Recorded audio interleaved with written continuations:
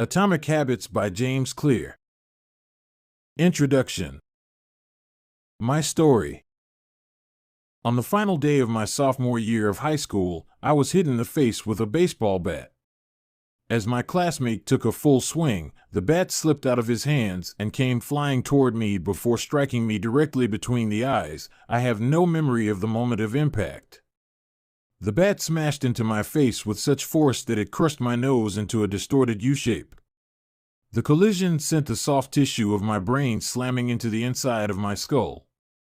Immediately, a wave of swelling surged throughout my head. In a fraction of a second, I had a broken nose, multiple skull fractures, and 2 shattered eye sockets. When I opened my eyes, I saw people staring at me and running over to help. I looked down and noticed spots of red on my clothes. One of my classmates took the shirt off his back and handed it to me. I used it to plug the stream of blood rushing from my broken nose. Shocked and confused, I was unaware of how seriously I had been injured. My teacher looped his arm around my shoulder and we began the long walk to the nurse's office, across the field, down the hill, and back into school. Random hands touched my sides, holding me upright. We took our time and walked slowly. Nobody realized that every minute mattered. When we arrived at the nurse's office, she asked me a series of questions. What year is it? 1998, I answered. It was actually 2002. Who is the President of the United States? Bill Clinton, I said. The correct answer was George W. Bush. What is your mom's name? I stalled. 10 seconds passed. Patty, I said casually, ignoring the fact that it had taken me 10 seconds to remember my own mother's name. That is the last question I remember. My body was unable to handle the rapid swelling in my brain and I lost consciousness before the ambulance arrived. Minutes later, I was carried out of school and taken to the local hospital. Shortly after arriving, my body began shutting down. I struggled with basic functions like swallowing and breathing. I had my first seizure of the day. Then I stopped breathing entirely. As the doctors hurried to supply me with oxygen, they also decided the local hospital was unequipped to handle the situation and ordered a helicopter to fly me to a larger hospital in Cincinnati. I was rolled out of the emergency room doors and toward the helipad across the street. The stretcher rattled on a bumpy sidewalk as one nurse pushed me along while another pumped each breath into me by hand. My mother, who had arrived at the hospital a few moments before, climbed into the helicopter beside me. I remained unconscious and unable to breathe on my own as she held my hand during the flight. While my mother rode with me in the helicopter, my father went home to check on my brother and sister and break the news to them. He choked back tears as he explained to my sister that he would miss her 8th grade graduation ceremony that night. After passing my siblings off to family and friends, he drove to Cincinnati to meet my mother. When my mom and I landed on the roof of the hospital, a team of nearly 20 doctors and nurses sprinted onto the helipad and wheeled me into the trauma unit. By this time, the swelling in my brain had become so severe that I was having repeated post-traumatic seizures. My broken bones needed to be fixed, but I was in no condition to undergo surgery. After yet another seizure, my third of the day, I was put into a medically induced coma and placed on a ventilator. My parents were no strangers to this hospital. 10 years earlier, they had entered the same building on the ground floor after my sister was diagnosed with leukemia at age 3. I was 5 at the time. My brother was just 6 months old. After 2.5 years of chemotherapy treatments, spinal taps, and bone marrow biopsies, my little sister finally walked out of the hospital happy, healthy, and cancer-free. And now, after 10 years of normal life, my parents found themselves back in the same place with a different child. While I slipped into a coma, the hospital sent a priest and a social worker to comfort my parents. It was the same priest who had met with them a decade earlier on the evening they found out my sister had cancer. As day faded into night, a series of machines kept me alive. My parents slept restlessly on a hospital mattress. One moment they would collapse from fatigue, the next they would be wide awake with worry. My mother would tell me later, it was one of the worst nights I've ever had. My recovery. Mercifully, by the next morning my breathing had rebounded to the point where the doctors felt comfortable releasing me from the coma. When I finally regained consciousness, I discovered that I had lost my ability to smell. As a test, a nurse asked me to blow my nose and sniff an apple juice box. My sense of smell returned, but, to everyone's surprise, the act of blowing my nose forced air through the fractures in my eye socket and pushed my left eye outward. My eyeball bulged out of the socket, held precariously in place by my eyelid and the optic nerve attaching my eye to my brain. The ophthalmologist said my eye would gradually slide back into place as the air seeped out, but it was hard to tell how long this would take. I was scheduled for surgery 1 week later, which would allow me some additional time to heal. I looked like I had been on the wrong end of a boxing match, but I was cleared to leave the hospital. I returned home with a broken nose, half a dozen facial fractures, and a bulging left eye. The following months were hard. It felt like everything in my life was on pause. I had double vision for weeks. I literally couldn't see straight. It took more than a month, but my eyeball did eventually return to its normal location. Between the seizures and my vision problems, it was 8 months before I could drive a car again. At physical therapy, I practiced basic motor patterns like walking in a straight line. I was determined not to let my injury get me down, but there were more than a few moments when I felt depressed and overwhelmed. I became painfully aware of how far I had to go when I returned to the baseball field 1 year later. Baseball had always been a major part of my life. My dad had played minor league baseball for the St. Louis Cardinals, and I had a dream of playing professionally, too. After months of rehabilitation, what I wanted more than anything was to get back on the field. But my return to baseball was not smooth. When the season rolled around, I was the only junior to be cut from the varsity baseball team. I was sent down to play with the sophomores on junior varsity. I had been playing since age 4, and for someone who had spent so much time and effort on the sport, getting cut was humiliating. I vividly remember the day it happened. I sat in my car and cried as I flipped through the radio, desperately searching for a song that would make me feel better. After a year of self-doubt, I managed to make the varsity team as a senior, but I rarely made it on the field. In total, I played 11 innings of high school varsity baseball, barely more than a single game. Despite my lackluster high school career, I still believed I could become a great player. And I knew that if things were going to improve, I was the one responsible for making it happen. The turning point came 2 years after my injury, when I began college at Denison University. It was a new beginning, and it was the place where I would discover the surprising power of small habits for the first time. How I learned about habits. Attending Denison was one of the best decisions of my life. I earned a spot on the baseball team and, although I was at the bottom of the roster as a freshman, I was thrilled. Despite the chaos of my high school years, I had managed to become a college athlete. I wasn't going to be starting on the baseball team anytime soon, so I focused on getting my life in order. While my peers stayed up late and played video games, I built good sleep habits and went to bed early each night. In the messy world of a college dorm, I made a point to keep my room neat and tidy. These improvements were minor, but they gave me a sense of control over my life. I started to feel confident again. And this growing belief in myself rippled into the classroom as I improved my study habits and managed to earn straight A's during my first year. A habit is a routine or behavior that is performed regularly and, in many cases, automatically. As each semester passed, I accumulated small but consistent habits that ultimately led to results that were unimaginable to me when I started. For example, for the first time in my life, I made it a habit to lift weights multiple times per week, and in the years that followed, my 6'4" frame bulked up from a featherweight 170 to a lean 200 pounds. When my sophomore season arrived, I earned a starting role on the pitching staff. By my junior year, I was voted team captain, and at the end of the season, I was selected for the all-conference team. But it was not until my senior season that my sleep habits, study habits, and strength training habits really began to pay off.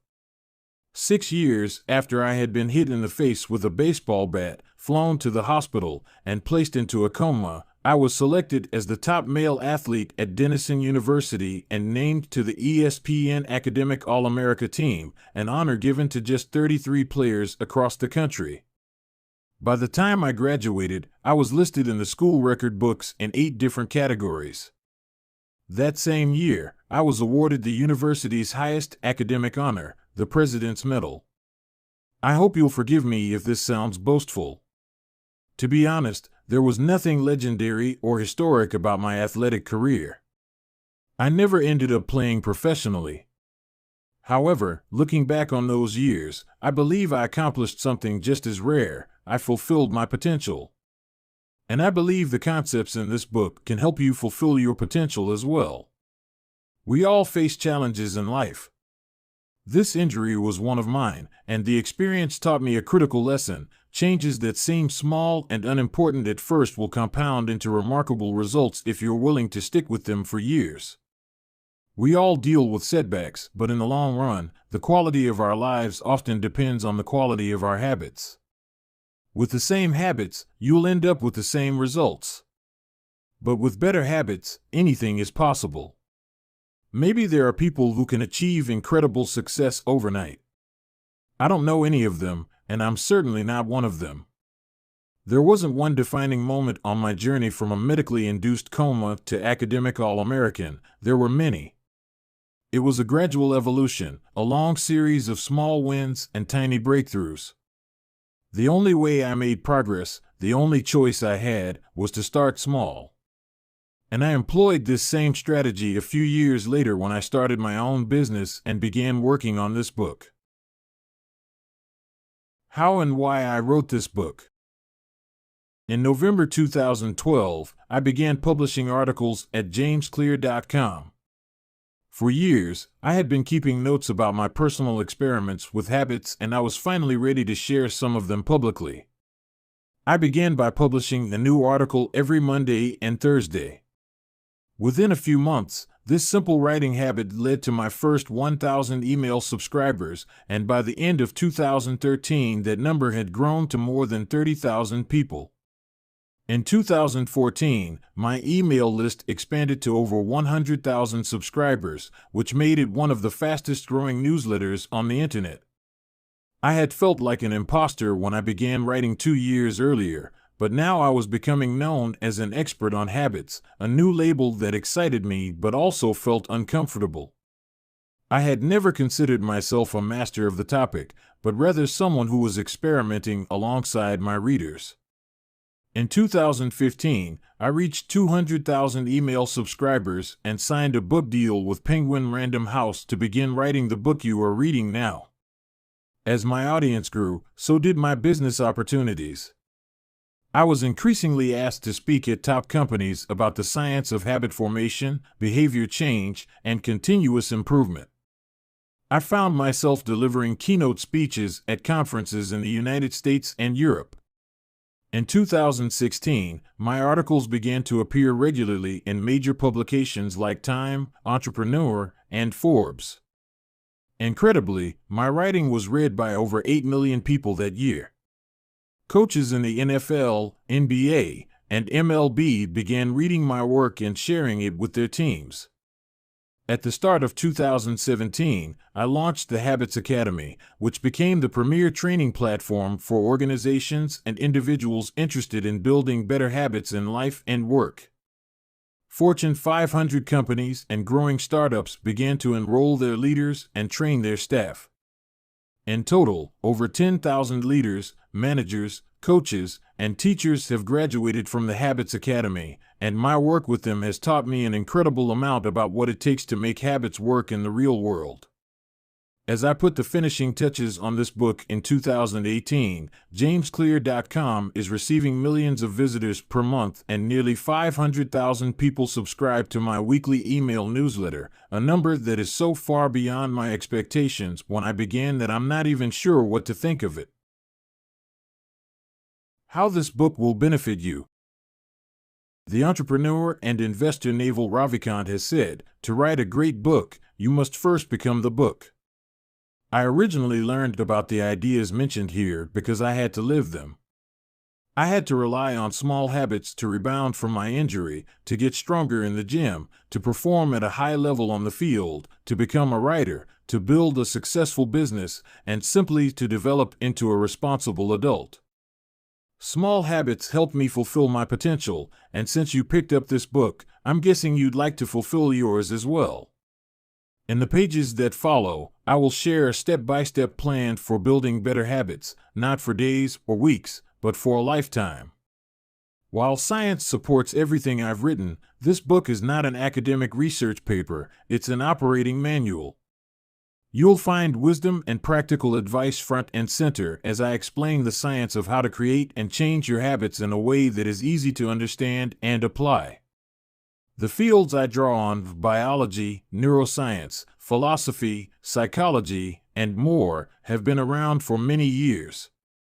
What I offer you is a synthesis of the best ideas smart people figured out a long time ago as well as the most compelling discoveries scientists have made recently. My contribution, I hope, is to find the ideas that matter most and connect them in a way that is highly actionable. Anything wise in these pages you should credit to the many experts who preceded me. Anything foolish, assume it is my error. The backbone of this book is my 4-step model of habits: cue, craving, response, and reward, and the 4 laws of behavior change that evolve out of these steps.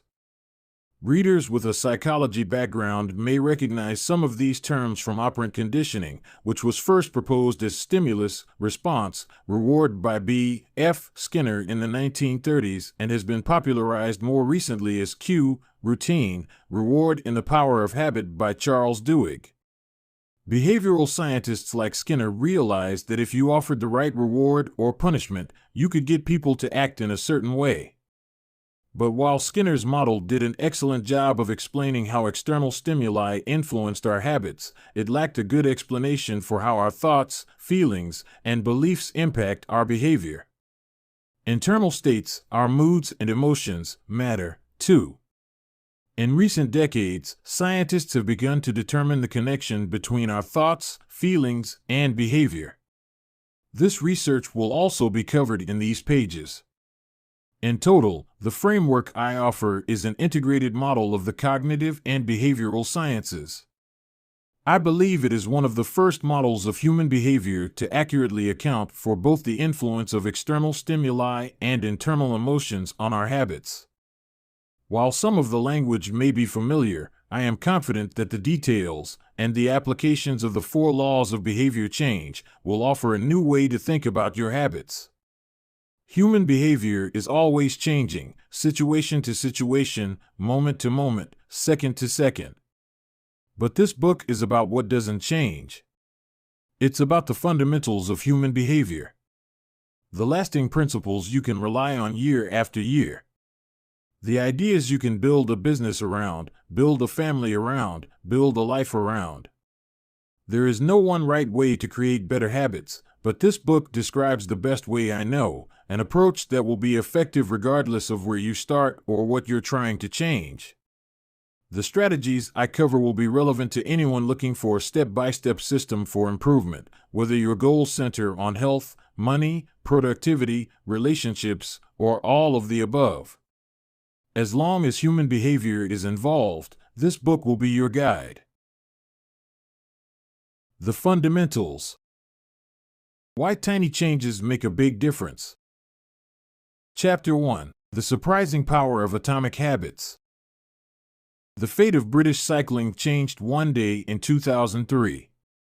The organization, which was the governing body for professional cycling in Great Britain, had recently hired Dave Brailsford as its new performance director. At the time, professional cyclists in Great Britain had endured nearly 100 years of mediocrity. Since 1908, British riders had won just a single gold medal at the Olympic Games, and they had fared even worse in cycling's biggest race, the Tour de France. In 110 years, no British cyclist had ever won the event. In fact, the performance of British riders had been so underwhelming that one of the top bike manufacturers in Europe refused to sell bikes to the team because they were afraid that it would hurt sales if other professionals saw the Brits using their gear. Brailsford had been hired to put British cycling on a new trajectory. What made him different from previous coaches was his relentless commitment to a strategy that he referred to as the aggregation of marginal gains, which was the philosophy of searching for a tiny margin of improvement in everything you do. Brailsford said, "The whole principle came from the idea that if you broke down everything you could think of that goes into riding a bike, and then improve it by 1%, you will get a significant increase when you put them all together." Brailsford and his coaches began by making small adjustments you might expect from a professional cycling team. They redesigned the bike seats to make them more comfortable and rubbed alcohol on the tires for a better grip. They asked riders to wear electrically heated overshorts to maintain ideal muscle temperature while riding and used biofeedback sensors to monitor how each athlete responded to a particular workout. The team tested various fabrics in a wind tunnel and had their outdoor riders switch to indoor racing suits, which proved to be lighter and more aerodynamic. But they didn't stop there. Brailsford and his team continued to find 1% improvements in overlooked and unexpected areas. They tested different types of massage gels to see which one led to the fastest muscle recovery. They hired a surgeon to teach each rider the best way to wash their hands to reduce the chances of catching a cold. They determined the type of pillow and mattress that led to the best night's sleep for each rider. They even painted the inside of the team truck white, which helped them spot little bits of dust that would normally slip by unnoticed but could degrade the performance of the finely tuned bikes. As these and hundreds of other small improvements accumulated, the results came faster than anyone could have imagined. Just 5 years after Brailsford took over, the British cycling team dominated the road and track cycling events at the 2008 Olympic Games in Beijing, where they won an astounding 60% of the gold medals available. For years later, when the Olympic Games came to London, the Brits raised the bar as they set 9 Olympic records and 7 world records. That same year, Bradley Wiggins became the first British cyclist to win the Tour de France. The next year, his teammate Chris Froome won the race, and he would go on to win again in 2015, 2016, and 2017, giving the British team 5 Tour de France victories in 6 years. During the 10-year span from 2007 to 2017, British cyclists won 178 world championships and 66 Olympic or Paralympic gold medals and captured 5 Tour de France victories in what is widely regarded as the most successful run in cycling history. How does this happen? How does a team of previously ordinary athletes transform into world champions with tiny changes that, at first glance, would seem to make a modest difference at best? Why do small improvements accumulate into such remarkable results, and how can you replicate this approach in your own life? Why small habits make a big difference? It is so easy to overestimate the importance of one defining moment and underestimate the value of making small improvements on a daily basis. Too often, we convince ourselves that massive success requires massive action. Whether it is losing weight, building a business, writing a book, winning a championship, or achieving any other goal, we put pressure on ourselves to make some earth-shattering improvement that everyone will talk about. Meanwhile, improving by 1% isn't particularly notable. Sometimes it isn't even noticeable, but it can be far more meaningful, especially in the long run. The difference a tiny improvement can make over time is astounding. Here's how the math works out. If you can get 1% better each day for 1 year, you'll end up 37 times better by the time you're done. Conversely, if you get 1% worse each day for 1 year, you'll decline nearly down to zero. What starts as a small win or a minor setback accumulates into something much more. Habits are the compound interest of self-improvement. The same way that money multiplies through compound interest, the effects of your habits multiply as you repeat them. They seem to make little difference on any given day, and yet the impact they deliver over the months and years can be enormous. It is only when looking back 2, 5, or perhaps 10 years later that the value of good habits and the cost of bad ones become strikingly apparent. This can be a difficult concept to appreciate in daily life. We often dismiss small changes because they don't seem to matter very much in the moment. If you save a little money now, you're still not a millionaire. If you go to the gym 3 days in a row, you're still out of shape. If you study Mandarin for an hour tonight, you still haven't learned the language. We make a few changes, but the results never seem to come quickly, and so we slide back into our previous routines. Unfortunately, the slow pace of transformation also makes it easy to let a bad habit slide. If you eat an unhealthy meal today, the scale doesn't move much. If you work late tonight and ignore your family, they will forgive you. If you procrastinate and put your project off until tomorrow, there will usually be time to finish it later. A single decision is easy to dismiss. But when we repeat 1% errors day after day, by replicating poor decisions, duplicating tiny mistakes, and rationalizing little excuses, our small choices compound into toxic results. It's the accumulation of many missteps, a 1% decline here and there, that eventually leads to a problem. The impact created by a change in your habits is similar to the effect of shifting the route of an airplane by just a few degrees. Imagine you are flying from Los Angeles to New York City. If a pilot leaving from LAX adjusts the heading just 3.5 degrees south, you will land in Washington, D.C., instead of New York. Such a small change is barely noticeable at takeoff. The nose of the airplane moves just a few feet, but when magnified across the entire United States, you end up hundreds of miles apart. Similarly, a slight change in your daily habits can guide your life to a very different destination. Making a choice that is 1% better or 1% worse seems insignificant in the moment, but over the span of moments that make up a lifetime, these choices determine the difference between who you are and who you could be. Success is the product of daily habits, not once-in-a-lifetime transformations. That said, it doesn't matter how successful or unsuccessful you are right now. What matters is whether your habits are putting you on the path toward success. You should be far more concerned with your current trajectory than with your current results. If you're a millionaire but you spend more than you earn each month, then you're on a bad trajectory. If your spending habits don't change, it's not going to end well. Conversely, if you're broke, but you save a little bit every month, then you're on the path toward financial freedom, even if you're moving slower than you'd like. Your outcomes are a lagging measure of your habits.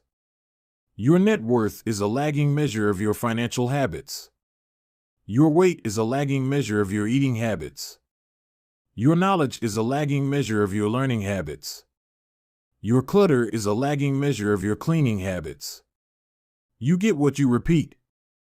If you want to predict where you'll end up in life, all you have to do is follow the curve of tiny gains or tiny losses and see how your daily choices will compound 10 or 20 years down the line.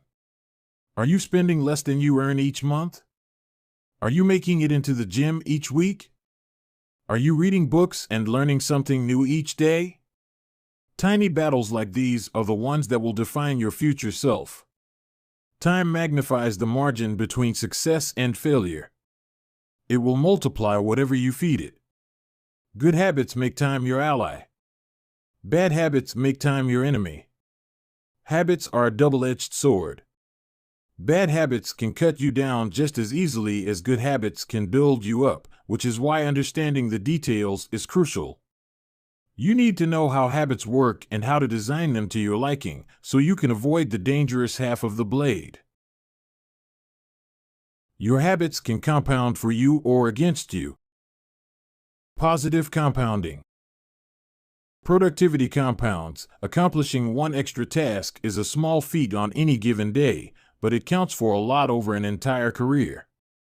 The effect of automating an old task or mastering a new skill can be even greater. The more tasks you can handle without thinking, the more your brain is free to focus on other areas. Knowledge compounds. Learning one new idea won't make you a genius, but a commitment to lifelong learning can be transformative. Furthermore, each book you read not only teaches you something new, but also opens up different ways of thinking about old ideas. As Warren Buffett says, that's how knowledge works. It builds up, like compound interest.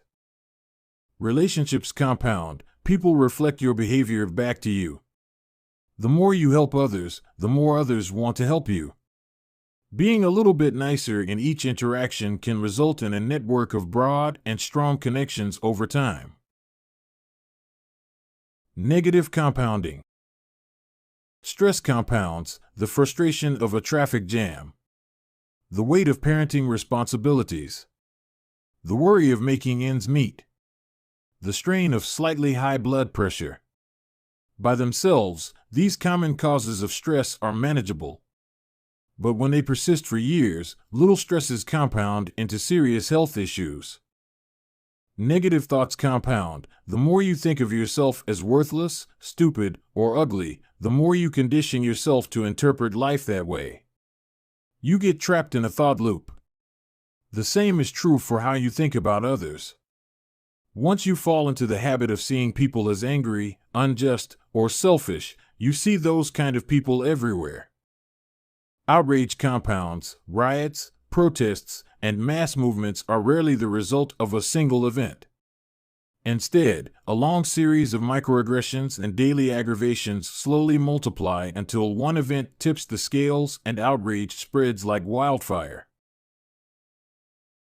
What progress is really like.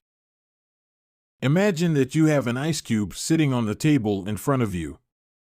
The room is cold and you can see your breath. It is currently 25 degrees. Ever so slowly, the room begins to heat up. 26 degrees. 27. 28. The ice cube is still sitting on the table in front of you. 29 degrees. 30. 31.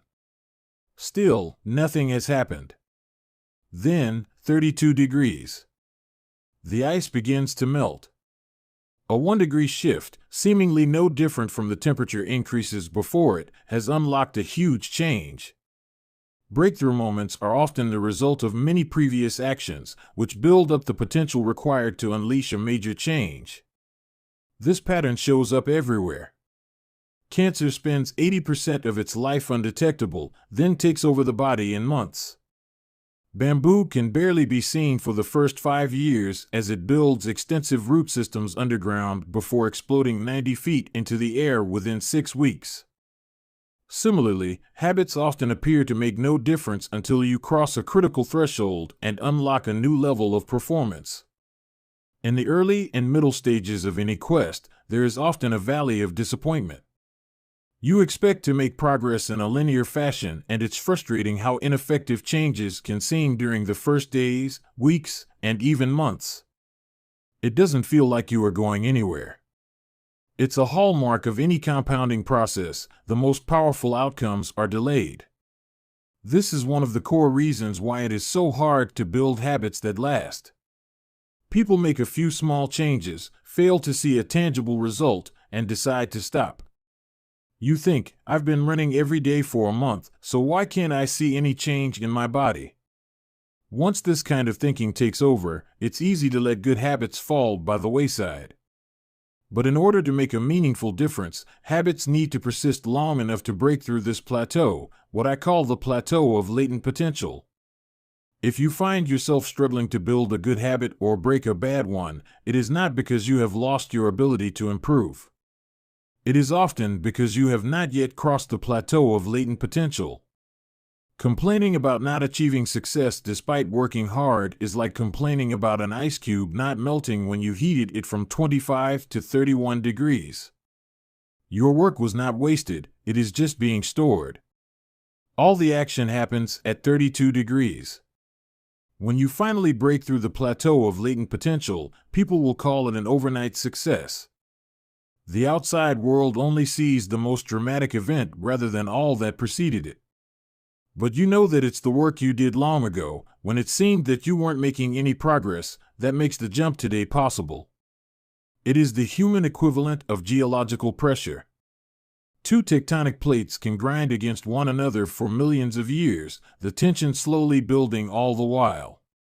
Then, one day, they rub each other once again, in the same fashion they have for ages, but this time the tension is too great. An earthquake erupts. Change can take years before it happens all at once. Mastery requires patience. The San Antonio Spurs, one of the most successful teams in NBA history, have a quote from social reformer Jacob Riis hanging in their locker room: "When nothing seems to help, I go and look at a stonecutter hammering away at his rock, perhaps 100 times without as much as a crack showing in it. Yet at the 101st blow it will split in two, and I know it was not that last blow that did it, but all that had gone before." The plateau of latent potential. We often expect progress to be linear. At the very least, we hope it will come quickly. In reality, the results of our efforts are often delayed. It is not until months or years later that we realize the true value of the previous work we have done. This can result in a valley of disappointment where people feel discouraged after putting in weeks or months of hard work without experiencing any results. However, this work was not wasted. It was simply being stored. It is not until much later that the full value of previous efforts is revealed. All big things come from small beginnings. The seed of every habit is a single, tiny decision. But as that decision is repeated, a habit sprouts and grows stronger. Roots entrench themselves and branches grow. The task of breaking a bad habit is like uprooting a powerful oak within us. And the task of building a good habit is like cultivating a delicate flower one day at a time. But what determines whether we stick with a habit long enough to survive the plateau of latent potential and break through to the other side? What is it that causes some people to slide into unwanted habits and enables others to enjoy the compounding effects of good ones? Forget about goals, focus on systems instead. Prevailing wisdom claims that the best way to achieve what we want in life, getting into better shape, building a successful business, relaxing more and worrying less, spending more time with friends and family, is to set specific, actionable goals. For many years, this was how I approached my habits, too. Each one was a goal to be reached. I set goals for the grades I wanted to get in school, for the weights I wanted to lift in the gym, for the profits I wanted to earn in business. I succeeded at a few, but I failed at a lot of them. Eventually, I began to realize that my results had very little to do with the goals I set and nearly everything to do with the systems I followed. What's the difference between systems and goals? It's a distinction I first learned from Scott Adams, the cartoonist behind the Dilbert comic. Goals are about the results you want to achieve. Systems are about the processes that lead to those results. If you're a coach, your goal might be to win a championship. Your system is the way you recruit players, manage your assistant coaches, and conduct practice. If you're an entrepreneur, your goal might be to build $1 million business. Your system is how you test product ideas, hire employees, and run marketing campaigns. If you're a musician, your goal might be to play a new piece. Your system is how often you practice, how you break down and tackle difficult measures, and your method for receiving feedback from your instructor. Now for the interesting question: if you completely ignored your goals and focused only on your system, would you still succeed? For example, If you were a basketball coach and you ignored your goal to win a championship and focused only on what your team does at practice each day, would you still get results? I think you would. The goal in any sport is to finish with the best score, but it would be ridiculous to spend the whole game staring at the scoreboard. The only way to actually win is to get better each day.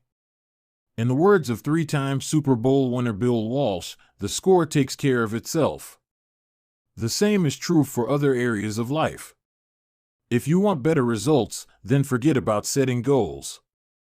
Focus on your system instead. What do I mean by this? Are goals completely useless? Of course not. Goals are good for setting a direction, but systems are best for making progress. A handful of problems arise when you spend too much time thinking about your goals and not enough time designing your systems. Problem number 1: winners and losers have the same goals. Goal setting suffers from a serious case of survivorship bias. We concentrate on the people who end up winning, the survivors, and mistakenly assume that ambitious goals led to their success while overlooking all of the people who had the same objective but didn't succeed. Every Olympian wants to win a gold medal. Every candidate wants to get the job. And if successful and unsuccessful people share the same goals, then the goal cannot be what differentiates the winners from the losers. It wasn't the goal of winning the Tour de France that propelled the British cyclists to the top of the sport. Presumably, they had wanted to win the race every year before, just like every other professional team. The goal had always been there. It was only when they implemented a system of continuous small improvements that they achieved a different outcome. Problem number 2: achieving a goal is only a momentary change. Imagine you have a messy room and you set a goal to clean it. If you summon the energy to tidy up, then you will have a clean room, for now. But if you maintain the same sloppy, pack-rat habits that led to a messy room in the first place, soon you'll be looking at a new pile of clutter and hoping for another burst of motivation. You're left chasing the same outcome because you never changed the system behind it. You treated a symptom without addressing the cause. Achieving a goal only changes your life for the moment. That's the counterintuitive thing about improvement. We think we need to change our results, but the results are not the problem. What we really need to change are the systems that cause those results. When you solve problems at the results level, you only solve them temporarily. In order to improve for good, you need to solve problems at the systems level. Fix the inputs and the outputs will fix themselves. Problem number 3: goals restrict your happiness. The implicit assumption behind any goal is this: once I reach my goal, then I'll be happy. The problem with a goals-first mentality is that you're continually putting happiness off until the next milestone. I've slipped into this trap so many times I've lost count. For years, happiness was always something for my future self to enjoy. I promised myself that once I gained 20 pounds of muscle or after my business was featured in the New York Times, then I could finally relax. Furthermore, goals create an either-or conflict. Either you achieve your goal and are successful, or you fail and you are a disappointment. You mentally box yourself into a narrow version of happiness. This is misguided. It is unlikely that your actual path through life will match the exact journey you had in mind when you set out. It makes no sense to restrict your satisfaction to one scenario when there are many paths to success. A systems-first mentality provides the antidote. When you fall in love with the process rather than the product, you don't have to wait to give yourself permission to be happy. You can be satisfied anytime your system is running. And a system can be successful in many different forms, not just the one you first envision. Problem number 4: goals are at odds with long-term progress. Finally, a goal-oriented mindset can create a yo-yo effect. Many runners work hard for months, but as soon as they cross the finish line, they stop training. The race is no longer there to motivate them. When all of your hard work is focused on a particular goal, what is left to push you forward after you achieve it? This is why many people find themselves reverting to their old habits after accomplishing a goal. The purpose of setting goals is to win the game. The purpose of building systems is to continue playing the game. True long-term thinking is goal-less thinking. It's not about any single accomplishment. It is about the cycle of endless refinement and continuous improvement. Ultimately, it is your commitment to the process that will determine your progress. A system of atomic habits. If you're having trouble changing your habits, the problem isn't you. The problem is your system. Bad habits repeat themselves again and again, not because you don't want to change, but because you have the wrong system for change. You do not rise to the level of your goals. You fall to the level of your systems. Focusing on the overall system, rather than a single goal, is one of the core themes of this book. It is also one of the deeper meanings behind the word atomic. By now, you've probably realized that an atomic habit refers to a tiny change, a marginal gain, a 1% improvement. But atomic habits are not just any old habits, however small. They are little habits that are part of a larger system. Just as atoms are the building blocks of molecules, atomic habits are the building blocks of remarkable results. Habits are like the atoms of our lives. Each one is a fundamental unit that contributes to your overall improvement. At first, these tiny routines seem insignificant, but soon they build on each other and fuel bigger wins that multiply to a degree that far outweighs the cost of their initial investment. They are both small and mighty. This is the meaning of the phrase atomic habits, a regular practice or routine that is not only small and easy to do, but also the source of incredible power, a component of the system of compound growth. Chapter Summary. Habits are the compound interest of self-improvement. Getting 1% better every day counts for a lot in the long run. Habits are a double-edged sword. They can work for you or against you, which is why understanding the details is essential. Small changes often appear to make no difference until you cross a critical threshold. The most powerful outcomes of any compounding process are delayed. You need to be patient. An atomic habit is a little habit that is part of a larger system. Just as atoms are the building blocks of molecules, atomic habits are the building blocks of remarkable results. If you want better results, then forget about setting goals. Focus on your system instead. You do not rise to the level of your goals. You fall to the level of your systems. Chapter 2. How your habits shape your identity, and vice versa. Why is it so easy to repeat bad habits and so hard to form good ones? Few things can have a more powerful impact on your life than improving your daily habits. And yet it is likely that this time next year you'll be doing the same thing rather than something better. It often feels difficult to keep good habits going for more than a few days, even with sincere effort and the occasional burst of motivation. Habits like exercise, meditation, journaling, and cooking are reasonable for a day or two and then become a hassle. However, once your habits are established, they seem to stick around forever, especially the unwanted ones. Despite our best intentions, unhealthy habits like eating junk food, watching too much television, procrastinating, and smoking can feel impossible to break.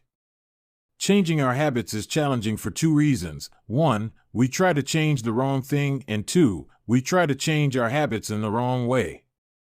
In this chapter, I'll address the first point. In the chapters that follow, I'll answer the second. Our first mistake is that we try to change the wrong thing. To understand what I mean, consider that there are 3 levels at which change can occur. You can imagine them like the layers of an onion. 3 layers of behavior change. There are three layers of behavior change: a change in your outcomes, a change in your processes, or a change in your identity. The first layer is changing your outcomes. This level is concerned with changing your results, losing weight, publishing a book, winning a championship. Most of the goals you set are associated with this level of change. The second layer is changing your process. This level is concerned with changing your habits and systems, implementing a new routine at the gym, decluttering your desk for better workflow, developing a meditation practice. Most of the habits you build are associated with this level. The third and deepest layer is changing your identity.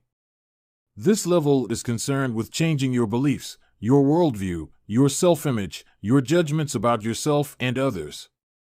Most of the beliefs, assumptions, and biases you hold are associated with this level. Outcomes are about what you get.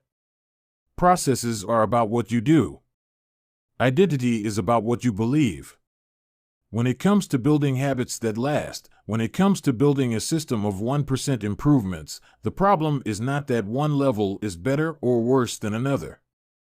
All levels of change are useful in their own way. The problem is the direction of change. Many people begin the process of changing their habits by focusing on what they want to achieve. This leads us to outcome-based habits. The alternative is to build identity-based habits. With this approach, we start by focusing on who we wish to become. With outcome-based habits, the focus is on what you want to achieve. With identity-based habits, the focus is on who you wish to become. Imagine two people resisting a cigarette. When offered a smoke, the first person says, "No thanks. I'm trying to quit." It sounds like a reasonable response, but this person still believes they are a smoker who is trying to be something else. They are hoping their behavior will change while carrying around the same beliefs. The second person declines by saying, "No thanks. I'm not a smoker." It's a small difference, but this statement signals a shift in identity. Smoking was part of their former life, not their current one. They no longer identify as someone who smokes. Most people don't even consider identity change when they set out to improve. They just think, "I want to be skinny," outcome, and if I stick to this diet, then I'll be skinny, process. They set goals and determine the actions they should take to achieve those goals without considering the beliefs that drive their actions. They never shift the way they look at themselves, and they don't realize that their old identity can sabotage their new plans for change. Behind every system of actions are a system of beliefs. The system of a democracy is founded on beliefs like freedom, majority rule, and social equality. The system of a dictatorship has a very different set of beliefs like absolute authority and strict obedience. You can imagine many ways to try to get more people to vote in a democracy, but such behavior change would never get off the ground in a dictatorship. That's not the identity of the system. Voting is a behavior that is impossible under a certain set of beliefs. A similar pattern exists whether we are discussing individuals, organizations, or societies. There are a set of beliefs and assumptions that shape the system and identity behind the habits. Behavior that is incongruent with the self will not last. You may want more money, but if your identity is someone who consumes rather than creates, then you will continue to be pulled toward spending rather than earning. You may want better health, but if you continue to prioritize comfort over accomplishment, you'll be drawn to relaxing rather than training. It's hard to change your habits if you never change the underlying beliefs that led to your past behavior. You have a new goal and a new plan, but you haven't changed who you are. The story of Brian Clark, an entrepreneur from Boulder, Colorado, provides a good example. "For as long as I can remember, I've chewed my fingernails," Clark told me. "It started as a nervous habit when I was young, and then morphed into an undesirable grooming ritual. One day, I resolved to stop chewing my nails until they grew out a bit. Through mindful willpower alone, I managed to do it. Then, Clark did something surprising. I asked my wife to schedule my first ever manicure, he said. My thought was that if I started paying to maintain my nails, I wouldn't chew them. And it worked, but not for the monetary reason. What happened was the manicure made my fingers look really nice for the first time. The manicurist even said that, other than the chewing, I had really healthy, attractive nails. Suddenly, I was proud of my fingernails. And even though that's something I had never aspired to, it made all the difference. I've never chewed my nails since, not even a single close call. And it's because I now take pride in properly caring for them. The ultimate form of intrinsic motivation is when a habit becomes part of your identity. It's one thing to say I'm the type of person who wants this. It's something very different to say I'm the type of person who is this. The more pride you have in a particular aspect of your identity, the more motivated you will be to maintain the habits associated with it. If you're proud of how your hair looks, you'll develop all sorts of habits to care for and maintain it. If you're proud of the size of your biceps, you'll make sure you never skip an upper body workout. If you're proud of the scarves you knit, you'll be more likely to spend hours knitting each week. Once your pride gets involved, you'll fight tooth and nail to maintain your habits. True behavior change is identity change. You might start a habit because of motivation, but the only reason you'll stick with one is that it becomes part of your identity. Anyone can convince themselves to visit the gym or eat healthy once or twice, but if you don't shift the belief behind the behavior, then it is hard to stick with long-term changes. Improvements are only temporary until they become part of who you are. The goal is not to read a book, the goal is to become a reader. The goal is not to run a marathon, the goal is to become a runner. The goal is not to learn an instrument, the goal is to become a musician. Your behaviors are usually a reflection of your identity. What you do is an indication of the type of person you believe that you are, either consciously or non-consciously. Research has shown that once a person believes in a particular aspect of their identity, they are more likely to act in alignment with that belief. For example, people who identified as being a voter were more likely to vote than those who simply claimed voting was an action they wanted to perform. Similarly, the person who incorporates exercise into their identity doesn't have to convince themselves to train. Doing the right thing is easy.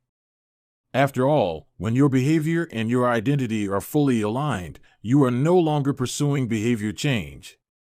You are simply acting like the type of person you already believe yourself to be. Like all aspects of habit formation, this, too, is a double-edged sword. When working for you, identity change can be a powerful force for self-improvement. When working against you, though, identity change can be a curse. Once you have adopted an identity, it can be easy to let your allegiance to it impact your ability to change. Many people walk through life in a cognitive slumber, blindly following the norms attached to their identity. I'm terrible with directions. I'm not a morning person. I'm bad at remembering people's names. I'm always late. I'm not good with technology. I'm horrible at math, and 1,000 other variations. When you have repeated a story to yourself for years, it is easy to slide into these mental grooves and accept them as a fact. In time, you begin to resist certain actions because that's not who I am. There is internal pressure to maintain your self-image and behave in a way that is consistent with your beliefs. You find whatever way you can to avoid contradicting yourself. The more deeply a thought or action is tied to your identity, the more difficult it is to change it. It can feel comfortable to believe what your culture believes, group identity, or to do what upholds your self-image, personal identity, even if it's wrong. The biggest barrier to positive change at any level, individual, team, society, is identity conflict. Good habits can make rational sense, but if they conflict with your identity, you will fail to put them into action. On any given day, you may struggle with your habits because you're too busy or too tired or too overwhelmed or hundreds of other reasons. Over the long run, however, the real reason you fail to stick with habits is that your self-image gets in the way. This is why you can't get too attached to one version of your identity. Progress requires unlearning. Becoming the best version of yourself requires you to continuously edit your beliefs and to upgrade and expand your identity. This brings us to an important question. If your beliefs and worldview play such an important role in your behavior, where do they come from in the first place? How, exactly, is your identity formed? And how can you emphasize new aspects of your identity that serve you and gradually erase the pieces that hinder you? The two-step process to changing your identity. Your identity emerges out of your habits. You are not born with preset beliefs. Every belief, including those about yourself, is learned and conditioned through experience.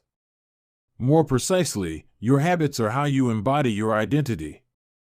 When you make your bed each day, you embody the identity of an organized person.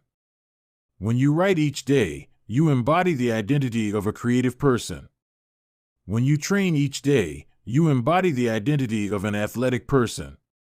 The more you repeat a behavior, the more you reinforce the identity associated with that behavior.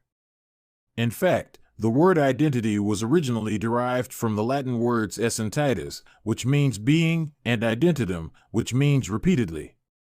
Your identity is literally your repeated beingness. Whatever your identity is right now, you only believe it because you have proof of it. If you go to church every Sunday for 20 years, you have evidence that you are religious. If you study biology for 1 hour every night, you have evidence that you are studious. If you go to the gym even when it's snowing, you have evidence that you are committed to fitness. The more evidence you have for a belief, the more strongly you will believe it. For most of my early life, I didn't consider myself a writer. If you were to ask any of my high school teachers or college professors, they would tell you I was an average writer at best, certainly not a standout. When I began my writing career, I published a new article every Monday and Thursday for the first few years. As the evidence grew, so did my identity as a writer. I didn't start out as a writer. I became one through my habits. Of course, your habits are not the only actions that influence your identity, but by virtue of their frequency, they are usually the most important ones. Each experience in life modifies your self-image, but it's unlikely you would consider yourself a soccer player because you kicked a ball once or an artist because you scribbled a picture. As you repeat these actions, however, the evidence accumulates and your self-image begins to change. The effect of one-off experiences tends to fade away while the effect of habits gets reinforced with time, which means your habits contribute most of the evidence that shapes your identity. In this way, the process of building habits is actually the process of becoming yourself. This is a gradual evolution. We do not change by snapping our fingers and deciding to be someone entirely new. We change bit by bit, day by day, habit by habit. We are continually undergoing microevolutions of the self. Each habit is like a suggestion. Hey, maybe this is who I am. If you finish a book, then perhaps you are the type of person who likes reading. If you go to the gym, then perhaps you are the type of person who likes exercise. If you practice playing the guitar, perhaps you are the type of person who likes music. Every action you take is a vote for the type of person you wish to become. No single instance will transform your beliefs, but as the votes build up, so does the evidence of your new identity. This is one reason why meaningful change does not require radical change. Small habits can make a meaningful difference by providing evidence of a new identity. And if a change is meaningful, it actually is big. That's the paradox of making small improvements. Putting this all together, you can see that habits are the path to changing your identity. The most practical way to change who you are is to change what you do. Each time you write a page, you are a writer. Each time you practice the violin, you are a musician. Each time you start a workout, you are an athlete. Each time you encourage your employees, you are a leader. Each habit not only gets results, but also teaches you something far more important: to trust yourself. You start to believe you can actually accomplish these things. When the votes mount up and the evidence begins to change, the story you tell yourself begins to change as well. Of course, it works the opposite way, too. Every time you choose to perform a bad habit, it's a vote for that identity.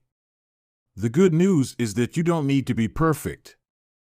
In any election, there are going to be votes for both sides. You don't need a unanimous vote to win an election, you just need a majority. It doesn't matter if you cast a few votes for a bad behavior or an unproductive habit. Your goal is simply to win the majority of the time. New identities require new evidence. If you keep casting the same votes you've always cast, you're going to get the same results you've always had. If nothing changes, nothing is going to change. It is a simple two-step process. 1. Decide the type of person you want to be. 2. Prove it to yourself with small wins. First, decide who you want to be. This holds at any level: as an individual, as a team, as a community, as a nation. What do you want to stand for? What are your principles and values? Who do you wish to become? These are big questions, and many people aren't sure where to begin, but they do know what kind of results they want: to get six-pack abs, or to feel less anxious, or to double their salary. That's fine. Start there and work backward from the results you want to the type of person who could get those results. Ask yourself, who is the type of person that could get the outcome I want?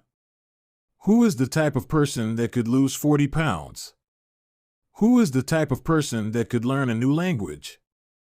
Who is the type of person that could run a successful startup?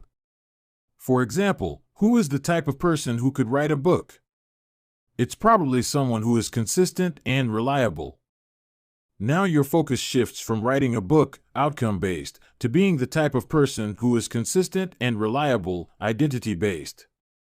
This process can lead to beliefs like, I'm the kind of teacher who stands up for her students.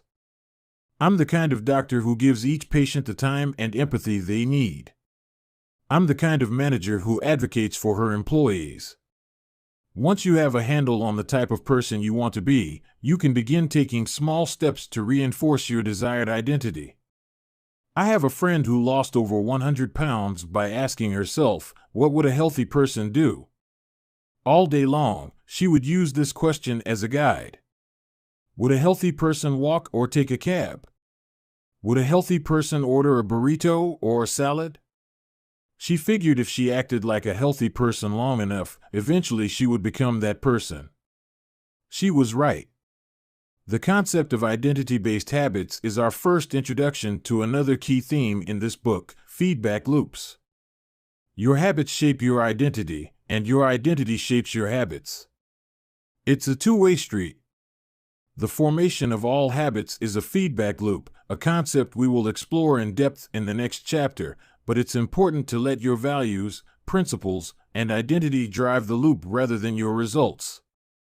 The focus should always be on becoming that type of person, not getting a particular outcome. The real reason habits matter. Identity change is the North Star of habit change. The remainder of this book will provide you with step-by-step instructions on how to build better habits in yourself, your family, your team, your company, and anywhere else you wish. But the true question is, are you becoming the type of person you want to become? The first step is not what or how, but who. You need to know who you want to be. Otherwise, your quest for change is like a boat without a rudder. And that's why we are starting here. You have the power to change your beliefs about yourself.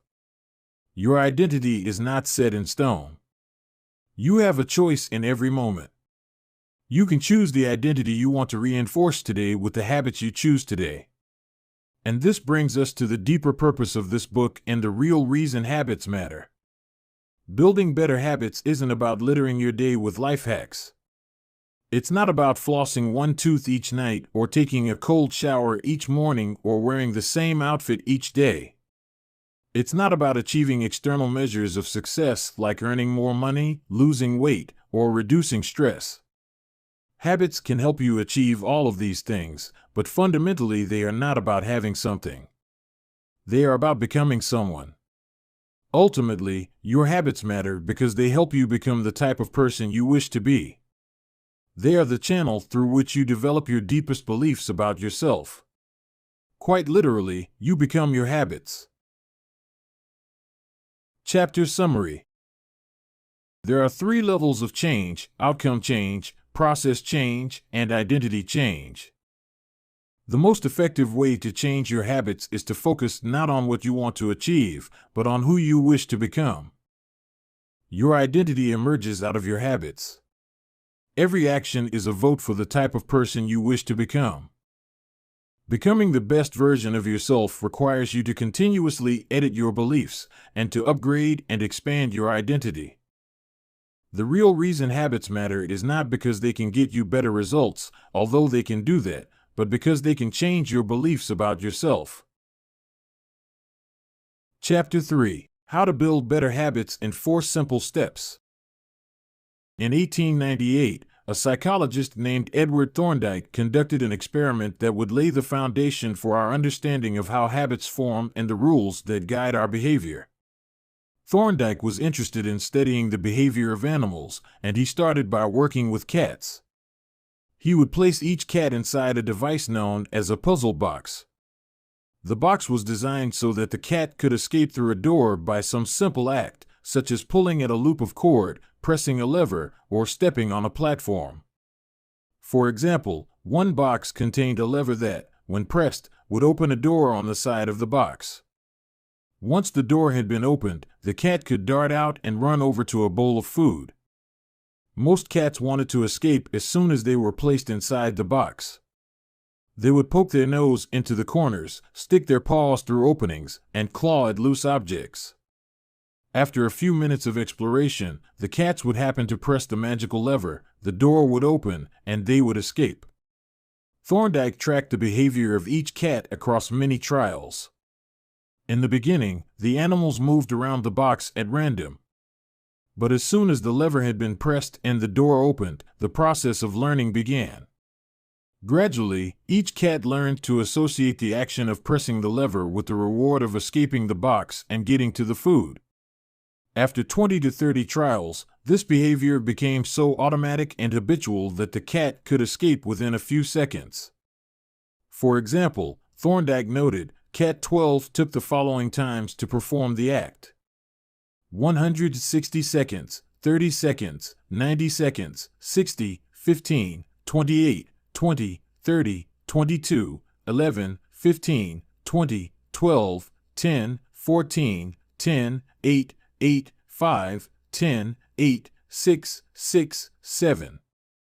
During the first 3 trials, the cat escaped in an average of 1.5 minutes. During the last 3 trials, it escaped in an average of 6.3 seconds. With practice, each cat made fewer errors and their actions became quicker and more automatic. Rather than repeat the same mistakes, the cat began to cut straight to the solution. From his studies, Thorndike described the learning process by stating, behaviors followed by satisfying consequences tend to be repeated, and those that produce unpleasant consequences are less likely to be repeated.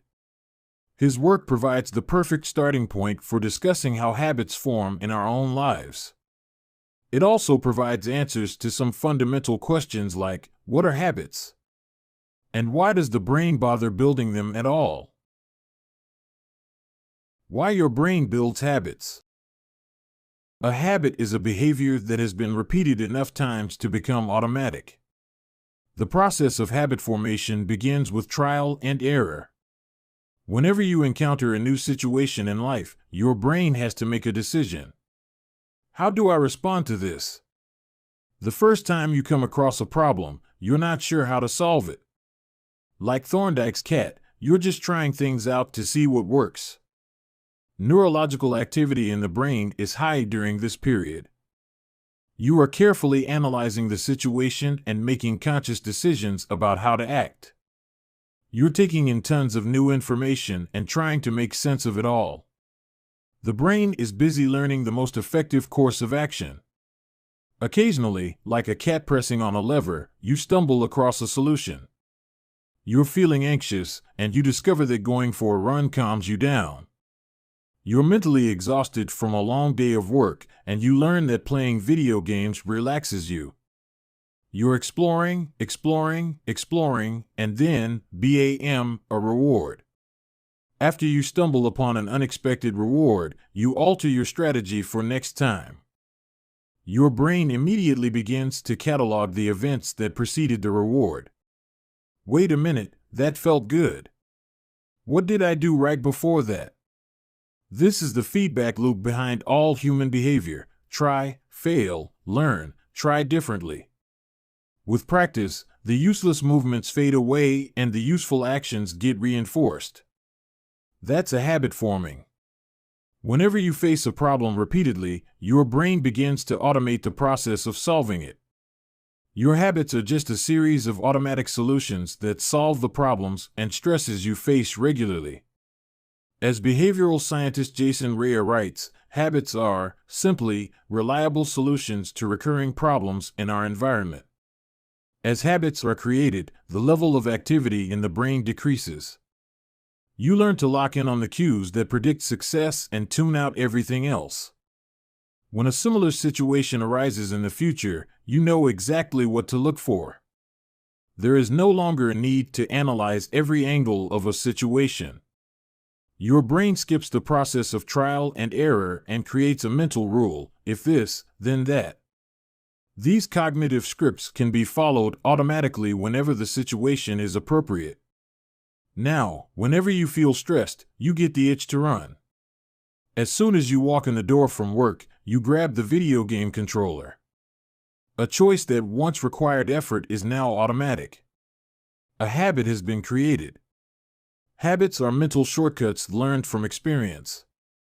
In a sense, a habit is just a memory of the steps you previously followed to solve a problem in the past. Whenever the conditions are right, you can draw on this memory and automatically apply the same solution. The primary reason the brain remembers the past is to better predict what will work in the future. Habit formation is incredibly useful because the conscious mind is the bottleneck of the brain. It can only pay attention to one problem at a time. As a result, your brain is always working to preserve your conscious attention for whatever task is most essential. Whenever possible, the conscious mind likes to pawn off tasks to the non-conscious mind to do automatically. This is precisely what happens when a habit is formed. Habits reduce cognitive load and free up mental capacity so you can allocate your attention to other tasks. Despite their efficiency, some people still wonder about the benefits of habits. The argument goes like this: will habits make my life dull? I don't want to pigeonhole myself into a lifestyle I don't enjoy. Doesn't so much routine take away the vibrancy and spontaneity of life? Hardly. Such questions set up a false dichotomy. They make you think that you have to choose between building habits and attaining freedom. In reality, the two complement each other. Habits do not restrict freedom. They create it. In fact, the people who don't have their habits handled are often the ones with the least amount of freedom. Without good financial habits, you will always be struggling for the next dollar. Without good health habits, you will always seem to be short on energy. Without good learning habits, you will always feel like you're behind the curve. If you're always being forced to make decisions about simple tasks, when should I work out, where do I go to write, when do I pay the bills, then you have less time for freedom. It's only by making the fundamentals of life easier that you can create the mental space needed for free thinking and creativity. Conversely, when you have your habits dialed in and the basics of life are handled and done, your mind is free to focus on new challenges and master the next set of problems. Building habits in the present allows you to do more of what you want in the future. The science of how habits work. The process of building a habit can be divided into 4 simple steps: cue, craving, response, and reward, *, breaking it down into these fundamental parts can help us understand what a habit is, how it works, and how to improve it. All habits proceed through 4 stages in the same order: cue, craving, response, and reward. This 4-step pattern is the backbone of every habit, and your brain runs through these steps in the same order each time. First, there is the cue. The cue triggers your brain to initiate a behavior. It is a bit of information that predicts a reward. Our prehistoric ancestors were paying attention to cues that signaled the location of primary rewards like food, water, and sex. Today, we spend most of our time learning cues that predict secondary rewards like money and fame, power and status, praise and approval, love and friendship, or a sense of personal satisfaction.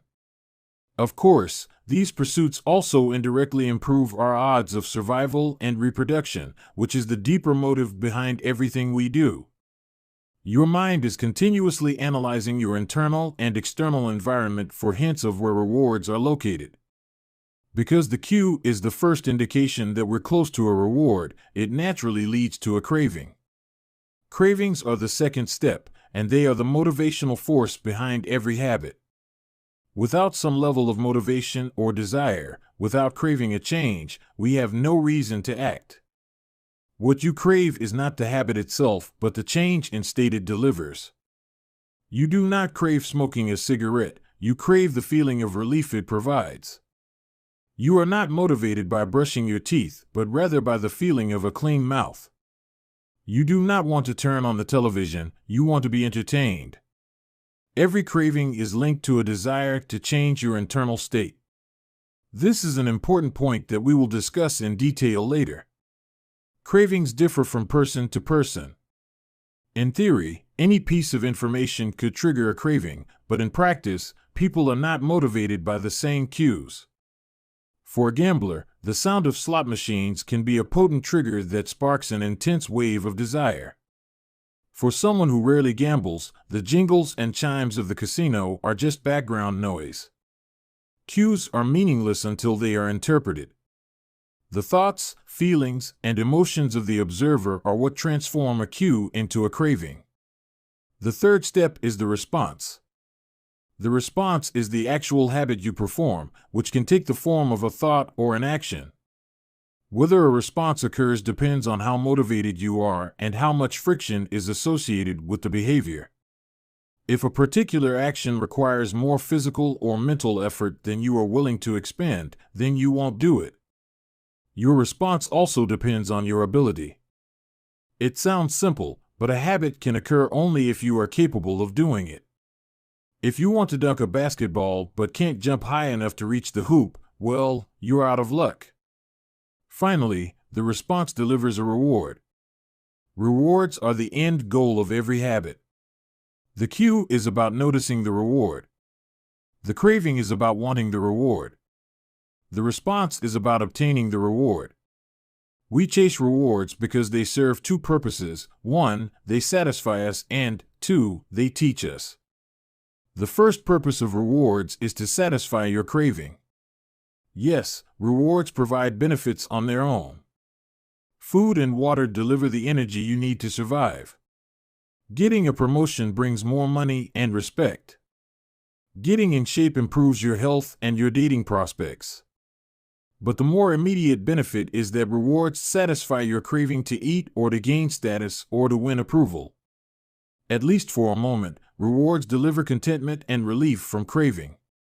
Second, rewards teach us which actions are worth remembering in the future. Your brain is a reward detector. As you go about your life, your sensory nervous system is continuously monitoring which actions satisfy your desires and deliver pleasure. Feelings of pleasure and disappointment are part of the feedback mechanism that helps your brain distinguish useful actions from useless ones. Rewards close the feedback loop and complete the habit cycle. If a behavior is insufficient in any of the 4 stages, it will not become a habit. Eliminate the cue and your habit will never start. Reduce the craving and you won't experience enough motivation to act. Make the behavior difficult and you won't be able to do it. And if the reward fails to satisfy your desire, then you'll have no reason to do it again in the future. Without the first 3 steps, a behavior will not occur. Without all 4, a behavior will not be repeated. The habit loop. The 4 stages of habit are best described as a feedback loop. They form an endless cycle that is running every moment you are alive. This habit loop is continually scanning the environment, predicting what will happen next, trying out different responses, and learning from the results. In summary, the cue triggers a craving, which motivates a response, which provides a reward, which satisfies the craving and, ultimately, becomes associated with the cue. Together, these 4 steps form a neurological feedback loop: cue, craving, response, reward, cue, craving, response, reward, that ultimately allows you to create automatic habits. This cycle is known as the habit loop. This 4-step process is not something that happens occasionally, but rather it is an endless feedback loop that is running and active during every moment you are alive, even now. The brain is continually scanning the environment, predicting what will happen next, trying out different responses, and learning from the results. The entire process is completed in a split second, and we use it again and again without realizing everything that has been packed into the previous moment. We can split these 4 steps into 2 phases: the problem phase and the solution phase. The problem phase includes the cue and the craving, and it is when you realize that something needs to change. The solution phase includes the response and the reward, and it is when you take action and achieve the change you desire. All behavior is driven by the desire to solve a problem. Sometimes the problem is that you notice something good and you want to obtain it. Sometimes the problem is that you are experiencing pain and you want to relieve it. Either way, the purpose of every habit is to solve the problems you face. In the table on the following page, you can see a few examples of what this looks like in real life. Imagine walking into a dark room and flipping on the light switch. You have performed this simple habit so many times that it occurs without thinking. You proceed through all 4 stages in the fraction of a second. The urge to act strikes you without thinking. Problem phase 1. Cue, your phone buzzes with a new text message. 2. Craving, you want to learn the contents of the message. Solution phase 3. Response, you grab your phone and read the text. 4. Reward, you satisfy your craving to read the message. Grabbing your phone becomes associated with your phone buzzing. Problem phase 1. Cue, you are answering emails. 2. Craving, you begin to feel stressed and overwhelmed by work. You want to feel in control. Solution phase 3. Response, you bite your nails. 4. Reward, you satisfy your craving to reduce stress. Biting your nails becomes associated with answering email. Problem phase 1. Cue, you wake up. 2. Craving, you want to feel alert. Solution phase 3. Response, you drink a cup of coffee. 4. Reward, you satisfy your craving to feel alert. Drinking coffee becomes associated with waking up. Problem phase 1. Cue, you smell a donut shop as you walk down the street near your office. 2. Craving, you begin to crave a donut. Solution phase 3. Response, you buy a donut and eat it. 4. Reward, you satisfy your craving to eat a donut. Buying a donut becomes associated with walking down the street near your office. Problem phase 1. Cue, you hit a stumbling block on a project at work. 2. Craving, you feel stuck and want to relieve your frustration. Solution phase 3. Response, you pull out your phone and check social media. 4. Reward, you satisfy your craving to feel relieved.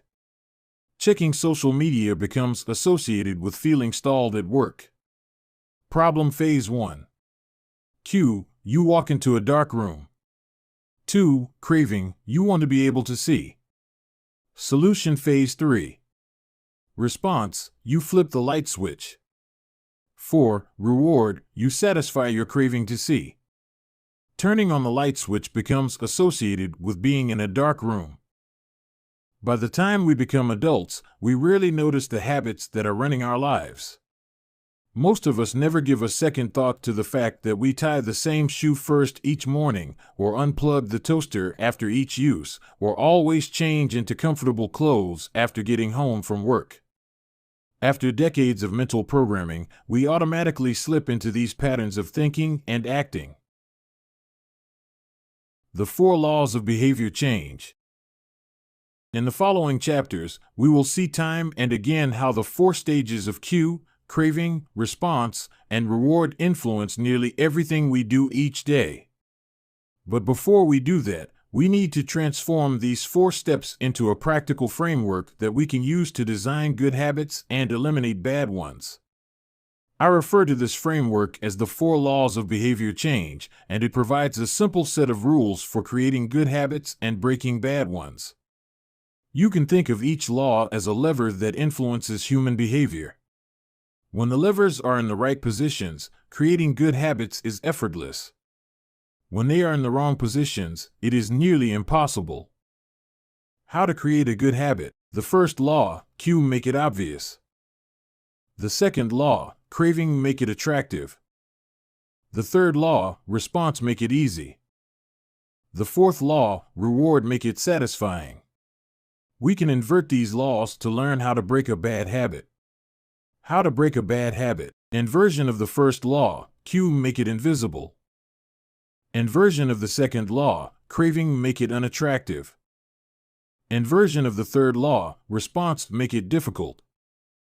Inversion of the fourth law, reward, make it unsatisfying.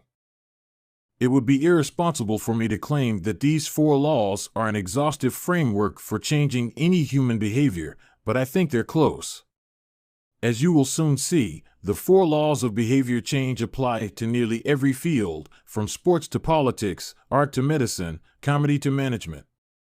These laws can be used no matter what challenge you are facing. There is no need for completely different strategies for each habit. Whenever you want to change your behavior, you can simply ask yourself, 1. How can I make it obvious?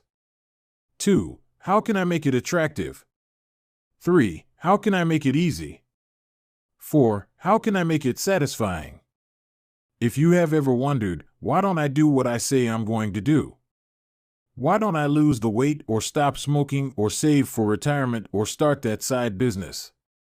Why do I say something is important but never seem to make time for it? The answers to those questions can be found somewhere in these 4 laws. The key to creating good habits and breaking bad ones is to understand these fundamental laws and how to alter them to your specifications. Every goal is doomed to fail if it goes against the grain of human nature. Your habits are shaped by the systems in your life.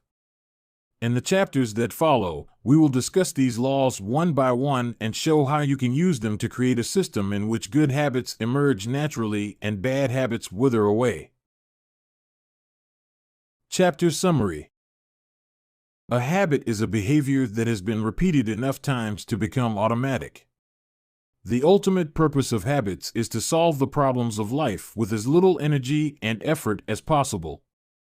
Any habit can be broken down into a feedback loop that involves 4 steps: cue, craving, response, and reward. The 4 laws of behavior change are a simple set of rules we can use to build better habits. They are: 1. Make it obvious. 2. Make it attractive. 3. Make it easy. And 4. Make it satisfying. The first law. Make it obvious. Chapter 4. The Man Who Didn't Look Right. The psychologist Gary Klein once told me a story about a woman who attended a family gathering. She had spent years working as a paramedic and, upon arriving at the event, took one look at her father-in-law and got very concerned. "I don't like the way you look," she said. Her father-in-law, who was feeling perfectly fine, jokingly replied, "Well, I don't like your looks either." No, she insisted.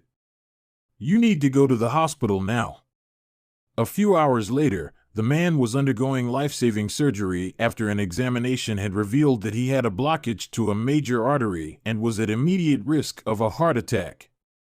Without his daughter-in-law's intuition, he could have died. What did the paramedic see? How did she predict his impending heart attack? When major arteries are obstructed, the body focuses on sending blood to critical organs and away from peripheral locations near the surface of the skin. The result is a change in the pattern of distribution of blood in the face.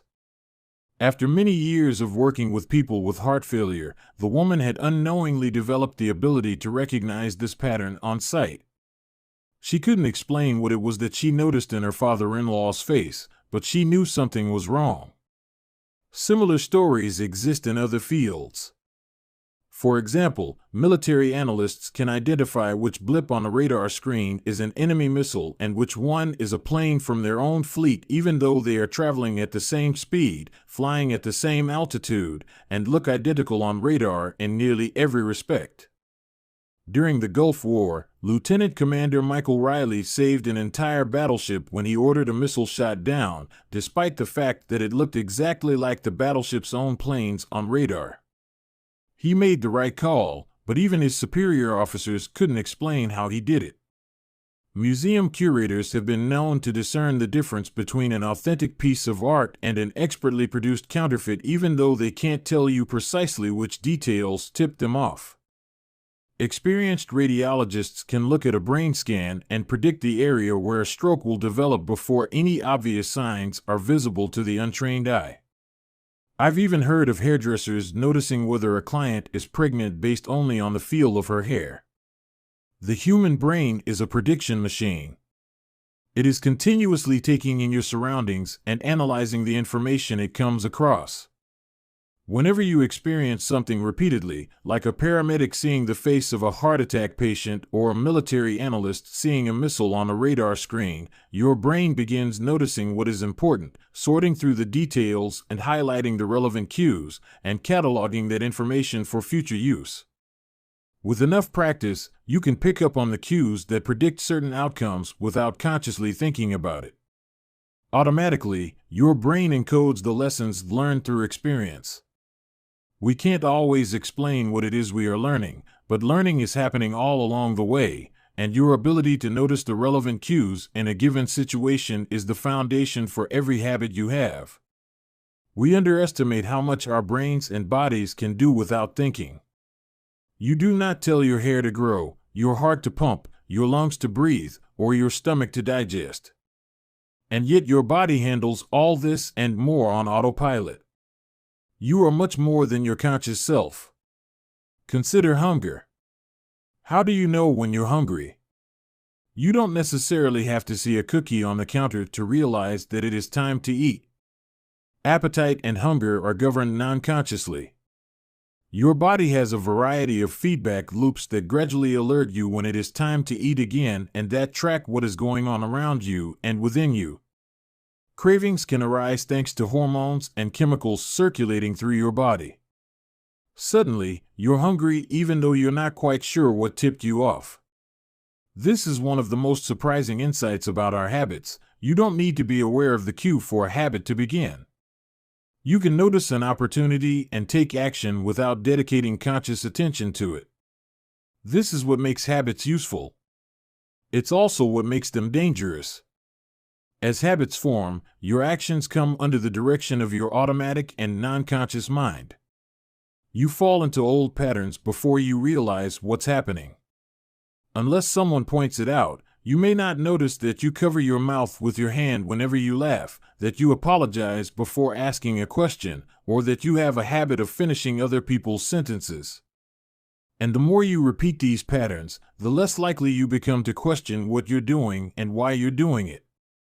I once heard of a retail clerk who was instructed to cut up empty gift cards after customers had used up the balance on the card. One day, the clerk cashed out a few customers in a row who purchased with gift cards. When the next person walked up, the clerk swiped the customer's actual credit card, picked up the scissors, and then cut it in half, entirely on autopilot, before looking up at the stunned customer and realizing what had just happened. Another woman I came across in my research was a former preschool teacher who had switched to a corporate job. Even though she was now working with adults, her old habits would kick in and she kept asking coworkers if they had washed their hands after going to the bathroom. I also found the story of a man who had spent years working as a lifeguard and would occasionally yell "walk" whenever he saw a child running. Over time, the cues that spark our habits become so common that they are essentially invisible: the treats on the kitchen counter, the remote control next to the couch, the phone in our pocket. Our responses to these cues are so deeply encoded that it may feel like the urge to act comes from nowhere. For this reason, we must begin the process of behavior change with awareness. Before we can effectively build new habits, we need to get a handle on our current ones. This can be more challenging than it sounds because once a habit is firmly rooted in your life, it is mostly non-conscious and automatic. If a habit remains mindless, you can't expect to improve it. As the psychologist Carl Jung said, until you make the unconscious conscious, it will direct your life and you will call it fate. The Habit Scorecard. The Japanese railway system is regarded as one of the best in the world. If you ever find yourself riding a train in Tokyo, you'll notice that the conductors have a peculiar habit. As each operator runs the train, they proceed through a ritual of pointing at different objects and calling out commands. When the train approaches a signal, the operator will point at it and say, "Signal is green." As the train pulls into and out of each station, the operator will point at the speedometer and call out the exact speed. When it's time to leave, the operator will point at the timetable and state the time. Out on the platform, other employees are performing similar actions. Before each train departs, staff members will point along the edge of the platform and declare, "All clear." Every detail is identified, pointed at, and named aloud. This process, known as pointing and calling, is a safety system designed to reduce mistakes. It seems silly, but it works incredibly well. Pointing and calling reduces errors by up to 85% and cuts accidents by 30%.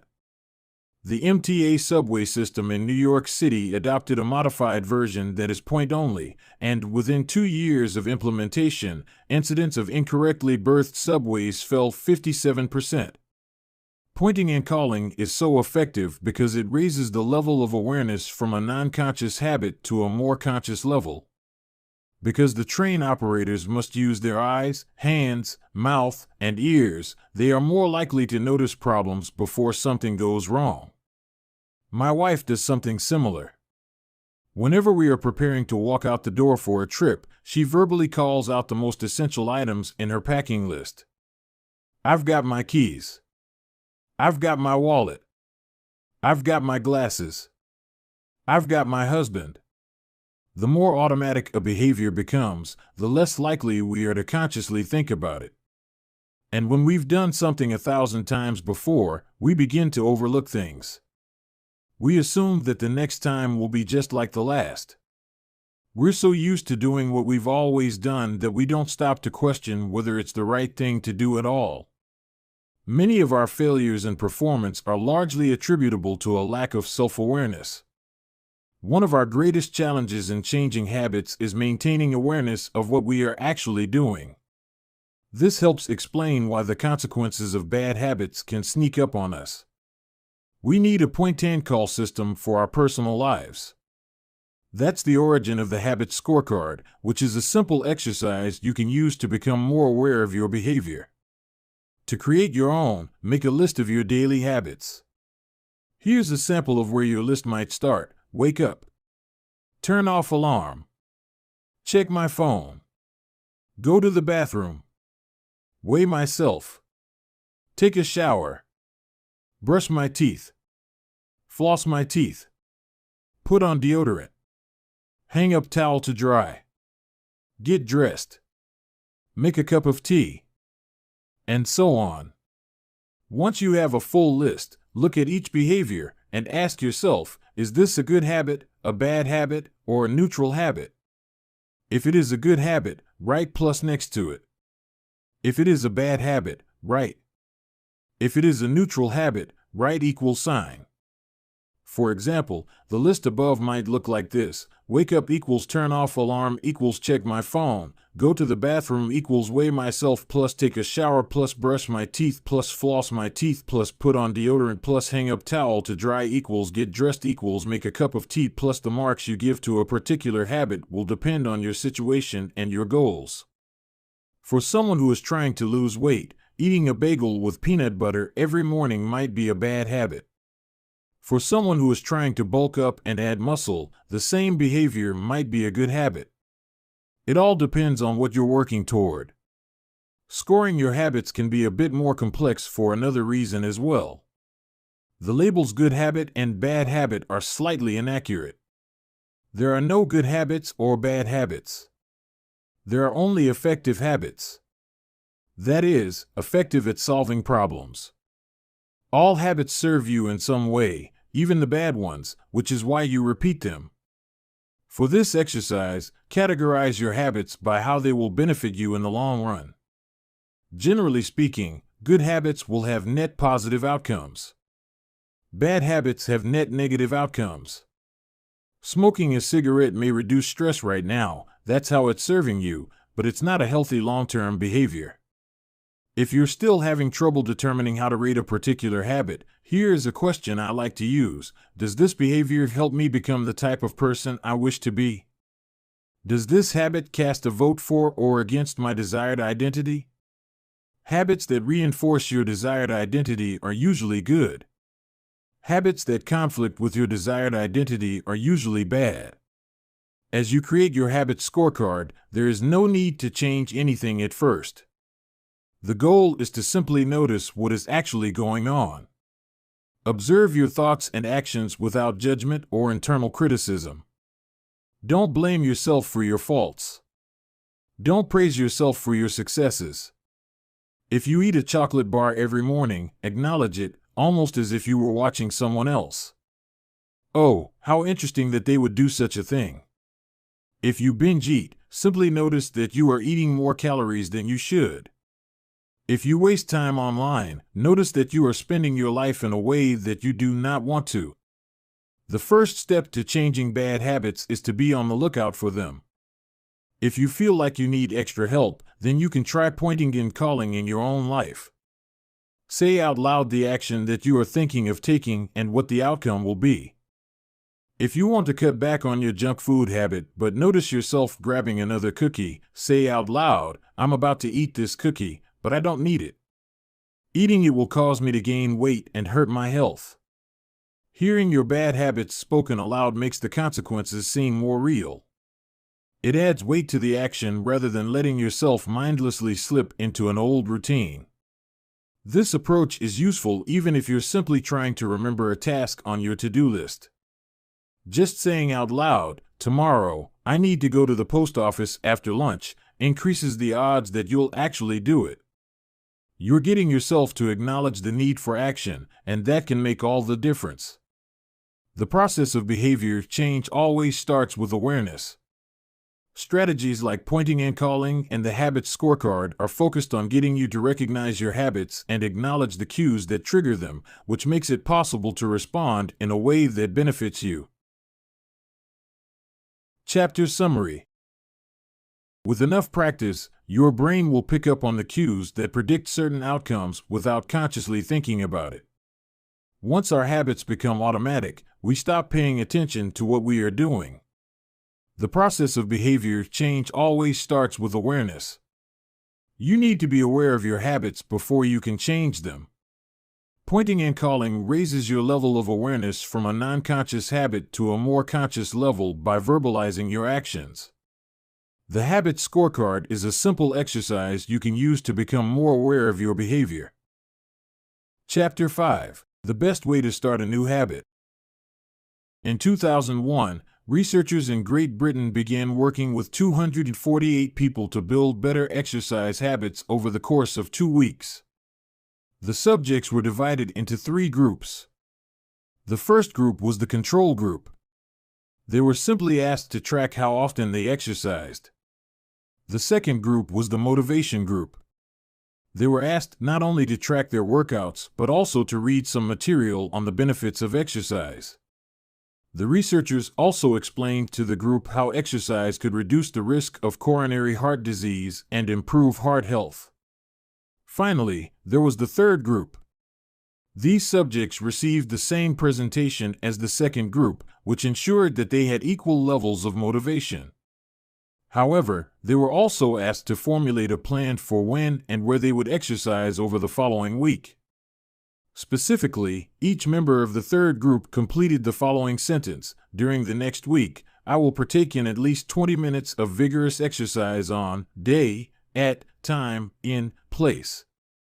In the first and second groups, 35 to 38% of people exercised at least once per week. Interestingly, the motivational presentation given to the second group seemed to have no meaningful impact on behavior. But 91% of the third group exercised at least once per week, more than double the normal rate. The sentence they filled out is what researchers refer to as an implementation intention, which is a plan you make beforehand about when and where to act. That is, how you intend to implement a particular habit. The cues that can trigger a habit come in a wide range of forms: the feel of your phone buzzing in your pocket, the smell of chocolate chip cookies, the sound of ambulance sirens, but the two most common cues are time and location. Implementation intentions leverage both of these cues. Broadly speaking, the format for creating an implementation intention is, when situation X arises, I will perform response Y. Hundreds of studies have shown that implementation intentions are effective for sticking to our goals, whether it's writing down the exact time and date of when you will get a flu shot or recording the time of your colonoscopy appointment. They increase the odds that people will stick with habits like recycling, studying, going to sleep early, and stopping smoking. Researchers have even found that voter turnout increases when people are forced to create implementation intentions by answering questions like, what route are you taking to the polling station? At what time are you planning to go? What bus will get you there? Other successful government programs have prompted citizens to make a clear plan to send taxes in on time or provided directions on when and where to pay late traffic bills. The punchline is clear. People who make a specific plan for when and where they will perform a new habit are more likely to follow through. Too many people try to change their habits without these basic details figured out. We tell ourselves, I'm going to eat healthier or I'm going to write more, but we never say when and where these habits are going to happen. We leave it up to chance and hope that we will just remember to do it or feel motivated at the right time. An implementation intention sweeps away foggy notions like I want to work out more or I want to be more productive or I should vote and transforms them into a concrete plan of action. Many people think they lack motivation when what they really lack is clarity. It is not always obvious when and where to take action. Some people spend their entire lives waiting for the time to be right to make an improvement. Once an implementation intention has been set, you don't have to wait for inspiration to strike. Do I write a chapter today or not? Do I meditate this morning or at lunch? When the moment of action occurs, there is no need to make a decision. Simply follow your predetermined plan. The simple way to apply this strategy to your habits is to fill out this sentence: I will, behavior, at, time, in, location. Meditation. I will meditate for 1 minute at 7 a.m. in my kitchen. Studying. I will study Spanish for 20 minutes at 6 p.m. in my bedroom. Exercise. I will exercise for 1 hour at 5 p.m. in my local gym. Marriage. I will make my partner a cup of tea at 8 a.m. in the kitchen. If you aren't sure when to start your habit, try the first day of the week, month, or year. People are more likely to take action at those times because hope is usually higher. If we have hope, we have a reason to take action. A fresh start feels motivating. There is another benefit to implementation intentions.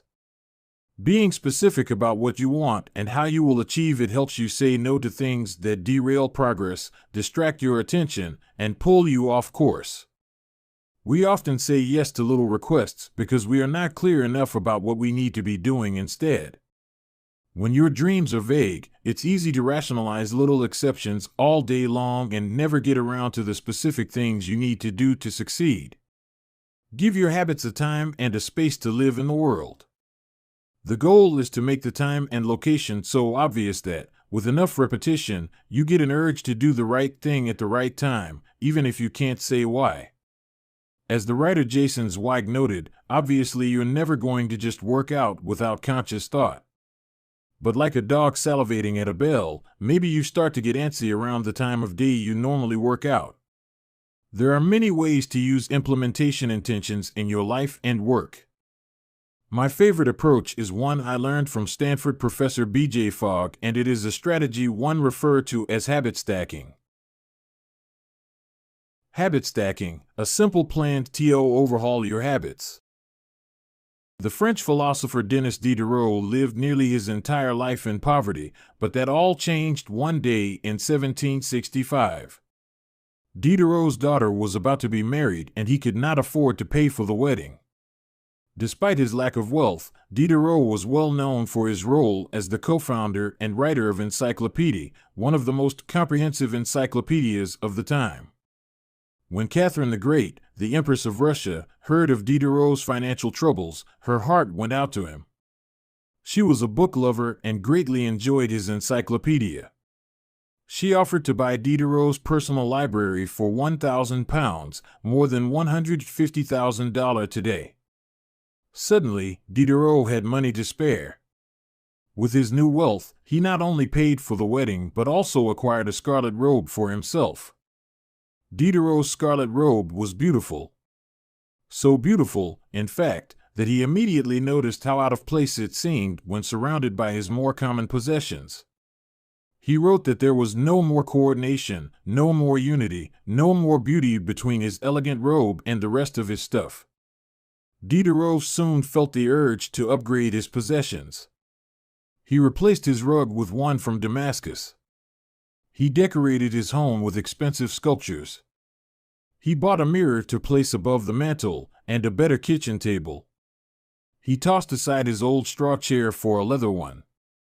Like falling dominoes, one purchase led to the next. Diderot's behavior is not uncommon. In fact, the tendency for one purchase to lead to another one has a name: the Diderot effect. The Diderot effect states that obtaining a new possession often creates a spiral of consumption that leads to additional purchases. You can spot this pattern everywhere. You buy a dress and have to get new shoes and earrings to match. You buy a couch and suddenly question the layout of your entire living room. You buy a toy for your child and soon find yourself purchasing all of the accessories that go with it. It's a chain reaction of purchases. Many human behaviors follow this cycle. You often decide what to do next based on what you have just finished doing. Going to the bathroom leads to washing and drying your hands, which reminds you that you need to put the dirty towels in the laundry, so you add laundry detergent to the shopping list, and so on. No behavior happens in isolation. Each action becomes a cue that triggers the next behavior. Why is this important? When it comes to building new habits, you can use the connectedness of behavior to your advantage. One of the best ways to build a new habit is to identify a current habit you already do each day and then stack your new behavior on top. This is called habit stacking. Habit stacking is a special form of an implementation intention. Rather than pairing your new habit with a particular time and location, you pair it with a current habit. This method, which was created by B.J. Fogg as part of his Tiny Habits program, can be used to design an obvious cue for nearly any habit. The habit stacking formula is, after current habit, I will new habit. For example, meditation. After I pour my cup of coffee each morning, I will meditate for 1 minute. Exercise. After I take off my work shoes, I will immediately change into my workout clothes. Gratitude. After I sit down to dinner, I will say one thing I'm grateful for that happened today. Marriage. After I get into bed at night, I will give my partner a kiss. Safety. After I put on my running shoes, I will text a friend or family member where I am running and how long it will take. The key is to tie your desired behavior into something you already do each day. Once you have mastered this basic structure, you can begin to create larger stacks by chaining small habits together. This allows you to take advantage of the natural momentum that comes from one behavior leading into the next, a positive version of the Diderot effect. Habit stacking increases the likelihood that you'll stick with a habit by stacking your new behavior on top of an old one. This process can be repeated to chain numerous habits together, each one acting as the cue for the next. Your morning routine habit stack might look like this. 1. After I pour my morning cup of coffee, I will meditate for 60 seconds. 2. After I meditate for 60 seconds, I will write my to-do list for the day. 3. After I write my to-do list for the day, I will immediately begin my first task. Or, consider this habit stack in the evening. 1. After I finish eating dinner, I will put my plate directly into the dishwasher. 2. After I put my dishes away, I will immediately wipe down the counter. 3. After I wipe down the counter, I will set out my coffee mug for tomorrow morning. You can also insert new behaviors into the middle of your current routines. For example, you may already have a morning routine that looks like this: wake up greater than make my bed greater than take a shower. Let's say you want to develop the habit of reading more each night. You can expand your habit stack and try something like, wake up greater than make my bed greater than place a book on my pillow greater than take a shower. Now, when you climb into bed each night, a book will be sitting there waiting for you to enjoy. Overall, habit stacking allows you to create a set of simple rules that guide your future behavior. It's like you always have a game plan for which action should come next. Once you get comfortable with this approach, you can develop general habit stacks to guide you whenever the situation is appropriate. Exercise. When I see a set of stairs, I will take them instead of using the elevator. Social skills. When I walk into a party, I will introduce myself to someone I don't know yet. Finances. When I want to buy something over $100, I will wait 24 hours before purchasing. Healthy eating. When I serve myself a meal, I will always put veggies on my plate first. Minimalism. When I buy a new item, I will give something away. One in, one out. Mood. When the phone rings, I will take one deep breath and smile before answering. Forgetfulness. When I leave a public place, I will check the table and chairs to make sure I don't leave anything behind. No matter how you use this strategy, the secret to creating a successful habit stack is selecting the right cue to kick things off. Unlike an implementation intention, which specifically states the time and location for a given behavior, habit stacking implicitly has the time and location built into it. When and where you choose to insert a habit into your daily routine can make a big difference. If you're trying to add meditation into your morning routine, but mornings are chaotic and your kids keep running into the room, then that may be the wrong place and time. Consider when you are most likely to be successful. Don't ask yourself to do a habit when you're likely to be occupied with something else. Your cue should also have the same frequency as your desired habit. If you want to do a habit every day, but you stack it on top of a habit that only happens on Mondays, that's not a good choice. One way to find the right trigger for your habit stack is by brainstorming a list of your current habits. You can use your habit scorecard from the last chapter as a starting point. Alternatively, you can create a list with 2 columns. In the first column, write down the habits you do each day without fail. For example, get out of bed, take a shower, brush your teeth, get dressed, brew a cup of coffee, eat breakfast, take the kids to school, start the workday, eat lunch, end the workday. Change out of work clothes. Sit down for dinner. Turn off the lights. Get into bed. Your list can be much longer, but you get the idea. In the second column, write down all of the things that happen to you each day without fail. For example, the sun rises. You get a text message. The song you are listening to ends. The sun sets. Armed with these two lists, you can begin searching for the best place to layer your new habit into your lifestyle. Habit stacking works best when a cue is highly specific and immediately actionable. Many people select cues that are too vague. I made this mistake myself. When I wanted to start a push-up habit, my habit stack was, when I take a break for lunch, I will do 10 push-ups. At first glance, this sounded reasonable. But soon, I realized the trigger was unclear. Would I do my push-ups before I ate lunch? After I ate lunch? Where would I do them? After a few inconsistent days, I changed my habit stack to, when I close my laptop for lunch, I will do 10 push-ups next to my desk. Ambiguity gone. Habits like read more or eat better are worthy causes, but these goals do not provide instruction on how and when to act. Be specific and clear. After I close the door. After I brush my teeth. After I sit down at the table. The specificity is important. The more tightly bound your new habit is to a specific cue, the better the odds are that you will notice when the time comes to act. The first law of behavior change is to make it obvious. Strategies like implementation intentions and habit stacking are among the most practical ways to create obvious cues for your habits and design a clear plan for when and where to take action. Chapter Summary.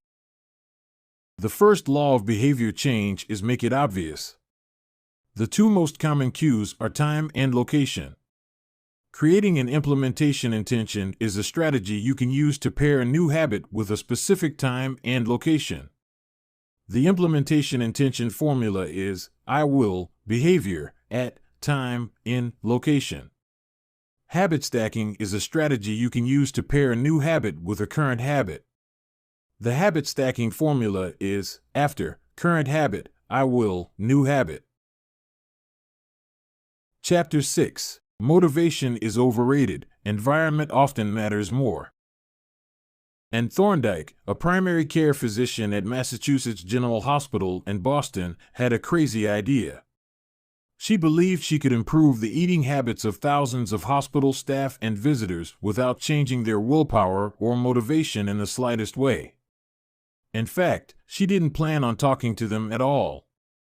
Thorndike and her colleagues designed a 6-month study to alter the choice architecture of the hospital cafeteria. They started by changing how drinks were arranged in the room. Originally, the refrigerators located next to the cash registers in the cafeteria were filled with only soda. The researchers added water as an option to each one. Additionally, they placed baskets of bottled water next to the food stations throughout the room. Soda was still in the primary refrigerators, but water was now available at all drink locations. Over the next 3 months, the number of soda sales at the hospital dropped by 11.4%. Meanwhile, sales of bottled water increased by 25.8%. They made similar adjustments and saw similar results with the food in the cafeteria. Nobody had said a word to anyone eating there. People often choose products not because of what they are, but because of where they are. If I walk into the kitchen and see a plate of cookies on the counter, I'll pick up half a dozen and start eating, even if I hadn't been thinking about them beforehand and didn't necessarily feel hungry. If the communal table at the office is always filled with donuts and bagels, it's going to be hard not to grab one every now and then. Your habits change depending on the room you are in and the cues in front of you. Environment is the invisible hand that shapes human behavior. Despite our unique personalities, certain behaviors tend to arise again and again under certain environmental conditions. In church, people tend to talk in whispers. On a dark street, people act wary and guarded. In this way, the most common form of change is not internal, but external. We are changed by the world around us. Every habit is context dependent. In 1936, psychologist Kurt Lewin wrote a simple equation that makes a powerful statement. Behavior is a function of the person in their environment, or B equals F, P, E. It didn't take long for Lewin's equation to be tested in business. In 1952, the economist Hawkins Stern described a phenomenon he called suggestion impulse buying, which is triggered when a shopper sees a product for the first time and visualizes a need for it. In other words, customers will occasionally buy products not because they want them, but because of how they are presented to them. For example, items at eye level tend to be purchased more than those down near the floor. For this reason, you'll find expensive brand names featured in easy-to-reach locations on store shelves because they drive the most profit, while cheaper alternatives are tucked away in harder-to-reach spots. The same goes for end caps, which are the units at the end of aisles. End caps are money-making machines for retailers because they are obvious locations that encounter a lot of foot traffic. For example, 45% of Coca-Cola sales come specifically from end-of-the-aisle racks. The more obviously available a product or service is, the more likely you are to try it. People drink Bud Light because it is in every bar and visit Starbucks because it is on every corner. We like to think that we are in control. If we choose water over soda, we assume it is because we wanted to do so. The truth, however, is that many of the actions we take each day are shaped not by purposeful drive and choice, but by the most obvious option. Every living being has its own methods for sensing and understanding the world. Eagles have remarkable long-distance vision. Snakes can smell by tasting the air with their highly sensitive tongues. Sharks can detect small amounts of electricity and vibrations in the water caused by nearby fish. Even bacteria have chemoreceptors, tiny sensory cells that allow them to detect toxic chemicals in their environment. In humans, perception is directed by the sensory nervous system. We perceive the world through sight, sound, smell, touch, and taste. But we also have other ways of sensing stimuli. Some are conscious, but many are non-conscious. For instance, you can notice when the temperature drops before a storm, or when the pain in your gut rises during a stomachache, or when you fall off balance while walking on rocky ground. Receptors in your body pick up on a wide range of internal stimuli, such as the amount of salt in your blood or the need to drink when thirsty. The most powerful of all human sensory abilities, however, is vision. The human body has about 11 million sensory receptors. Approximately 10 million of those are dedicated to sight. Some experts estimate that half of the brain's resources are used on vision. Given that we are more dependent on vision than on any other sense, it should come as no surprise that visual cues are the greatest catalyst of our behavior. For this reason, a small change in what you see can lead to a big shift in what you do. As a result, you can imagine how important it is to live and work in environments that are filled with productive cues and devoid of unproductive ones. Thankfully, there is good news in this respect. You don't have to be the victim of your environment. You can also be the architect of it. How to design your environment for success. During the energy crisis and oil embargo of the 1970s, Dutch researchers began to pay close attention to the country's energy usage. In one suburb near Amsterdam, they found that some homeowners used 30% less energy than their neighbors, despite the homes being of similar size and getting electricity for the same price. It turned out the houses in this neighborhood were nearly identical except for one feature, the location of the electrical meter. Some had one in the basement. Others had the electrical meter upstairs in the main hallway. As you may guess, the homes with the meters located in the main hallway used less electricity. When their energy use was obvious and easy to track, people changed their behavior. Every habit is initiated by a cue, and we are more likely to notice cues that stand out. Unfortunately, the environments where we live and work often make it easy not to do certain actions because there is no obvious cue to trigger the behavior. It's easy not to practice the guitar when it's tucked away in the closet. It's easy not to read a book when the bookshelf is in the corner of the guest room. It's easy not to take your vitamins when they are out of sight in the pantry.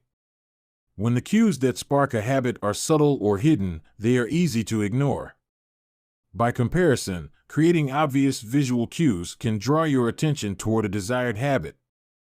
In the early 1990s, the cleaning staff at Schiphol Airport in Amsterdam installed a small sticker that looked like a flying near the center of each urinal.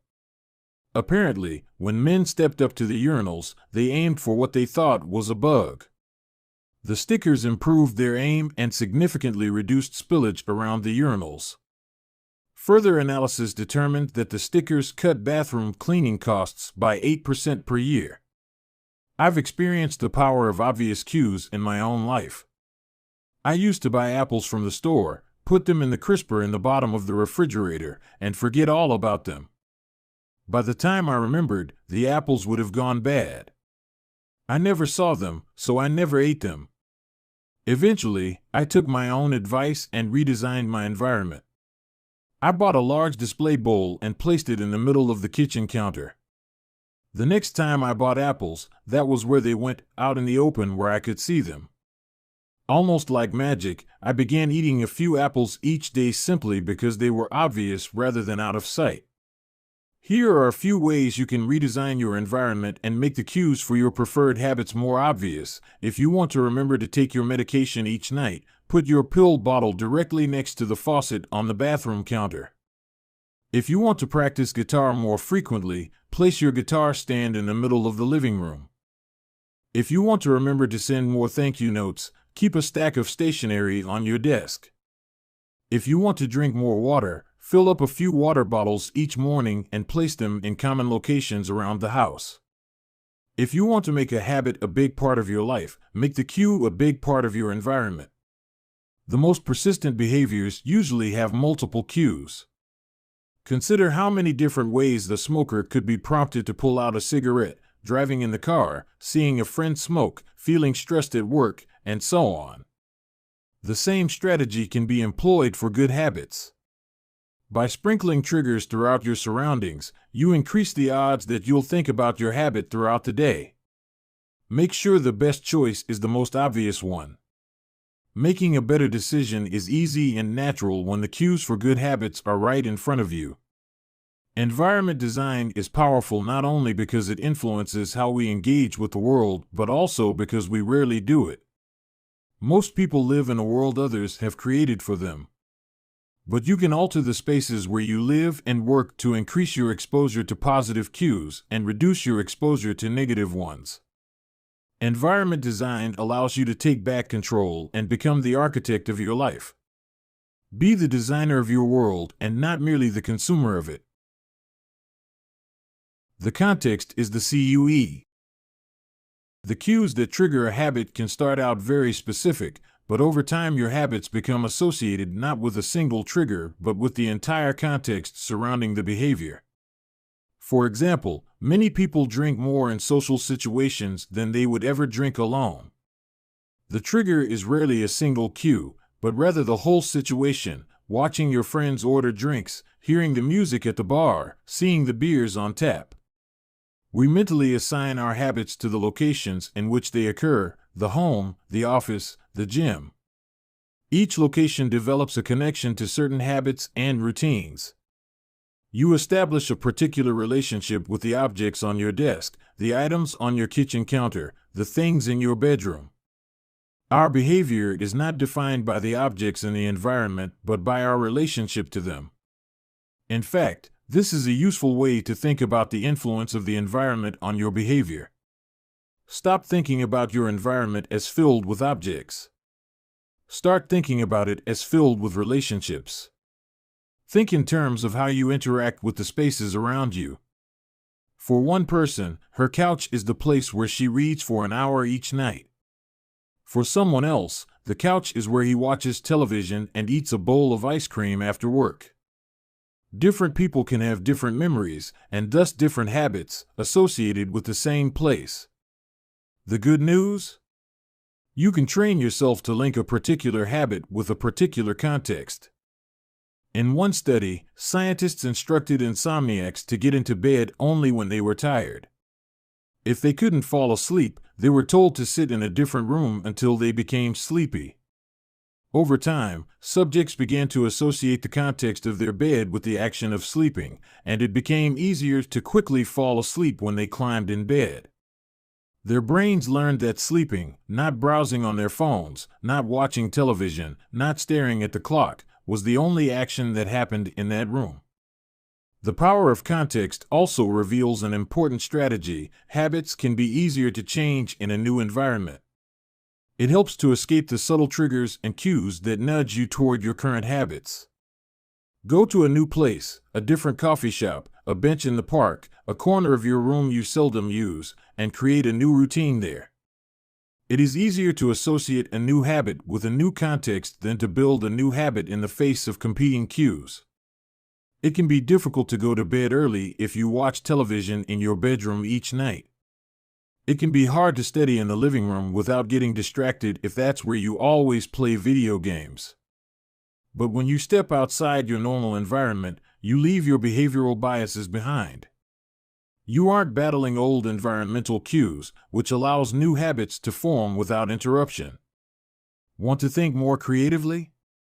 Move to a bigger room, a rooftop patio, or a building with expansive architecture. Take a break from the space where you do your daily work, which is also linked to your current thought patterns. Trying to eat healthier? It is likely that you shop on autopilot at your regular supermarket. Try a new grocery store. You may find it easier to avoid unhealthy food when your brain doesn't automatically know where it is located in the store. When you can't manage to get to an entirely new environment, redefine or rearrange your current one. Create a separate space for work, study, exercise, entertainment, and cooking. The mantra I find useful is one space, one use. When I started my career as an entrepreneur, I would often work from my couch or at the kitchen table. In the evenings, I found it very difficult to stop working. There was no clear division between the end of work time and the beginning of personal time. Was the kitchen table my office or the space where I ate meals? Was the couch where I relaxed or where I sent emails? Everything happened in the same place. A few years later, I could finally afford to move to a home with a separate room for my office. Suddenly, work was something that happened in here and personal life was something that happened out there. It was easier for me to turn off the professional side of my brain when there was a clear dividing line between work life and home life. Each room had one primary use. The kitchen was for cooking. The office was for working. Whenever possible, avoid mixing the context of one habit with another. When you start mixing contexts, you'll start mixing habits, and the easier ones will usually win out. This is one reason why the versatility of modern technology is both a strength and a weakness. You can use your phone for all sorts of tasks, which makes it a powerful device. But when you can use your phone to do nearly anything, it becomes hard to associate it with one task. You want to be productive, but you're also conditioned to browse social media, check email, and play video games whenever you open your phone. It's a mishmash of cues. You may be thinking, you don't understand. I live in New York City. My apartment is the size of a smartphone. I need each room to play multiple roles. Fair enough. If your space is limited, divide your room into activity zones, a chair for reading, a desk for writing, a table for eating. You can do the same with your digital spaces. I know a writer who uses his computer only for writing, his tablet only for reading, and his phone only for social media and texting. Every habit should have a home. If you can manage to stick with this strategy, each context will become associated with a particular habit and mode of thought. Habits thrive under predictable circumstances like these. Focus comes automatically when you are sitting at your work desk. Relaxation is easier when you are in a space designed for that purpose. Sleep comes quickly when it is the only thing that happens in your bedroom. If you want behaviors that are stable and predictable, you need an environment that is stable and predictable. A stable environment where everything has a place and a purpose is an environment where habits can easily form. Chapter Summary. Small changes in context can lead to large changes in behavior over time. Every habit is initiated by a cue.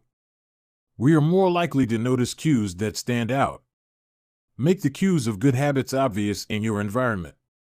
Gradually, your habits become associated not with a single trigger but with the entire context surrounding the behavior. The context becomes the cue. It is easier to build new habits in a new environment because you are not fighting against old cues. Chapter 7. The Secret to Self-Control.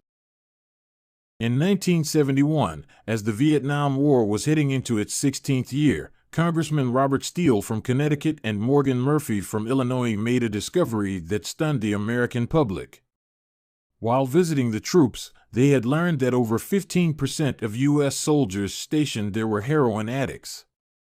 Follow-up research revealed that 35% of service members in Vietnam had tried heroin and as many as 20% were addicted. The problem was even worse than they had initially thought. The discovery led to a flurry of activity in Washington, including the creation of the Special Action Office of Drug Abuse Prevention under President Nixon to promote prevention and rehabilitation and to track addicted service members when they returned home. Lee Robbins was one of the researchers in charge.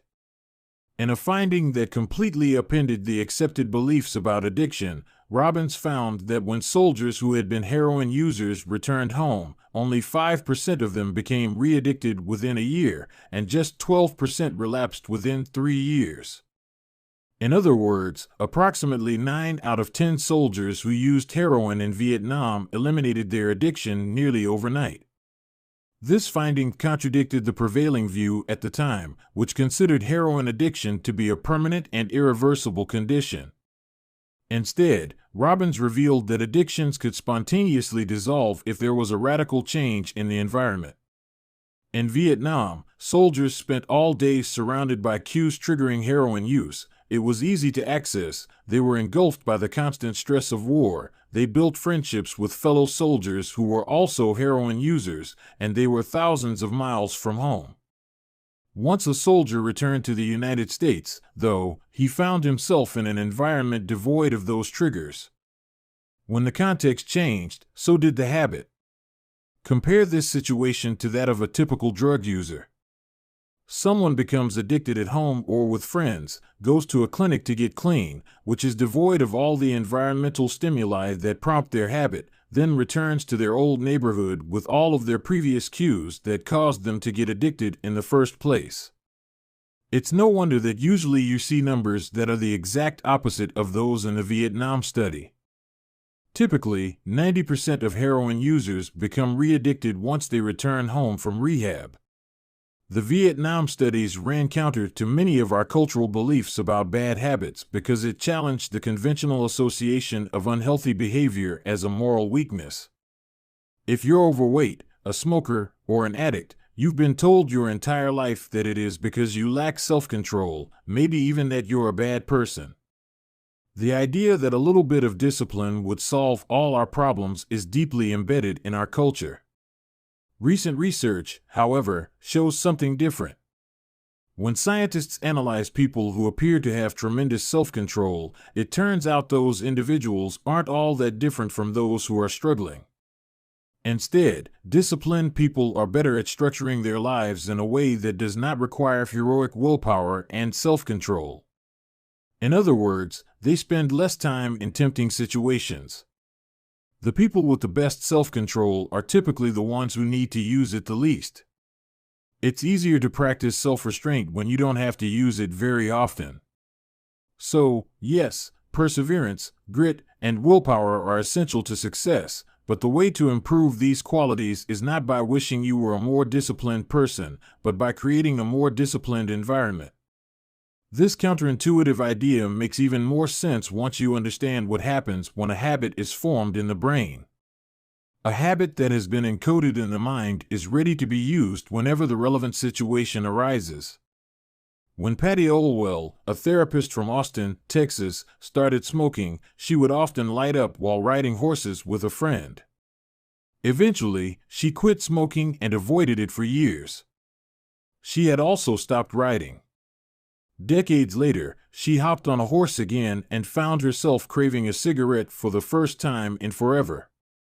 The cues were still internalized, she just hadn't been exposed to them in a long time. Once a habit has been encoded, the urge to act follows whenever the environmental cues reappear. This is one reason behavior change techniques can backfire. Shaming obese people with weight loss presentations can make them feel stressed, and as a result many people return to their favorite coping strategy, overeating. Showing pictures of blackened lungs to smokers leads to higher levels of anxiety, which drives many people to reach for a cigarette. If you're not careful about cues, you can cause the very behavior you want to stop. Bad habits are autocatalytic, the process feeds itself. They foster the feelings they try to numb. You feel bad, so you eat junk food. Because you eat junk food, you feel bad. Watching television makes you feel sluggish, so you watch more television because you don't have the energy to do anything else. Worrying about your health makes you feel anxious, which causes you to smoke to ease your anxiety, which makes your health even worse and soon you're feeling more anxious. It's a downward spiral, a runaway train of bad habits. Researchers refer to this phenomenon as cue-induced wanting. An external trigger causes a compulsive craving to repeat a bad habit. Once you notice something, you begin to want it. This process is happening all the time, often without us realizing it. Scientists have found that showing addicts a picture of cocaine for just 33 milliseconds stimulates the reward pathway in the brain and sparks desire. This speed is too fast for the brain to consciously register. The addicts couldn't even tell you what they had seen, but they craved the drug all the same. Here's the punchline: you can break a habit, but you're unlikely to forget it. Once the mental grooves of habit have been carved into your brain, they are nearly impossible to remove entirely, even if they go unused for quite a while. And that means that simply resisting temptation is an ineffective strategy. It is hard to maintain a Zen attitude in a life filled with interruptions. It takes too much energy. In the short run, you can choose to overpower temptation. In the long run, we become a product of the environment that we live in. To put it bluntly, I have never seen someone consistently stick to positive habits in a negative environment. A more reliable approach is to cut bad habits off at the source. One of the most practical ways to eliminate a bad habit is to reduce exposure to the cue that causes it. If you can't seem to get any work done, leave your phone in another room for a few hours.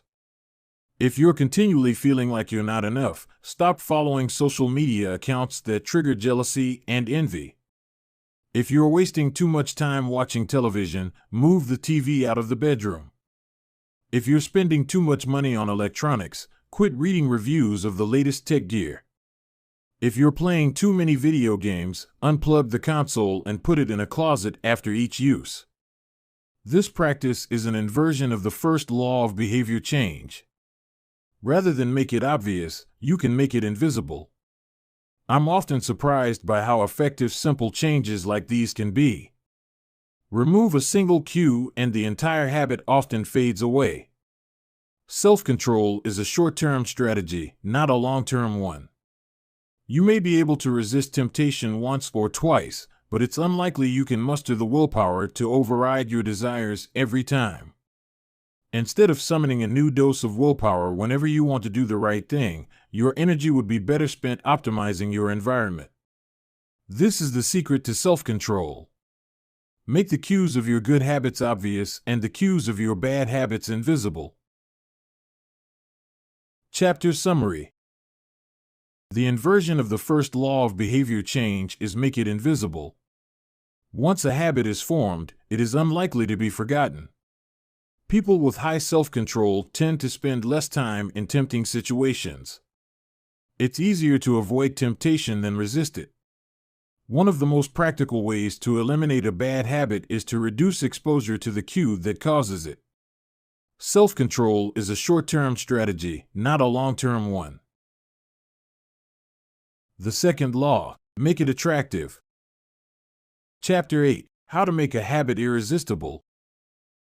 In the 1940s, a Dutch scientist named Nico Tinbergen performed a series of experiments that transformed our understanding of what motivates us.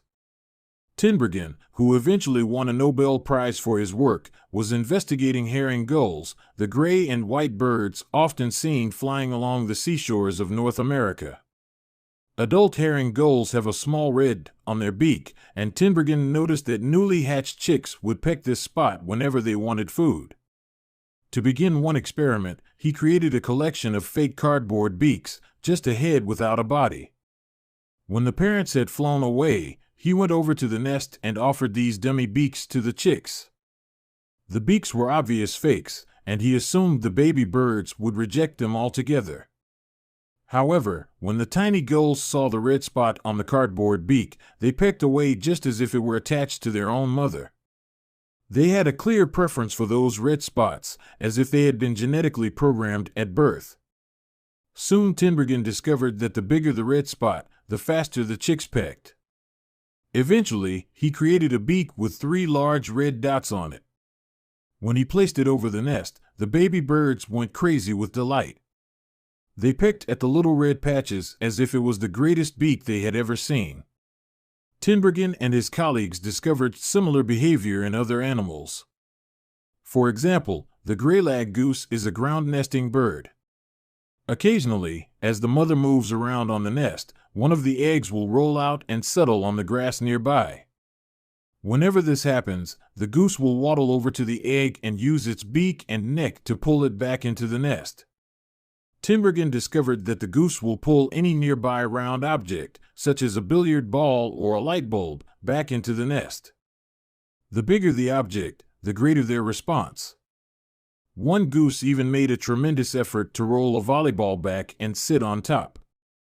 Like the baby gulls automatically pecking at red dots, the greylag goose was following an instinctive rule: when I see a round object nearby, I must roll it back into the nest. The bigger the round object, the harder I should try to get it.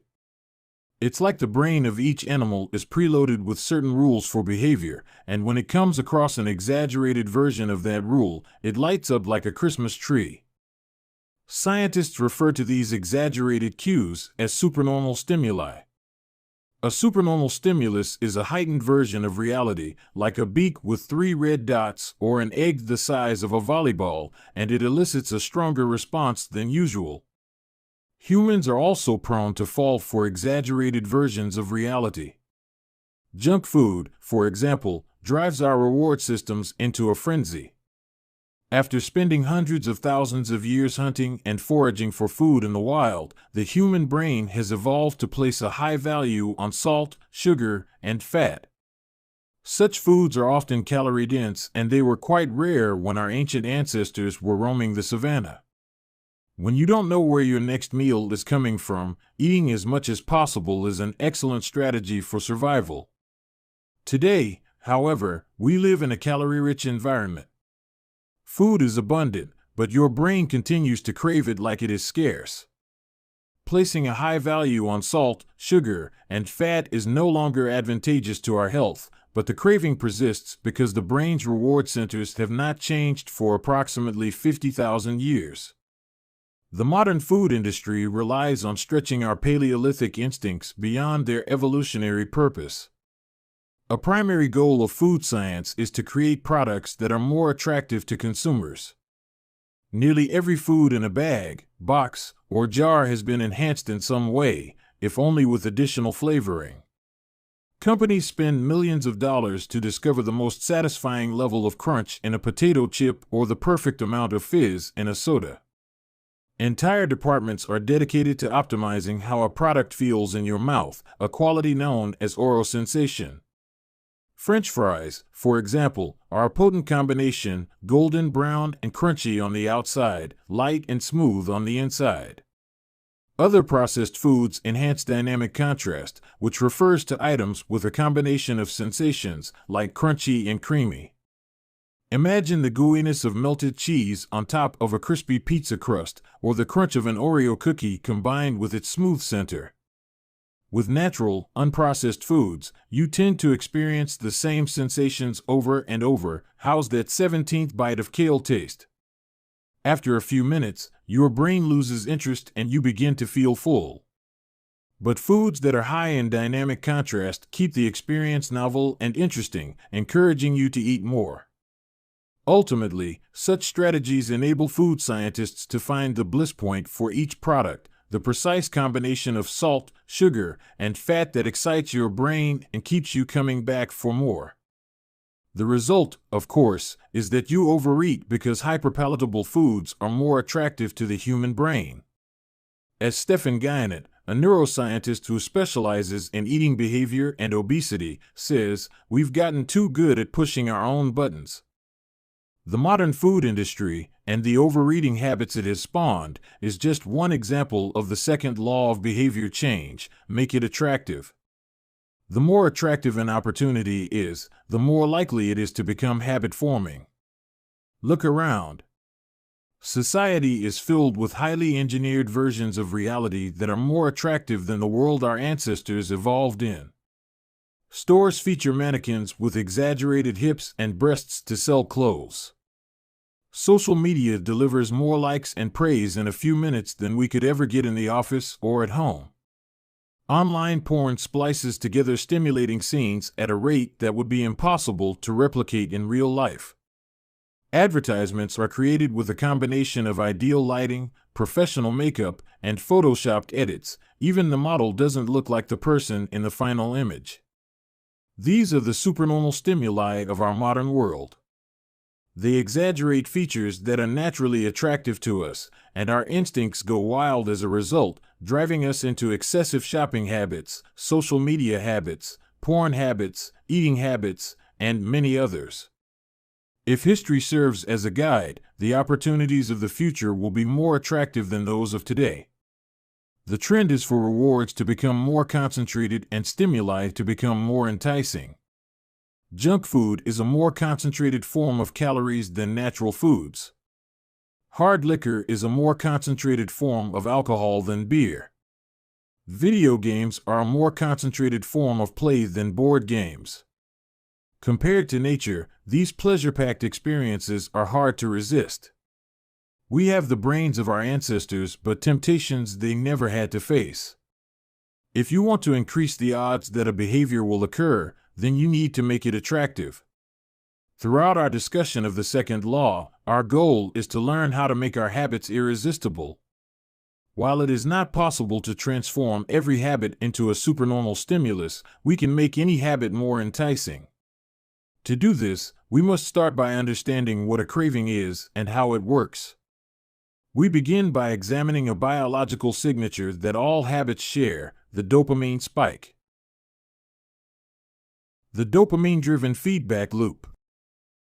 Scientists can track the precise moment a craving occurs by measuring a neurotransmitter called dopamine. The importance of dopamine became apparent in 1954 when the neuroscientists James Olds and Peter Milner ran an experiment that revealed the neurological processes behind craving and desire. By implanting electrodes in the brains of rats, the researchers blocked the release of dopamine. To the surprise of the scientists, the rats lost all will to live. They wouldn't eat. They wouldn't have sex. They didn't crave anything. Within a few days, the animals died of thirst. In follow-up studies, other scientists also inhibited the dopamine-releasing parts of the brain, but this time, they squirted little droplets of sugar into the mouths of the dopamine-depleted rats. Their little rat faces lit up with pleasurable grins from the tasty substance.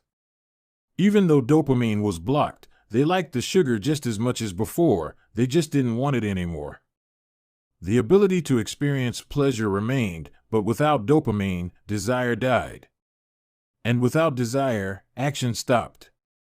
When other researchers reversed this process and flooded the reward system of the brain with dopamine, animals performed habits at breakneck speed. In one study, mice received a powerful hit of dopamine each time they poked their nose in a box. Within minutes, the mice developed a craving so strong they began poking their nose into the box 800 times per hour. Humans are not so different. The average slot machine player will spin the wheel 600 times per hour. Habits are a dopamine-driven feedback loop.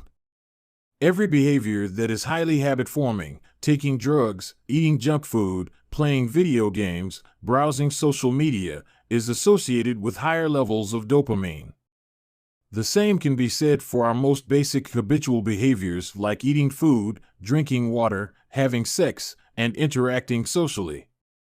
For years, scientists assumed dopamine was all about pleasure, but now we know it plays a central role in many neurological processes, including motivation, learning and memory, punishment and aversion, and voluntary movement.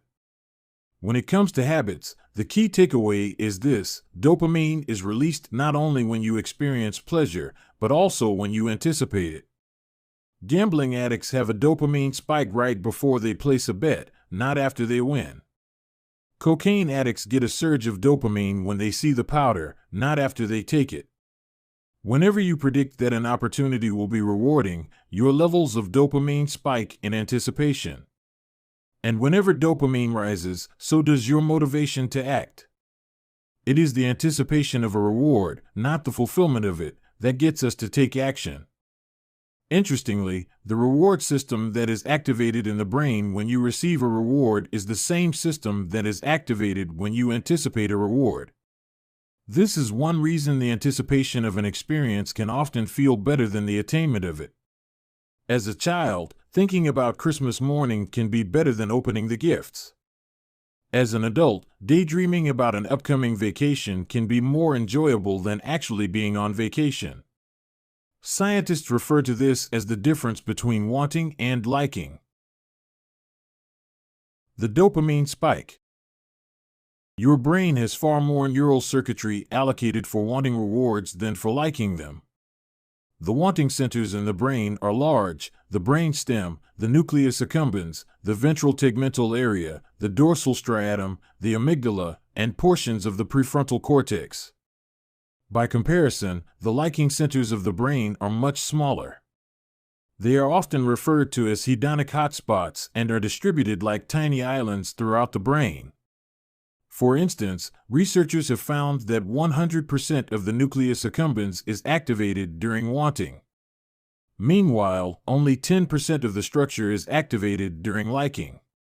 The fact that the brain allocates so much precious space to the regions responsible for craving and desire provides further evidence of the crucial role these processes play. Desire is the engine that drives behavior. Every action is taken because of the anticipation that precedes it. It is the craving that leads to the response. These insights reveal the importance of the second law of behavior change. We need to make our habits attractive because it is the expectation of a rewarding experience that motivates us to act in the first place. This is where a strategy known as temptation bundling comes into play. How to use temptation bundling to make your habits more attractive. Ronan Byrne, an electrical engineering student in Dublin, Ireland, enjoyed watching Netflix, but he also knew that he should exercise more often than he did. Putting his engineering skills to use, Byrne hacked his stationary bike and connected it to his laptop and television. Then he wrote a computer program that would allow Netflix to run only if he was cycling at a certain speed. If he slowed down for too long, whatever show he was watching would pause until he started pedaling again. He was, in the words of one fan, eliminating obesity one Netflix binge at a time. He was also employing temptation bundling to make his exercise habit more attractive. Temptation bundling works by linking an action you want to do with an action you need to do. In Byrne's case, he bundled watching Netflix, the thing he wanted to do, with riding his stationary bike, the thing he needed to do. Businesses are masters at temptation bundling. For instance, when the American Broadcasting Company, more commonly known as ABC, launched its Thursday night television lineup for the 2014 to 2015 season, they promoted temptation bundling on a massive scale.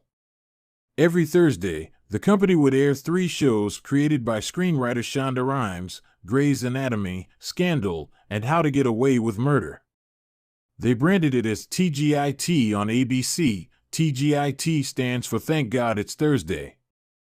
In addition to promoting the shows, ABC encouraged viewers to make popcorn, drink red wine, and enjoy the evening. Andrew Kubitz, head of scheduling for ABC, described the idea behind the campaign. We see Thursday night as a viewership opportunity, with either couples or women by themselves who want to sit down and escape and have fun and drink their red wine and have some popcorn. The brilliance of this strategy is that ABC was associating the thing they needed viewers to do, watch their shows, with activities their viewers already wanted to do: relax, drink wine, and eat popcorn. Over time, people began to connect watching ABC with feeling relaxed and entertained. If you drink red wine and eat popcorn at 8 p.m. every Thursday, then eventually 8 p.m. on Thursday means relaxation and entertainment. The reward gets associated with the cue, and the habit of turning on the television becomes more attractive. You're more likely to find a behavior attractive if you get to do one of your favorite things at the same time. Perhaps you want to hear about the latest celebrity gossip, but you need to get in shape. Using temptation bundling, you could only read the tabloids and watch reality shows at the gym. Maybe you want to get a pedicure, but you need to clean out your email inbox. Solution: only get a pedicure while processing overdue work emails. Temptation bundling is one way to apply a psychology theory known as Premack's principle. Named after the work of Professor David Premack, the principle states that more probable behaviors will reinforce less probable behaviors. In other words, even if you don't really want to process overdue work emails, you'll become conditioned to do it if it means you get to do something you really want to do along the way. You can even combine temptation bundling with the habit stacking strategy we discussed in Chapter 5 to create a set of rules to guide your behavior. The habit stacking plus temptation bundling formula is: 1. After current habit, I will, habit I need. 2. After habit I need, I will, habit I want. If you want to read the news, but you need to express more gratitude: 1. After I get my morning coffee, I will say one thing I'm grateful for that happened yesterday, need. 2. After I say one thing I'm grateful for, I will read the news, want. If you want to watch sports, but you need to make sales calls: 1. After I get back from my lunch break, I will call 3 potential clients, need. 2. After I call 3 potential clients, I will check ESPN, want. If you want to check Facebook, but you need to exercise more: 1. After I pull out my phone, I will do 10 burpees, need. 2. After I do 10 burpees, I will check Facebook, want. The hope is that eventually you'll look forward to calling 3 clients or doing 10 burpees because it means you get to read the latest sports news or check Facebook. Doing the thing you need to do means you get to do the thing you want to do. We began this chapter by discussing supernormal stimuli, which are heightened versions of reality that increase our desire to take action. Temptation bundling is one way to create a heightened version of any habit by connecting it with something you already want. Engineering a truly irresistible habit is a hard task, but this simple strategy can be employed to make nearly any habit more attractive than it would be otherwise. Chapter Summary. The second law of behavior change is make it attractive. The more attractive an opportunity is, the more likely it is to become habit-forming. Habits are a dopamine-driven feedback loop. When dopamine rises, so does our motivation to act. It is the anticipation of a reward, not the fulfillment of it, that gets us to take action.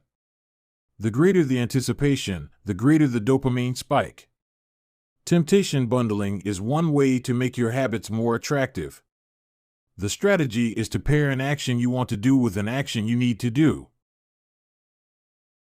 Chapter 9. The Role of Family and Friends in Shaping Your Habits. In 1965, a Hungarian man named Laszlo Polgar wrote a series of strange letters to a woman named Clara. Laszlo was a firm believer in hard work. In fact, it was all he believed in. He completely rejected the idea of innate talent. He claimed that with deliberate practice and the development of good habits, a child could become a genius in any field. His mantra was, "The genius is not born, but is educated and trained." Laszlo believed in this idea so strongly that he wanted to test it with his own children, and he was writing to Clara because he needed a wife willing to jump on board. Clara was a teacher and, although she may not have been as adamant as Laszlo, she also believed that with proper instruction, anyone could advance their skills. Laszlo decided chess would be a suitable field for the experiment, and he laid out a plan to raise his children to become chess prodigies. The kids would be homeschooled, a rarity in Hungary at the time. The house would be filled with chess books and pictures of famous chess players. The children would play against each other constantly and compete in the best tournaments they could find. The family would keep a meticulous file system of the tournament history of every competitor the children faced. Their lives would be dedicated to chess. Laszlo successfully courted Clara, and within a few years, the Polgars were parents to 3 young girls, Susan, Sophia, and Judith. Susan, the oldest, began playing chess when she was 4 years old. Within 6 months, she was defeating adults. Sophia, the middle child, did even better. By 14, she was a world champion, and a few years later, she became a grandmaster. Judith, the youngest, was the best of all. By age 5, she could beat her father. At 12, she was the youngest player ever listed among the top 100 chess players in the world. At 15 years and 4 months old, she became the youngest grandmaster of all time, younger than Bobby Fischer, the previous record holder. For 27 years, she was the #1 ranked female chess player in the world. The childhood of the Polgar sisters was atypical, to say the least. And yet, if you ask them about it, they claim their lifestyle was attractive, even enjoyable. In interviews, the sisters talk about their childhood as entertaining rather than grueling. They loved playing chess. They couldn't get enough of it.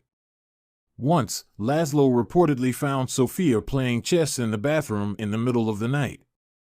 Encouraging her to go back to sleep, he said, "Sophia, leave the pieces alone."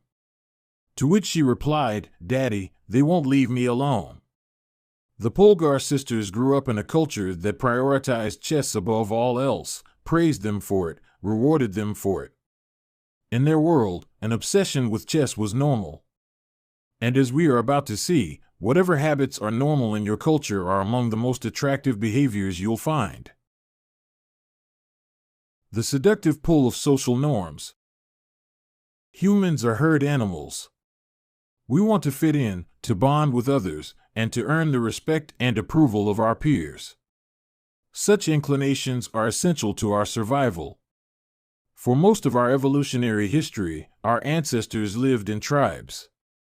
Becoming separated from the tribe, or worse, being cast out, was a death sentence. The lone wolf dies, but the pack survives. Meanwhile, those who collaborated and bonded with others enjoyed increased safety, mating opportunities, and access to resources. As Charles Darwin noted, in the long history of humankind, those who learn to collaborate and improvise most effectively have prevailed. As a result, one of the deepest human desires is to belong. And this ancient preference exerts a powerful influence on our modern behavior. We don't choose our earliest habits, we imitate them. We follow the script handed down by our friends and family, our church or school, our local community and society at large. Each of these cultures and groups comes with its own set of expectations and standards: when and whether to get married, how many children to have, which holidays to celebrate, how much money to spend on your child's birthday party. In many ways, these social norms are the invisible rules that guide your behavior each day. You're always keeping them in mind, even if they are at the not top of your mind. Often, you follow the habits of your culture without thinking, without questioning, and sometimes without remembering. As the French philosopher Michel de Montaigne wrote, the customs and practices of life in society sweep us along. Most of the time, going along with the group does not feel like a burden. Everyone wants to belong. If you grow up in a family that rewards you for your chess skills, playing chess will seem like a very attractive thing to do. If you work in a job where everyone wears expensive suits, then you'll be inclined to splurge on one as well.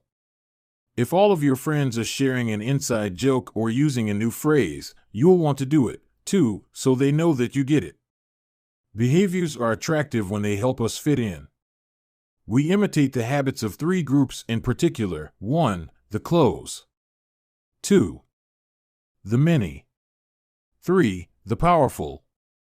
Each group offers an opportunity to leverage the second law of behavior change and make our habits more attractive. 1. Imitating the close. Proximity has a powerful effect on our behavior.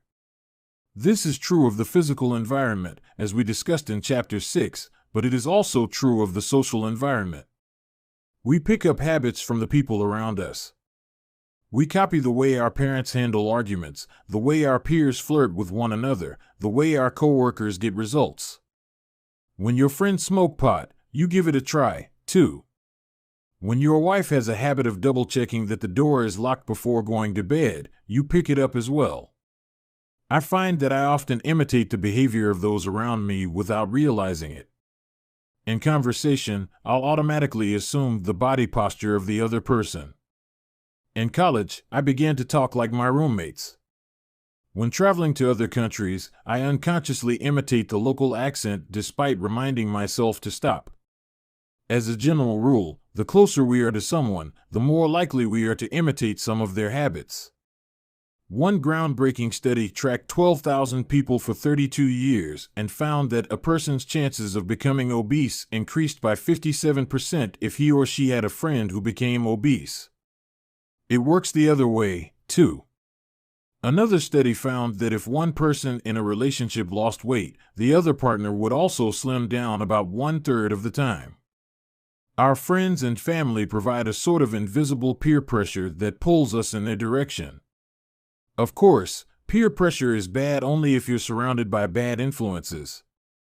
When astronaut Mike Massimino was a graduate student at MIT, he took a small robotics class.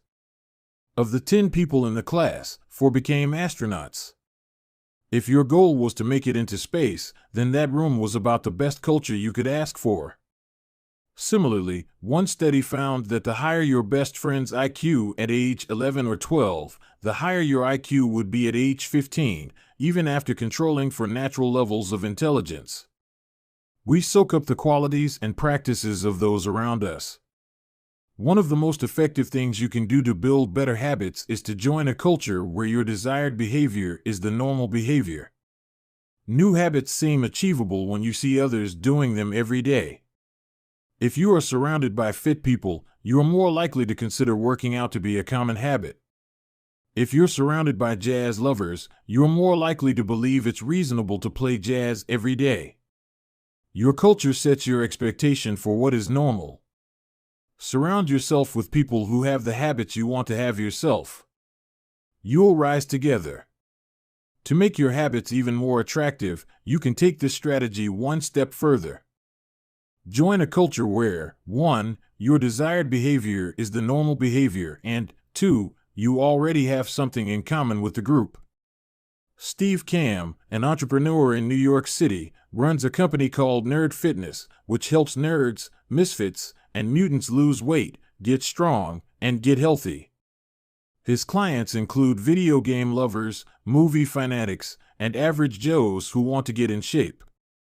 Many people feel out of place the first time they go to the gym or try to change their diet, but if you are already similar to the other members of the group in some way, say, your mutual love of Star Wars, change becomes more appealing because it feels like something people like you already do. Nothing sustains motivation better than belonging to the tribe. It transforms a personal quest into a shared one. Previously, you were on your own. Your identity was singular. You are a reader. You are a musician. You are an athlete. When you join a book club or a band or a cycling group, your identity becomes linked to those around you. Growth and change is no longer an individual pursuit. We are readers. We are musicians. We are cyclists. The shared identity begins to reinforce your personal identity. This is why remaining part of a group after achieving a goal is crucial to maintaining your habits. It's friendship and community that embed a new identity and help behaviors last over the long run. 2. Imitating the many. In the 1950s, psychologist Solomon Asch conducted a series of experiments that are now taught to legions of undergrads each year. To begin each experiment, the subject entered the room with a group of strangers. Unbeknownst to them, the other participants were actors planted by the researcher and instructed to deliver scripted answers to certain questions. The group would be shown one card with a line on it and then a second card with a series of lines. Each person was asked to select the line on the second card that was similar in length to the line on the first card. It was a very simple task. Conforming to social norms. The experiment always began the same. First, there would be some easy trials where everyone agreed on the correct line. After a few rounds, the participants were shown a test that was just as obvious as the previous ones, except the actors in the room would select an intentionally incorrect answer. For example, they would respond A to the comparison shown in Figure 10. Everyone would agree that the lines were the same even though they were clearly different. The subject, who was unaware of the ruse, would immediately become bewildered. Their eyes would open wide. They would laugh nervously to themselves. They would double-check the reactions of other participants. Their agitation would grow as one person after another delivered the same incorrect response. Soon, the subject began to doubt their own eyes. Eventually, they delivered the answer they knew in their heart to be incorrect. Asch ran this experiment many times and in many different ways. What he discovered was that as the number of actors increased, so did the conformity of the subject. If it was just the subject and one actor, then there was no effect on the person's choice. They just assumed they were in the room with a dummy. When two actors were in the room with the subject, there was still little impact. But as the number of people increased to 3 actors and 4 and all the way to 8, the subject became more likely to second-guess themselves. By the end of the experiment, nearly 75% of the subjects had agreed with the group answer even though it was obviously incorrect. Whenever we are unsure how to act, we look to the group to guide our behavior. We are constantly scanning our environment and wondering, what is everyone else doing? We check reviews on Amazon or Yelp or TripAdvisor because we want to imitate the best buying, eating, and travel habits. It's usually a smart strategy. There is evidence in numbers. But there can be a downside. The normal behavior of the tribe often overpowers the desired behavior of the individual. For example, one study found that when a chimpanzee learns an effective way to crack nuts open as a member of one group and then switches to a new group that uses a less effective strategy, it will avoid using the superior nut cracking method just to blend in with the rest of the chimps. Humans are similar. There is tremendous internal pressure to comply with the norms of the group. The reward of being accepted is often greater than the reward of winning an argument, looking smart, or finding truth. Most days, we'd rather be wrong with the crowd than be right by ourselves. The human mind knows how to get along with others. It wants to get along with others. This is our natural mode. You can override it. You can choose to ignore the group or to stop caring what other people think, but it takes work. Running against the grain of your culture requires extra effort. When changing your habits means challenging the tribe, change is unattractive. When changing your habits means fitting in with the tribe, change is very attractive. 3. Imitating the powerful. Humans everywhere pursue power, prestige, and status. We want pins and medallions on our jackets. We want president or partner in our titles. We want to be acknowledged, recognized, and praised. This tendency can seem vain, but overall, it's a smart move. Historically, a person with greater power and status has access to more resources, worries less about survival, and proves to be a more attractive mate. We are drawn to behaviors that earn us respect, approval, admiration, and status. We want to be the one in the gym who can do muscle-ups, or the musician who can play the hardest chord progressions, or the parent with the most accomplished children, because these things separate us from the crowd. Once we fit in, we start looking for ways to stand out. This is one reason we care so much about the habits of highly effective people. We try to copy the behavior of successful people because we desire success ourselves. Many of our daily habits are imitations of people we admire. You replicate the marketing strategies of the most successful firms in your industry. You make a recipe from your favorite baker. You borrow the storytelling strategies of your favorite writer. You mimic the communication style of your boss. We imitate people we envy. High-status people enjoy the approval, respect, and praise of others. And that means if a behavior can get us approval, respect, and praise, we find it attractive. We are also motivated to avoid behaviors that would lower our status. We trim our hedges and mow our lawn because we don't want to be the slob of the neighborhood. When our mother comes to visit, we clean up the house because we don't want to be judged. We are continually wondering what will others think of me and altering our behavior based on the answer. The Polgar sisters, the chess prodigies mentioned at the beginning of this chapter, are evidence of the powerful and lasting impact social influences can have on our behavior. The sisters practiced chess for many hours each day and continued this remarkable effort for decades. But these habits and behaviors maintained their attractiveness, in part, because they were valued by their culture. From the praise of their parents to the achievement of different status markers like becoming a grandmaster, they had many reasons to continue their effort. Chapter Summary. The culture we live in determines which behaviors are attractive to us. We tend to adopt habits that are praised and approved of by our culture because we have a strong desire to fit in and belong to the tribe. We tend to imitate the habits of 3 social groups: the close, family and friends; the many, the tribe; and the powerful, those with status and prestige. One of the most effective things you can do to build better habits is to join a culture where 1. Your desired behavior is the normal behavior, and 2. You already have something in common with the group. The normal behavior of the tribe often overpowers the desired behavior of the individual. Most days, we'd rather be wrong with the crowd than be right by ourselves. If a behavior can get us approval, respect, and praise, we find it attractive. Chapter 10. How to find and fix the causes of your bad habits. In late 2012, I was sitting in an old apartment just a few blocks from Istanbul's most famous street, Istiklal Caddesi. I was in the middle of a 4-day trip to Turkey, and my guide, Mike, was relaxing in a worn-out armchair a few feet away. Mike wasn't really a guide. He was just a guy from Maine who had been living in Turkey for 5 years, but he offered to show me around while I was visiting the country, and I took him up on it. On this particular night, I had been invited to dinner with him and a handful of his Turkish friends. There were 7 of us, and I was the only one who hadn't, at some point, smoked at least 1 pack of cigarettes per day.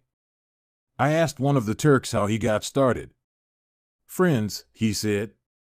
"It always starts with your friends. One friend smokes, then you try it." What was truly fascinating was that half of the people in the room had managed to quit smoking. Mike had been smoke-free for a few years at that point, and he swore up and down that he broke the habit because of a book called Alan Carr's Easy Way to Stop Smoking. It frees you from the mental burden of smoking, he said. It tells you, stop lying to yourself. You know you don't actually want to smoke. You know you don't really enjoy this. It helps you feel like you're not the victim anymore.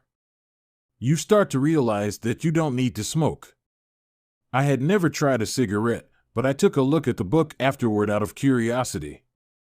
The author employs an interesting strategy to help smokers eliminate their cravings. He systematically reframes each cue associated with smoking and gives it a new meaning. He says things like, you think you are quitting something, but you're not quitting anything because cigarettes do nothing for you. You think smoking is something you need to do to be social, but it's not. You can be social without smoking at all. You think smoking is about relieving stress, but it's not. Smoking does not relieve your nerves, it destroys them. Over and over, he repeats these phrases and others like them. Get it clearly into your mind, he says. You are losing nothing and you are making marvelous positive gains not only in health, energy, and money, but also in confidence, self-respect, freedom, and, most important of all, in the length and quality of your future life. By the time you get to the end of the book, smoking seems like the most ridiculous thing in the world to do. And if you no longer expect smoking to bring you any benefits, you have no reason to smoke. It is an inversion of the second law of behavior change, make it unattractive. Now, I know this idea might sound overly simplistic. Just change your mind and you can quit smoking. But stick with me for a minute. Where cravings come from. Every behavior has a surface-level craving and a deeper, underlying motive. I often have a craving that goes something like this: I want to eat tacos. If you were to ask me why I want to eat tacos, I wouldn't say, because I need food to survive. But the truth is, somewhere deep down, I am motivated to eat tacos because I have to eat to survive. The underlying motive is to obtain food and water even if my specific craving is for a taco. Some of our underlying motives include: conserve energy, obtain food and water, find love and reproduce, connect and bond with others, win social acceptance and approval, reduce uncertainty, achieve status and prestige. A craving is just a specific manifestation of a deeper underlying motive. Your brain did not evolve with a desire to smoke cigarettes or to check Instagram or to play video games. At a deep level, you simply want to reduce uncertainty and relieve anxiety, to win social acceptance and approval, or to achieve status. Look at nearly any product that is habit-forming and you'll see that it does not create a new motivation, but rather latches onto the underlying motives of human nature. Find love and reproduce equals using Tinder.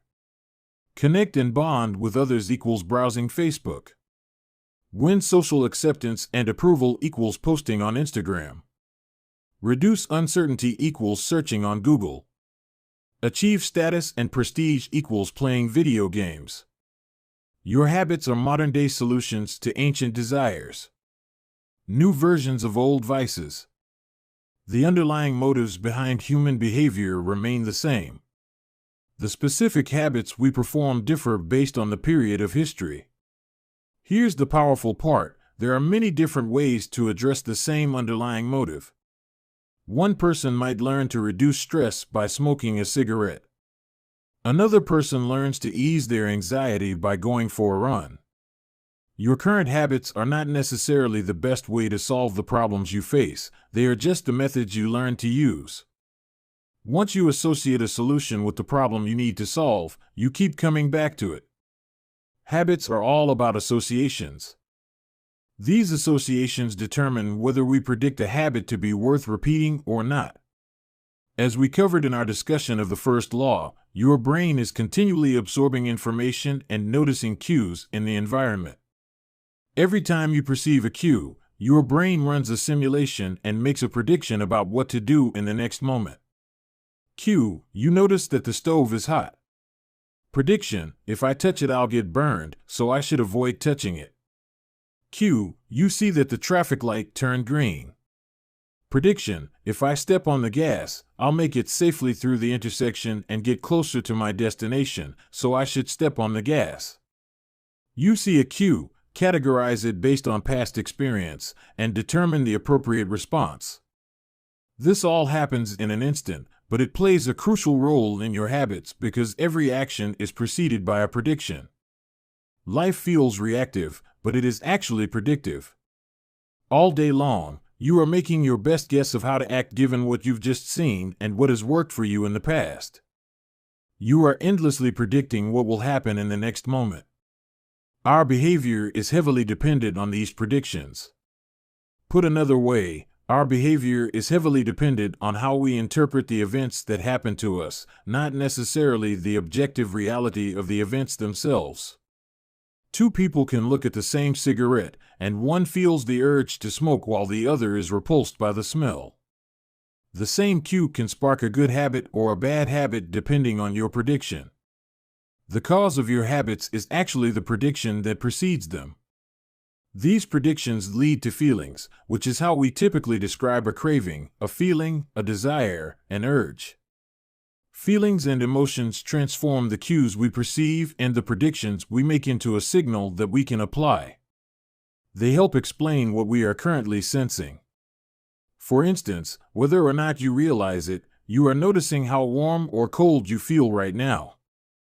If the temperature drops by 1 degree, you probably won't do anything. If the temperature drops 10 degrees, however, you'll feel cold and put on another layer of clothing. Feeling cold was the signal that prompted you to act. You have been sensing the cues the entire time, but it is only when you predict that you would be better off in a different state that you take action. A craving is the sense that something is missing. It is the desire to change your internal state. When the temperature falls, there is a gap between what your body is currently sensing and what it wants to be sensing. This gap between your current state and your desired state provides a reason to act. Desire is the difference between where you are now and where you want to be in the future. Even the tiniest action is tinged with the motivation to feel differently than you do in the moment.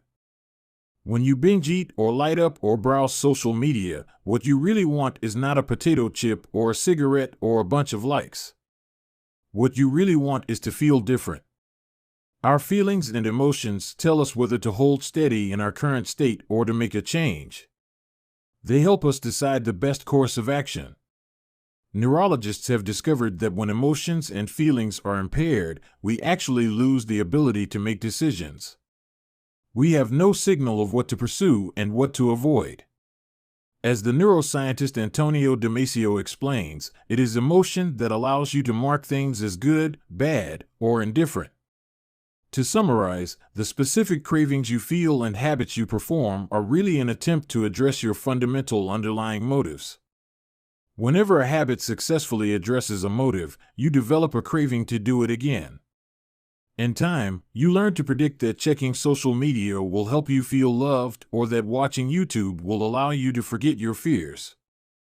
Habits are attractive when we associate them with positive feelings, and we can use this insight to our advantage rather than to our detriment.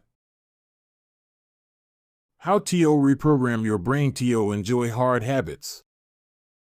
You can make hard habits more attractive if you can learn to associate them with a positive experience. Sometimes, all you need is a slight mindset shift. For instance, we often talk about everything we have to do in a given day. You have to wake up early for work. You have to make another sales call for your business. You have to cook dinner for your family. Now, imagine changing just one word. You don't have to. You get to. You get to wake up early for work. You get to make another sales call for your business. You get to cook dinner for your family. By simply changing one word, you shift the way you view each event. You transition from seeing these behaviors as burdens and turn them into opportunities. The key point is that both versions of reality are true. You have to do those things, and you also get to do them. We can find evidence for whatever mindset we choose. I once heard a story about a man who uses a wheelchair. When asked if it was difficult being confined, he responded, "I'm not confined to my wheelchair, I am liberated by it. If it wasn't for my wheelchair, I would be bedbound and never able to leave my house." This shift in perspective completely transformed how he lived each day. Reframing your habits to highlight their benefits rather than their drawbacks is a fast and lightweight way to reprogram your mind and make a habit seem more attractive. Exercise. Many people associate exercise with being a challenging task that drains energy and wears you down. You can just as easily view it as a way to develop skills and build you up. Instead of telling yourself, "I need to go run in the morning," say, "It's time to build endurance and get fast." Finance. Saving money is often associated with sacrifice. However, you can associate it with freedom rather than limitation if you realize one simple truth: living below your current means increases your future means. The money you save this month increases your purchasing power next month. Meditation. Anyone who has tried meditation for more than 3 seconds knows how frustrating it can be when the next distraction inevitably pops into your mind. You can transform frustration into delight when you realize that each interruption gives you a chance to practice returning to your breath. Distraction is a good thing because you need distractions to practice meditation. Pre-game jitters. Many people feel anxious before delivering a big presentation or competing in an important event. They experience quicker breathing, a faster heart rate, heightened arousal. If we interpret these feelings negatively, then we feel threatened and tense up. If we interpret these feelings positively, then we can respond with fluidity and grace. You can reframe "I am nervous" to "I am excited and I'm getting an adrenaline rush to help me concentrate." These little mindset shifts aren't magic, but they can help change the feelings you associate with a particular habit or situation. If you want to take it a step further, you can create a motivation ritual. You simply practice associating your habits with something you enjoy, then you can use that cue whenever you need a bit of motivation. For instance, if you always play the same song before having sex, then you'll begin to link the music with the act. Whenever you want to get in the mood, just press play. Ed Lattimore, a boxer and writer from Pittsburgh, benefited from a similar strategy without knowing it. "Odd realization," he wrote. "My focus and concentration goes up just by putting my headphones on while writing. I don't even have to play any music." Without realizing it, he was conditioning himself. In the beginning, he put his headphones on, played some music he enjoyed, and did focused work. After doing it 5, 10, 20 times, putting his headphones on became a cue that he automatically associated with increased focus. The craving followed naturally. Athletes use similar strategies to get themselves in the mindset to perform. During my baseball career, I developed a specific ritual of stretching and throwing before each game. The whole sequence took about 10 minutes, and I did it the same way every single time. While it physically warmed me up to play, more importantly, it put me in the right mental state. I began to associate my pregame ritual with feeling competitive and focused. Even if I wasn't motivated beforehand, by the time I was done with my ritual, I was in game mode. You can adapt this strategy for nearly any purpose. Say you want to feel happier in general. Find something that makes you truly happy, like petting your dog or taking a bubble bath, and then create a short routine that you perform every time before you do the thing you love. Maybe you take 3 deep breaths and smile. 3 deep breaths. Smile. Pet the dog. Repeat. Eventually, you'll begin to associate this breathe and smile routine with being in a good mood. It becomes a cue that means feeling happy.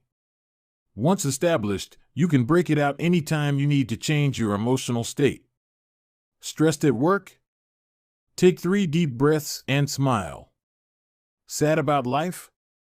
3 deep breaths and smile. Once a habit has been built, the cue can prompt a craving, even if it has little to do with the original situation. The key to finding and fixing the causes of your bad habits is to reframe the associations you have about them. It's not easy, but if you can reprogram your predictions, you can transform a hard habit into an attractive one. Chapter Summary. The inversion of the second law of behavior change is make it unattractive. Every behavior has a surface-level craving and a deeper underlying motive. Your habits are modern-day solutions to ancient desires.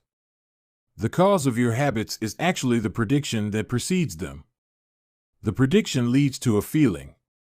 Highlight the benefits of avoiding a bad habit to make it seem unattractive. Habits are attractive when we associate them with positive feelings and unattractive when we associate them with negative feelings. Create a motivation ritual by doing something you enjoy immediately before a difficult habit. The third law, make it easy. Chapter 11, walk slowly, but never backward. On the first day of class, Jerry Yulesman, a professor at the University of Florida, divided his film photography students into 2 groups. Everyone on the left side of the classroom, he explained, would be in the quantity group. They would be graded solely on the amount of work they produced. On the final day of class, he would tally the number of photos submitted by each student. 100 photos would rate an A, 90 photos a B, 80 photos a C, and so on. Meanwhile, everyone on the right side of the room would be in the quality group. They would be graded only on the excellence of their work.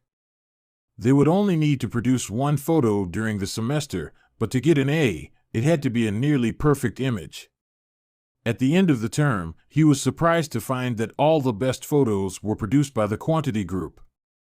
During the semester, these students were busy taking photos, experimenting with composition and lighting, testing out various methods in the darkroom, and learning from their mistakes. In the process of creating hundreds of photos, they honed their skills. Meanwhile, the quality group sat around speculating about perfection. In the end, they had little to show for their efforts other than unverified theories and 1 mediocre photo. It is easy to get bogged down trying to find the optimal plan for change, the fastest way to lose weight, the best program to build muscle, the perfect idea for a side hustle. We are so focused on figuring out the best approach that we never get around to taking action. As Voltaire once wrote, the best is the enemy of the good. I refer to this as the difference between being in motion and taking action. The 2 ideas sound similar, but they're not the same. When you're in motion, you're planning and strategizing and learning. Those are all good things, but they don't produce a result. Action, on the other hand, is the type of behavior that will deliver an outcome. If I outline 20 ideas for articles I want to write, that's motion. If I actually sit down and write an article, that's action. If I search for a better diet plan and read a few books on the topic, that's motion.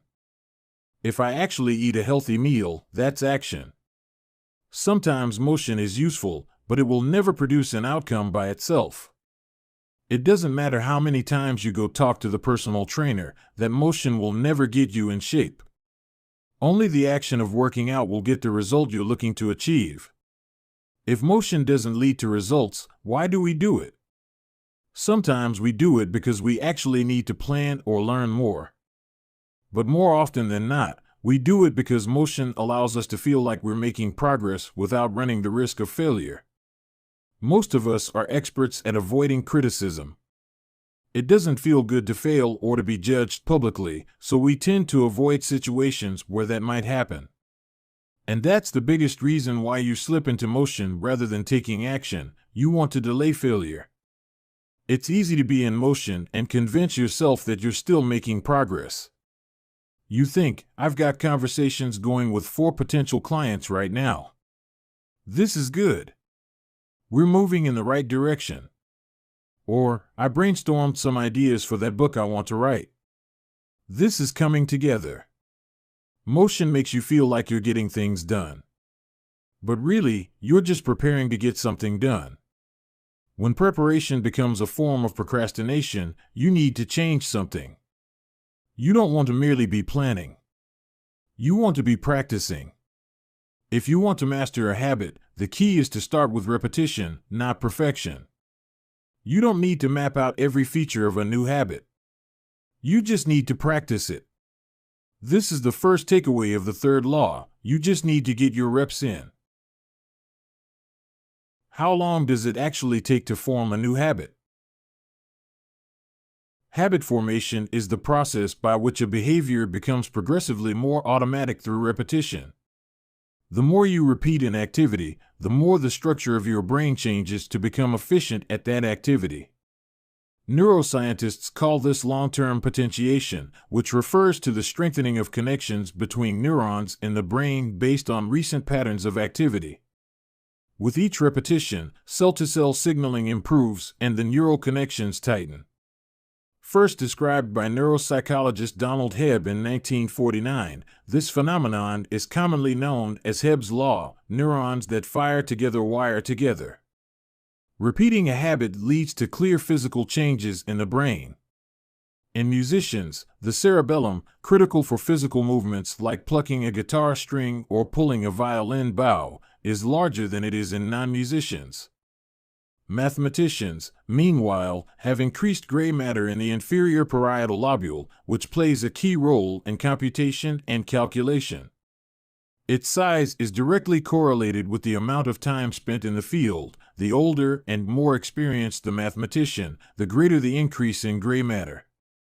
When scientists analyzed the brains of taxi drivers in London, they found that the hippocampus, a region of the brain involved in spatial memory, was significantly larger in their subjects than in non-taxi drivers.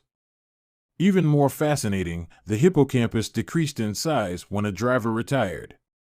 Like the muscles of the body responding to regular weight training, particular regions of the brain adapt as they are used and atrophy as they are abandoned.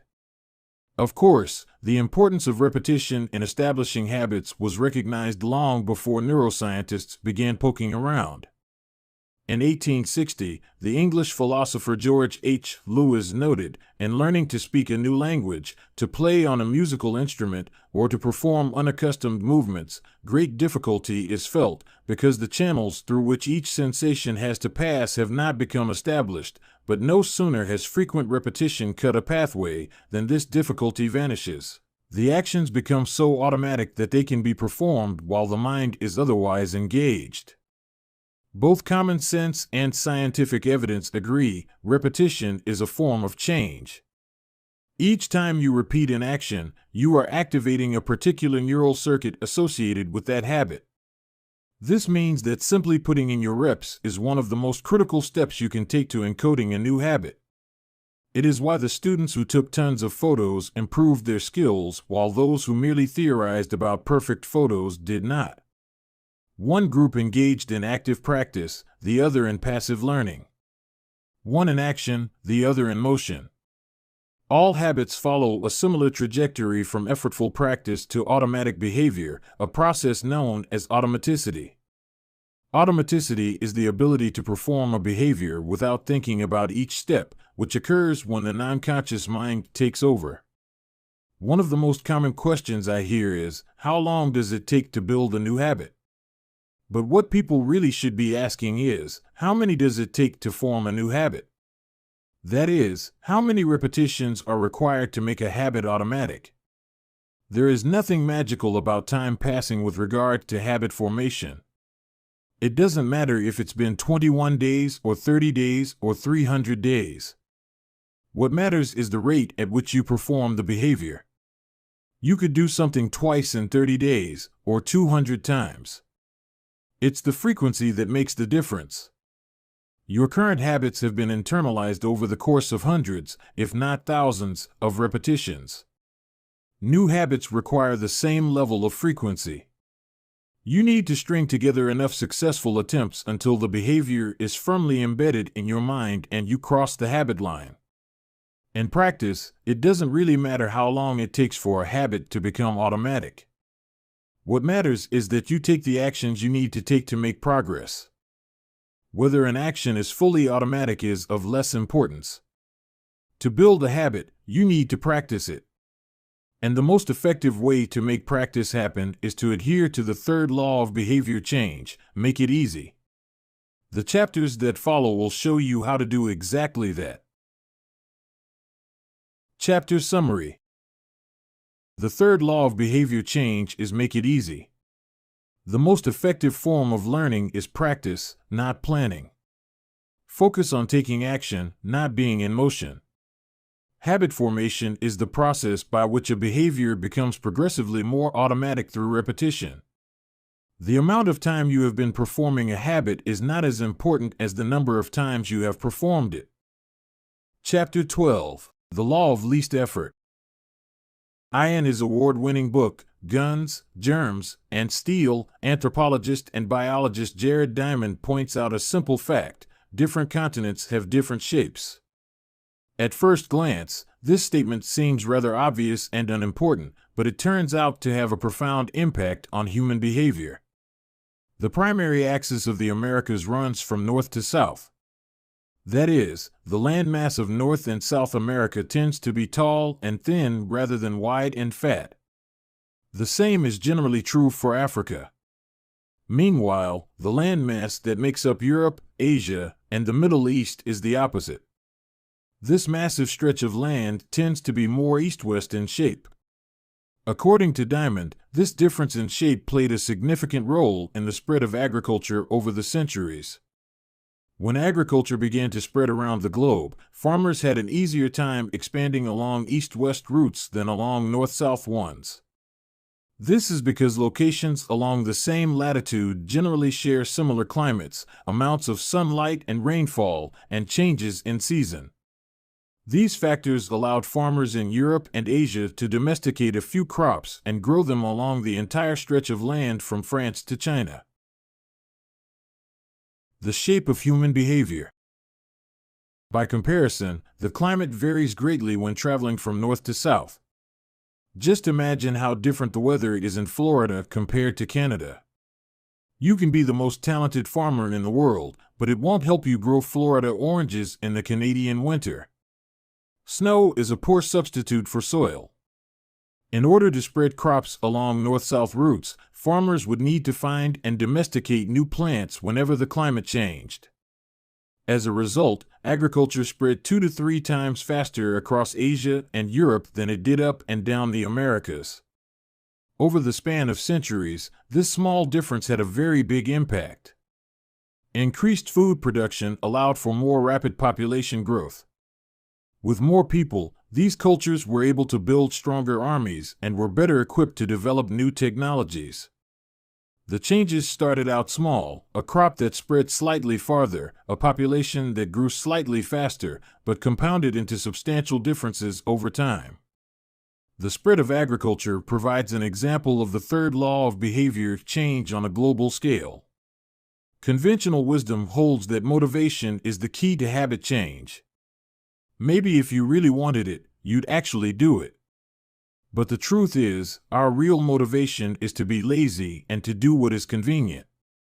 And despite what the latest productivity bestseller will tell you, this is a smart strategy, not a dumb one. Energy is precious, and the brain is wired to conserve it whenever possible. It is human nature to follow the law of least effort, which states that when deciding between two similar options, people will naturally gravitate toward the option that requires the least amount of work. For example, expanding your farm to the east where you can grow the same crops rather than heading north where the climate is different. Out of all the possible actions we could take, the one that is realized is the one that delivers the most value for the least effort. We are motivated to do what is easy. Every action requires a certain amount of energy. The more energy required, the less likely it is to occur. If your goal is to do 100 push-ups per day, that's a lot of energy. In the beginning, when you're motivated and excited, you can muster the strength to get started. But after a few days, such a massive effort feels exhausting. Meanwhile, sticking to the habit of doing 1 push-up per day requires almost no energy to get started. And the less energy a habit requires, the more likely it is to occur. Look at any behavior that fills up much of your life and you'll see that it can be performed with very low levels of motivation. Habits like scrolling on our phones, checking email, and watching television steal so much of our time because they can be performed almost without effort. They are remarkably convenient. In a sense, every habit is just an obstacle to getting what you really want. Dieting is an obstacle to getting fit. Meditation is an obstacle to feeling calm. Journaling is an obstacle to thinking clearly. You don't actually want the habit itself. What you really want is the outcome the habit delivers. The greater the obstacle, that is, the more difficult the habit, the more friction there is between you and your desired end state. This is why it is crucial to make your habits so easy that you'll do them even when you don't feel like it.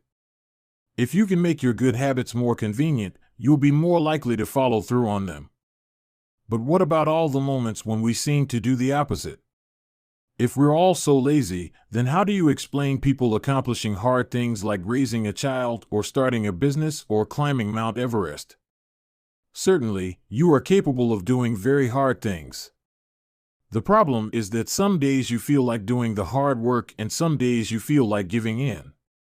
On the tough days, it's crucial to have as many things working in your favor as possible so that you can overcome the challenges life naturally throws your way. The less friction you face, the easier it is for your stronger self to emerge. The idea behind Make It Easy is not to only do easy things. The idea is to make it as easy as possible in the moment to do things that pay off in the long run. How to achieve more with less effort. Imagine you are holding a garden hose that is bent in the middle. Some water can flow through, but not very much. If you want to increase the rate at which water passes through the hose, you have two options. The first option is to crank up the valve and force more water out. The second option is to simply remove the bend in the hose and let water flow through naturally. Trying to pump up your motivation to stick with a hard habit is like trying to force water through a bent hose. You can do it, but it requires a lot of effort and increases the tension in your life. Meanwhile, making your habits simple and easy is like removing the bend in the hose. Rather than trying to overcome the friction in your life, you reduce it. One of the most effective ways to reduce the friction associated with your habits is to practice environment design. In Chapter 6, we discussed environment design as a method for making cues more obvious, but you can also optimize your environment to make actions easier. For example, when deciding where to practice a new habit, it is best to choose a place that is already along the path of your daily routine. Habits are easier to build when they fit into the flow of your life. You are more likely to go to the gym if it is on your way to work because stopping doesn't add much friction to your lifestyle. By comparison, if the gym is off the path of your normal commute, even by just a few blocks, now you're going out of your way to get there. Perhaps even more effective is reducing the friction within your home or office. Too often, we try to start habits in high-friction environments. We try to follow a strict diet while we are out to dinner with friends. We try to write a book in a chaotic household. We try to concentrate while using a smartphone filled with distractions. It doesn't have to be this way. We can remove the points of friction that hold us back. This is precisely what electronics manufacturers in Japan began to do in the 1970s. In an article published in the New Yorker titled Better All the Time, James Shurowaki writes, Japanese firms emphasized what came to be known as lean production, relentlessly looking to remove waste of all kinds from the production process, down to redesigning workspaces, so workers didn't have to waste time twisting and turning to reach their tools. The result was that Japanese factories were more efficient and Japanese products were more reliable than American ones. In 1974, service calls for American-made color televisions were 5 times as common as for Japanese televisions. By 1979, it took American workers 3 times as long to assemble their sets. I like to refer to this strategy as addition by subtraction. Asterisk, the Japanese companies looked for every point of friction in the manufacturing process and eliminated it. As they subtracted wasted effort, they added customers and revenue. Similarly, when we remove the points of friction that sap our time and energy, we can achieve more with less effort. This is one reason tidying up can feel so good. We are simultaneously moving forward and lightening the cognitive load our environment places on us. If you look at the most habit-forming products, you'll notice that one of the things these goods and services do best is remove little bits of friction from your life. Meal delivery services reduce the friction of shopping for groceries. Dating apps reduce the friction of making social introductions. Ride-sharing services reduce the friction of getting across town. Text messaging reduces the friction of sending a letter in the mail. Like a Japanese television manufacturer redesigning their workspace to reduce wasted motion, successful companies design their products to automate, eliminate, or simplify as many steps as possible. They reduce the number of fields on each form. They pare down the number of clicks required to create an account. They deliver their products with easy-to-understand directions or ask their customers to make fewer choices. When the first voice-activated speakers were released, products like Google Home, Amazon Echo, and Apple HomePod, I asked a friend what he liked about the product he had purchased. He said it was just easier to say play some country music than to pull out his phone, open the music app, and pick a playlist. Of course, just a few years earlier, having unlimited access to music in your pocket was a remarkably frictionless behavior compared to driving to the store and buying a CD. Business is a never-ending quest to deliver the same result in an easier fashion. Similar strategies have been used effectively by governments. When the British government wanted to increase tax collection rates, they switched from sending citizens to a web page where the tax form could be downloaded to linking directly to the form.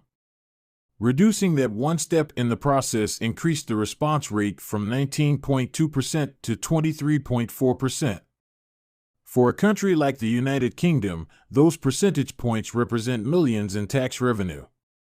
The central idea is to create an environment where doing the right thing is as easy as possible.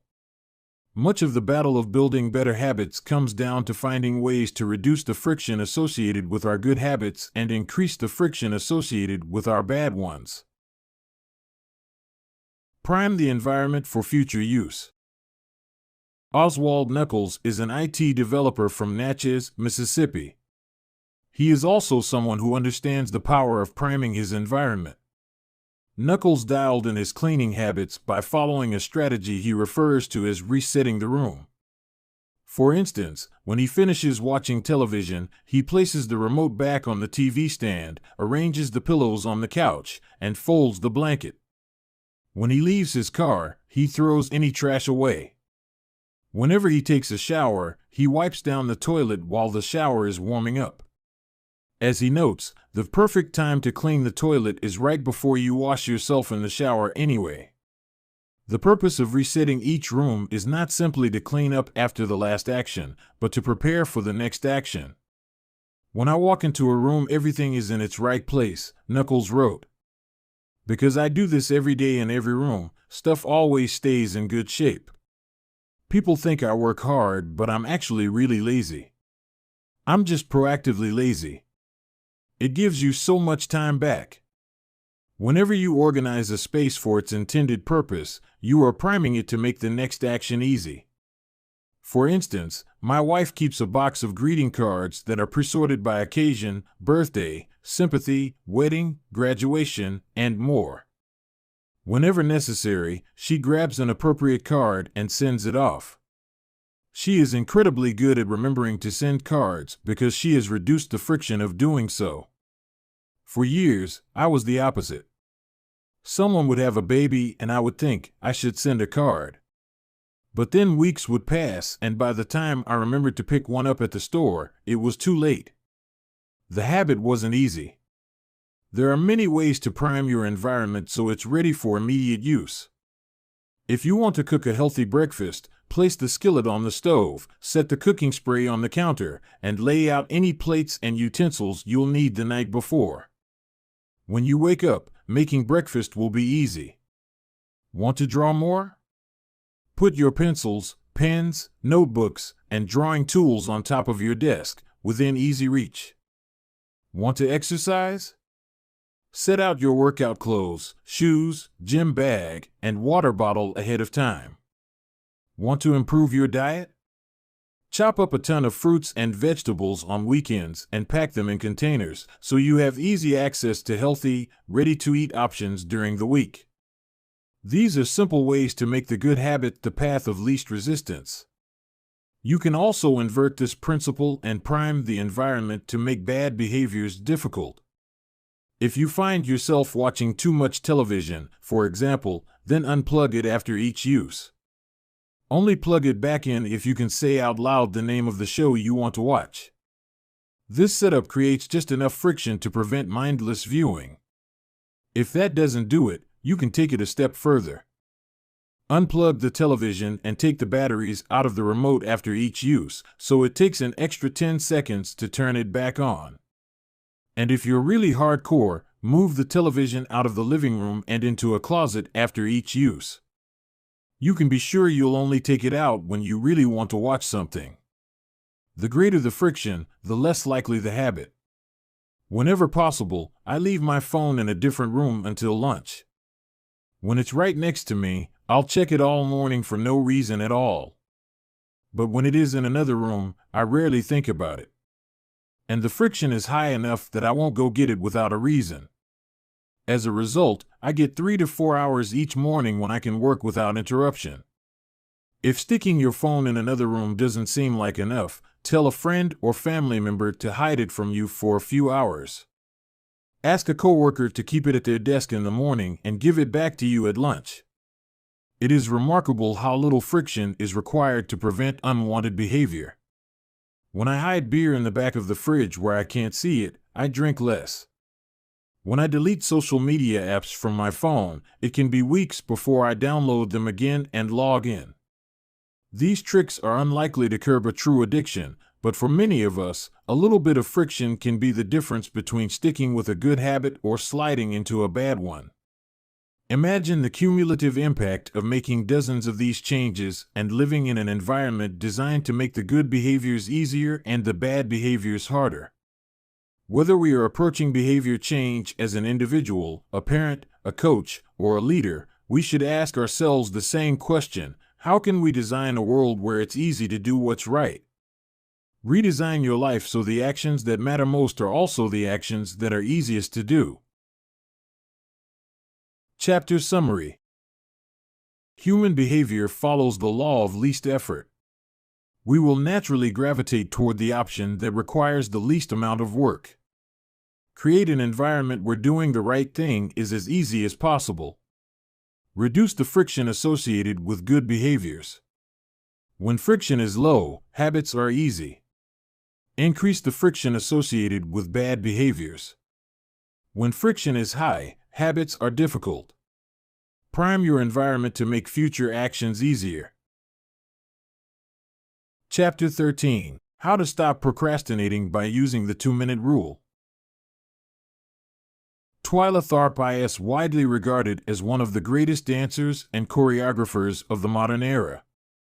In 1992, she was awarded a MacArthur Fellowship, often referred to as the Genius Grant, and she has spent the bulk of her career touring the globe to perform her original works. She also credits much of her success to simple daily habits. I begin each day of my life with a ritual, she writes.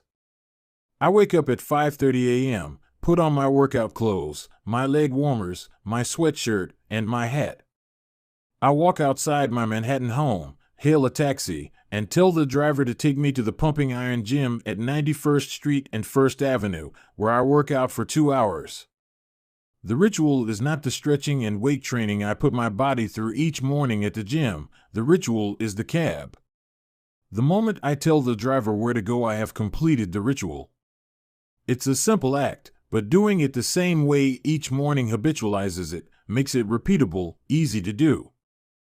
It reduces the chance that I would skip it or do it differently. It is one more item in my arsenal of routines, and one less thing to think about. Hailing a cab each morning may be a tiny action, but it is a splendid example of the third law of behavior change. Researchers estimate that 40 to 50% of our actions on any given day are done out of habit. This is already a substantial percentage, but the true influence of your habits is even greater than these numbers suggest. Habits are automatic choices that influence the conscious decisions that follow. Yes, a habit can be completed in just a few seconds, but it can also shape the actions that you take for minutes or hours afterward. Habits are like the entrance ramp to a highway. They lead you down a path and, before you know it, you're speeding toward the next behavior. It seems to be easier to continue what you are already doing than to start doing something different. You sit through a bad movie for 2 hours. You keep snacking even when you're already full. You check your phone for just a second and soon you have spent 20 minutes staring at the screen.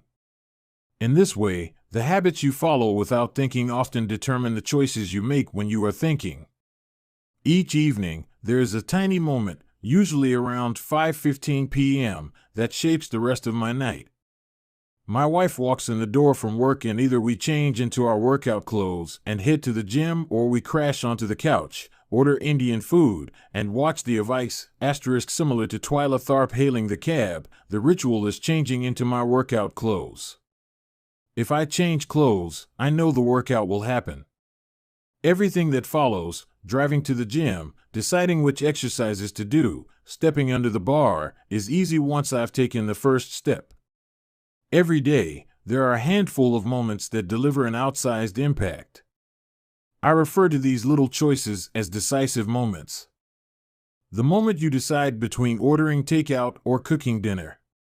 The moment you choose between driving your car or riding your bike. The moment you decide between starting your homework or grabbing the video game controller. These choices are a fork in the road.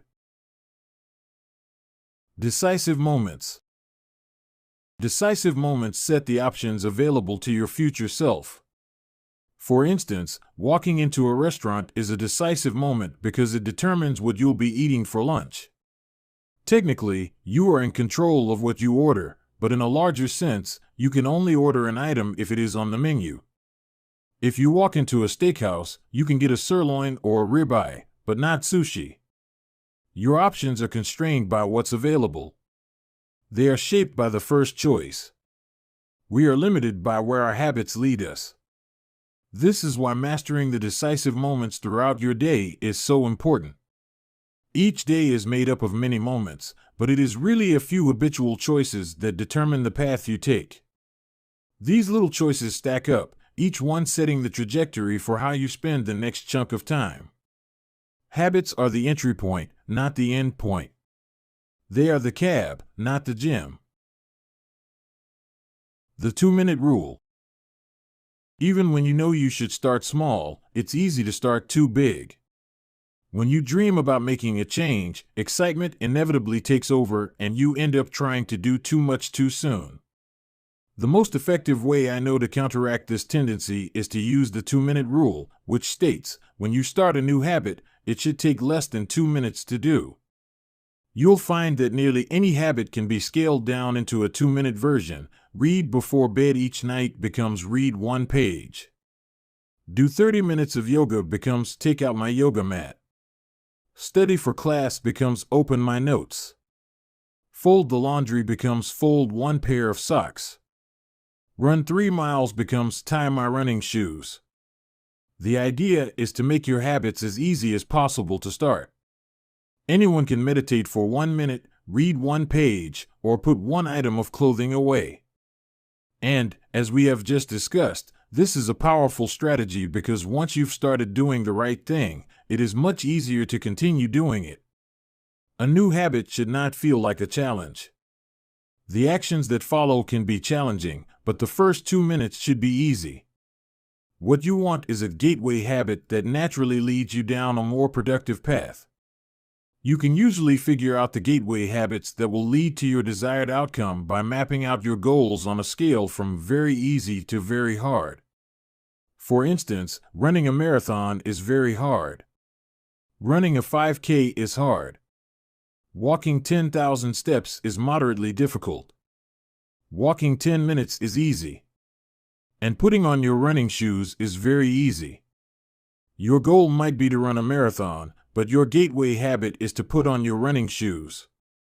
That's how you follow the 2-minute rule. People often think it's weird to get hyped about reading one page or meditating for 1 minute or making one sales call. But the point is not to do one thing. The point is to master the habit of showing up. The truth is, a habit must be established before it can be improved. If you can't learn the basic skill of showing up, then you have little hope of mastering the finer details. Instead of trying to engineer a perfect habit from the start, do the easy thing on a more consistent basis. You have to standardize before you can optimize. As you master the art of showing up, the first 2 minutes simply become a ritual at the beginning of a larger routine. This is not merely a hack to make habits easier, but actually the ideal way to master a difficult skill. The more you ritualize the beginning of a process, the more likely it becomes that you can slip into the state of deep focus that is required to do great things. By doing the same warm-up before every workout, you make it easier to get into a state of peak performance. By following the same creative ritual, you make it easier to get into the hard work of creating. By developing a consistent power-down habit, you make it easier to get to bed at a reasonable time each night. You may not be able to automate the whole process, but you can make the first action mindless. Make it easy to start and the rest will follow. The 2-minute rule can seem like a trick to some people. You know that the real goal is to do more than just 2 minutes, so it may feel like you're trying to fool yourself. Nobody is actually aspiring to read 1 page or do 1 push-up or open their notes. And if you know it's a mental trick, why would you fall for it? If the 2-minute rule feels forced, try this: do it for 2 minutes and then stop. Go for a run, but you must stop after 2 minutes. Start meditating, but you must stop after 2 minutes. Study Arabic, but you must stop after 2 minutes. It's not a strategy for starting, it's the whole thing. Your habit can only last 120 seconds. One of my readers used this strategy to lose over 100 pounds. In the beginning, he went to the gym each day, but he told himself he wasn't allowed to stay for more than 5 minutes. He would go to the gym, exercise for 5 minutes, and leave as soon as his time was up. After a few weeks, he looked around and thought, well, I'm always coming here anyway. I might as well start staying a little longer. A few years later, the weight was gone. Journaling provides another example. Nearly everyone can benefit from getting their thoughts out of their head and onto paper, but most people give up after a few days or avoid it entirely because journaling feels like a chore. The secret is to always stay below the point where it feels like work. Greg McEwen, a leadership consultant from the United Kingdom, built a daily journaling habit by specifically writing less than he felt like. He always stopped journaling before it seemed like a hassle.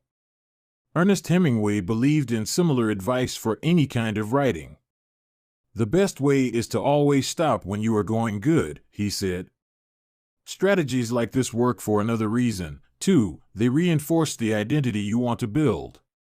If you show up at the gym 5 days in a row, even if it's just for 2 minutes, you are casting votes for your new identity. You're not worried about getting in shape.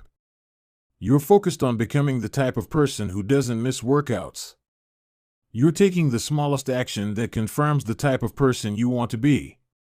We rarely think about change this way because everyone is consumed by the end goal. But 1 push-up is better than not exercising. 1 minute of guitar practice is better than none at all. 1 minute of reading is better than never picking up a book. It's better to do less than you hope than to do nothing at all. At some point, once you've established the habit and you're showing up each day, you can combine the 2-minute rule with a technique we call habit shaping to scale your habit back up toward your ultimate goal. Start by mastering the first 2 minutes of the smallest version of the behavior. Then, advance to an intermediate step and repeat the process, focusing on just the first 2 minutes and mastering that stage before moving on to the next level. Eventually, you'll end up with the habit you had originally hoped to build while still keeping your focus where it should be, on the first 2 minutes of the behavior. Examples of habit shaping. Becoming an early riser. Phase 1. Be home by 10 p.m. every night. Phase 2. Have all devices, TV, phone, etc., turned off by 10 p.m. every night. Phase 3. Be in bed by 10 p.m. every night, reading a book, talking with your partner. Phase 4. Lights off by 10 p.m. every night.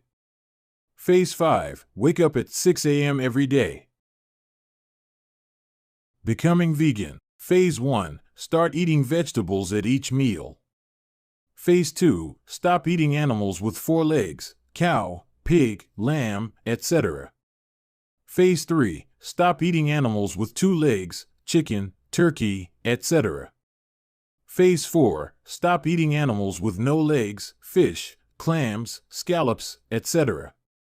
Phase 5. Stop eating all animal products, eggs, milk, cheese. Starting to exercise. Phase 1. Change into workout clothes. Phase 2. Step out the door, try taking a walk. Phase 3. Drive to the gym, exercise for 5 minutes, and leave. Phase 4. Exercise for 15 minutes at least once per week. Phase 5. Exercise 3 times per week. Nearly any larger life goal can be transformed into a 2-minute behavior. I want to live a healthy and long life greater than I need to stay in shape, greater than I need to exercise, greater than I need to change into my workout clothes. I want to have a happy marriage, greater than I need to be a good partner, greater than I should do something each day to make my partner's life easier, greater than I should meal plan for next week. Whenever you are struggling to stick with a habit, you can employ the 2-minute rule. It's a simple way to make your habits easy. Chapter Summary. Habits can be completed in a few seconds, but continue to impact your behavior for minutes or hours afterward. Many habits occur at decisive moments, choices that are like a fork in the road, and either send you in the direction of a productive day or an unproductive one.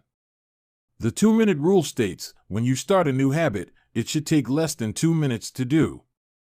The more you ritualize the beginning of a process, the more likely it becomes that you can slip into the state of deep focus that is required to do great things. Standardize before you optimize. You can't improve a habit that doesn't exist. Chapter 14. How to make good habits inevitable and bad habits impossible. In the summer of 1830, Victor Hugo was facing an impossible deadline. 12 months earlier, the French author had promised his publisher a new book. But instead of writing, he spent that year pursuing other projects, entertaining guests, and delaying his work. Frustrated, Hugo's publisher responded by setting a deadline less than 6 months away. The book had to be finished by February 1831. Hugo concocted a strange plan to beat his procrastination. He collected all of his clothes and asked an assistant to lock them away in a large chest. He was left with nothing to wear except a large shawl. Lacking any suitable clothing to go outdoors, he remained in his study and wrote furiously during the fall and winter of 1830. The Hunchback of Notre Dame was published 2 weeks early on January 14, 1831. Sometimes success is less about making good habits easy and more about making bad habits hard. This is an inversion of the third law of behavior change: make it difficult.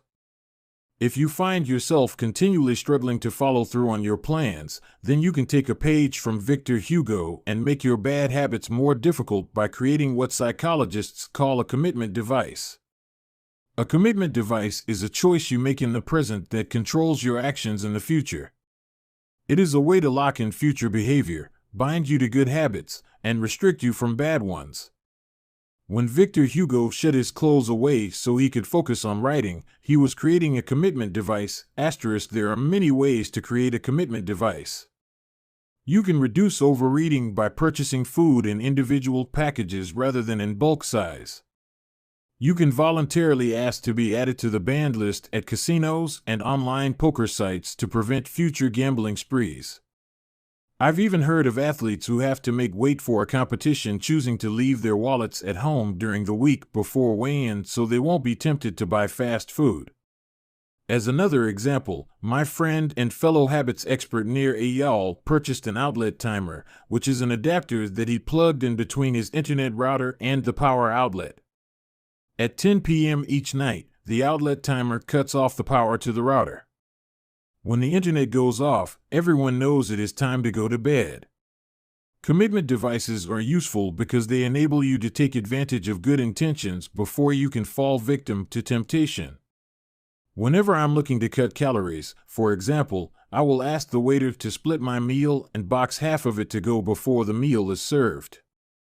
If I waited until the meal came out and told myself I'll just eat half, it would never work. The key is to change the task such that it requires more work to get out of the good habit than to get started on it.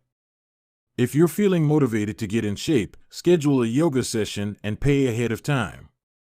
If you're excited about the business you want to start, email an entrepreneur you respect and set up a consulting call. When the time comes to act, the only way to bail is to cancel the meeting, which requires effort and may cost money. Commitment devices increase the odds that you'll do the right thing in the future by making bad habits difficult in the present. However, we can do even better. We can make good habits inevitable and bad habits impossible. How to automate a habit and never think about it again. John Henry Patterson was born in Dayton, Ohio, in 1844. He spent his childhood doing chores on the family farm and working shifts at his father's sawmill. After attending college at Dartmouth, Patterson returned to Ohio and opened a small supply store for coal miners. It seemed like a good opportunity. The store faced little competition and enjoyed a steady stream of customers, but still struggled to make money. That was when Patterson discovered his employees were stealing from him. In the mid-1800s, employee theft was a common problem. Receipts were kept in an open drawer and could easily be altered or discarded. There were no video cameras to review behavior and no software to track transactions. Unless you were willing to hover over your employees every minute of the day, or to manage all transactions yourself, it was difficult to prevent theft. As Patterson mulled over his predicament, he came across an advertisement for a new invention called Ritty's Incorruptible Cashier. Designed by fellow Dayton resident James Ritty, it was the first cash register. The machine automatically locked the cash and receipts inside after each transaction. Patterson bought 2 for $50 each. Employee theft at his store vanished overnight. In the next 6 months, Patterson's business went from losing money to making $5,000 in profit, the equivalent of more than $100,000 today. Patterson was so impressed with the machine that he changed businesses. He bought the rights to Ritty's invention and opened the National Cash Register Company. 10 years later, National Cash Register had over 1,000 employees and was on its way to becoming one of the most successful businesses of its time. The best way to break a bad habit is to make it impractical to do. Increase the friction until you don't even have the option to act. The brilliance of the cash register was that it automated ethical behavior by making stealing practically impossible. Rather than trying to change the employees, it made the preferred behavior automatic. Some actions, like installing a cash register, pay off again and again. These one-time choices require a little bit of effort up front but create increasing value over time. I'm fascinated by the idea that a single choice can deliver returns again and again, and I surveyed my readers on their favorite one-time actions that lead to better long-term habits. The table on the following page shares some of the most popular answers. I'd wager that if the average person were to simply do half of the one-time actions on this list, even if they didn't give another thought to their habits, most would find themselves living a better life a year from now. These one-time actions are a straightforward way to employ the third law of behavior change. They make it easier to sleep well, eat healthy, be productive, save money, and generally live better. One-time actions that lock in good habits. Nutrition. Buy a water filter to clean your drinking water. Use smaller plates to reduce caloric intake. Sleep. Buy a good mattress. Get blackout curtains. Remove your television from your bedroom. Productivity. Unsubscribe from emails.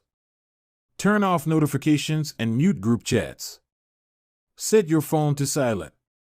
Use email filters to clear up your inbox. Delete games and social media apps on your phone. Happiness. Get a dog. Move to a friendly, social neighborhood. General health. Get vaccinated. Buy good shoes to avoid back pain. Buy a supportive chair or standing desk. Finance. Enroll in an automatic savings plan. Set up automatic bill pay. Cut cable service. Ask service providers to lower your bills. Of course, there are many ways to automate good habits and eliminate bad ones. Typically, they involve putting technology to work for you. Technology can transform actions that were once hard, annoying, and complicated into behaviors that are easy, painless, and simple. It is the most reliable and effective way to guarantee the right behavior. This is particularly useful for behaviors that happen too infrequently to become habitual. Things you have to do monthly or yearly, like rebalancing your investment portfolio, are never repeated frequently enough to become a habit, so they benefit in particular from technology remembering to do them for you. Other examples include medicine. Prescriptions can be automatically refilled. Personal finance. Employees can save for retirement with an automatic wage deduction. Cooking. Meal delivery services can do your grocery shopping. Productivity. Social media browsing can be cut off with a website blocker. When you automate as much of your life as possible, you can spend your effort on the tasks machines cannot do yet. Each habit that we hand over to the authority of technology frees up time and energy to pour into the next stage of growth. As mathematician and philosopher Alfred North Whitehead wrote, civilization advances by extending the number of operations we can perform without thinking about them. Of course, the power of technology can work against us as well. Binge watching becomes a habit because you have to put more effort in to stop looking at the screen than to continue doing so. Instead of pressing a button to advance to the next episode, Netflix or YouTube will autoplay it for you. All you have to do is keep your eyes open. Technology creates a level of convenience that enables you to act on your smallest whims and desires. At the mere suggestion of hunger, you can have food delivered to your door. At the slightest hint of boredom, you can get lost in the vast expanse of social media. When the effort required to act on your desires becomes effectively zero, you can find yourself slipping into whatever impulse arises at the moment. The downside of automation is that we can find ourselves jumping from easy task to easy task without making time for more difficult, but ultimately more rewarding, work. I often find myself gravitating toward social media during any downtime. If I feel bored for just a fraction of a second, I reach for my phone. It's easy to write off these minor distractions as just taking a break, but over time they can accumulate into a serious issue. The constant tug of just one more minute can prevent me from doing anything of consequence. I'm not the only one. The average person spends over 2 hours per day on social media. What could you do with an extra 600 hours per year? During the year I was writing this book, I experimented with a new time management strategy. Every Monday, my assistant would reset the passwords on all my social media accounts, which logged me out on each device. All week I worked without distraction. On Friday, she would send me the new passwords. I had the entire weekend to enjoy what social media had to offer until Monday morning when she would do it again. If you don't have an assistant, team up with a friend or family member and reset each other's passwords each week. One of the biggest surprises was how quickly I adapted. Within the first week of locking myself out of social media, I realized that I didn't need to check it nearly as often as I had been, and I certainly didn't need it each day. It had simply been so easy that it had become the default. Once my bad habit became impossible, I discovered that I did actually have the motivation to work on more meaningful tasks. After I removed the mental candy from my environment, it became much easier to eat the healthy stuff. When working in your favor, automation can make your good habits inevitable and your bad habits impossible. It is the ultimate way to lock in future behavior rather than relying on willpower in the moment. By utilizing commitment devices, strategic one-time decisions, and technology, you can create an environment of inevitability, a space where good habits are not just an outcome you hope for but an outcome that is virtually guaranteed. Chapter Summary. The inversion of the third law of behavior change is make it difficult. A commitment device is a choice you make in the present that locks in better behavior in the future. The ultimate way to lock in future behavior is to automate your habits. One-time choices, like buying a better mattress or enrolling in an automatic savings plan, are single actions that automate your future habits and deliver increasing returns over time. Using technology to automate your habits is the most reliable and effective way to guarantee the right behavior. The fourth law, make it satisfying. Chapter 15, The Cardinal Rule of Behavior Change. In the late 1990s, a public health worker named Stephen Luby left his hometown of Omaha, Nebraska, and bought a one-way ticket to Karachi, Pakistan. Karachi was one of the most populous cities in the world. By 1998, over 9 million people called it home. It was the economic center of Pakistan and a transportation hub, with some of the most active airports and seaports in the region. In the commercial parts of town, you could find all of the standard urban amenities and bustling downtown streets. But Karachi was also one of the least livable cities in the world. Over 60% of Karachi's residents lived in squatter settlements and slums. These densely packed neighborhoods were filled with makeshift houses cobbled together from old boards, cinder blocks, and other discarded materials. There was no waste removal system, no electricity grid, no clean water supply. When dry, the streets were a combination of dust and trash. When wet, they became a muddy pit of sewage. Mosquito colonies thrived in pools of stagnant water, and children played among the garbage. The unsanitary conditions lead to widespread illness and disease. Contaminated water sources caused epidemics of diarrhea, vomiting, and abdominal pain. Nearly 1/3 of the children living there were malnourished. With so many people crammed into such a small space, viruses and bacterial infections spread rapidly. It was this public health crisis that had brought Stephen Luby to Pakistan.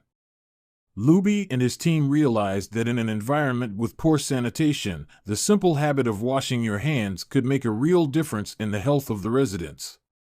But they soon discovered that many people were already aware that hand washing was important. And yet, despite this knowledge, many residents were washing their hands in a haphazard fashion. Some people would just run their hands under the water quickly. Others would only wash one hand. Many would simply forget to wash their hands before preparing food. Everyone said hand washing was important, but few people made a habit out of it. The problem wasn't knowledge. The problem was consistency. That was when Luby and his team partnered with Procter & Gamble to supply the neighborhood with Safeguard soap.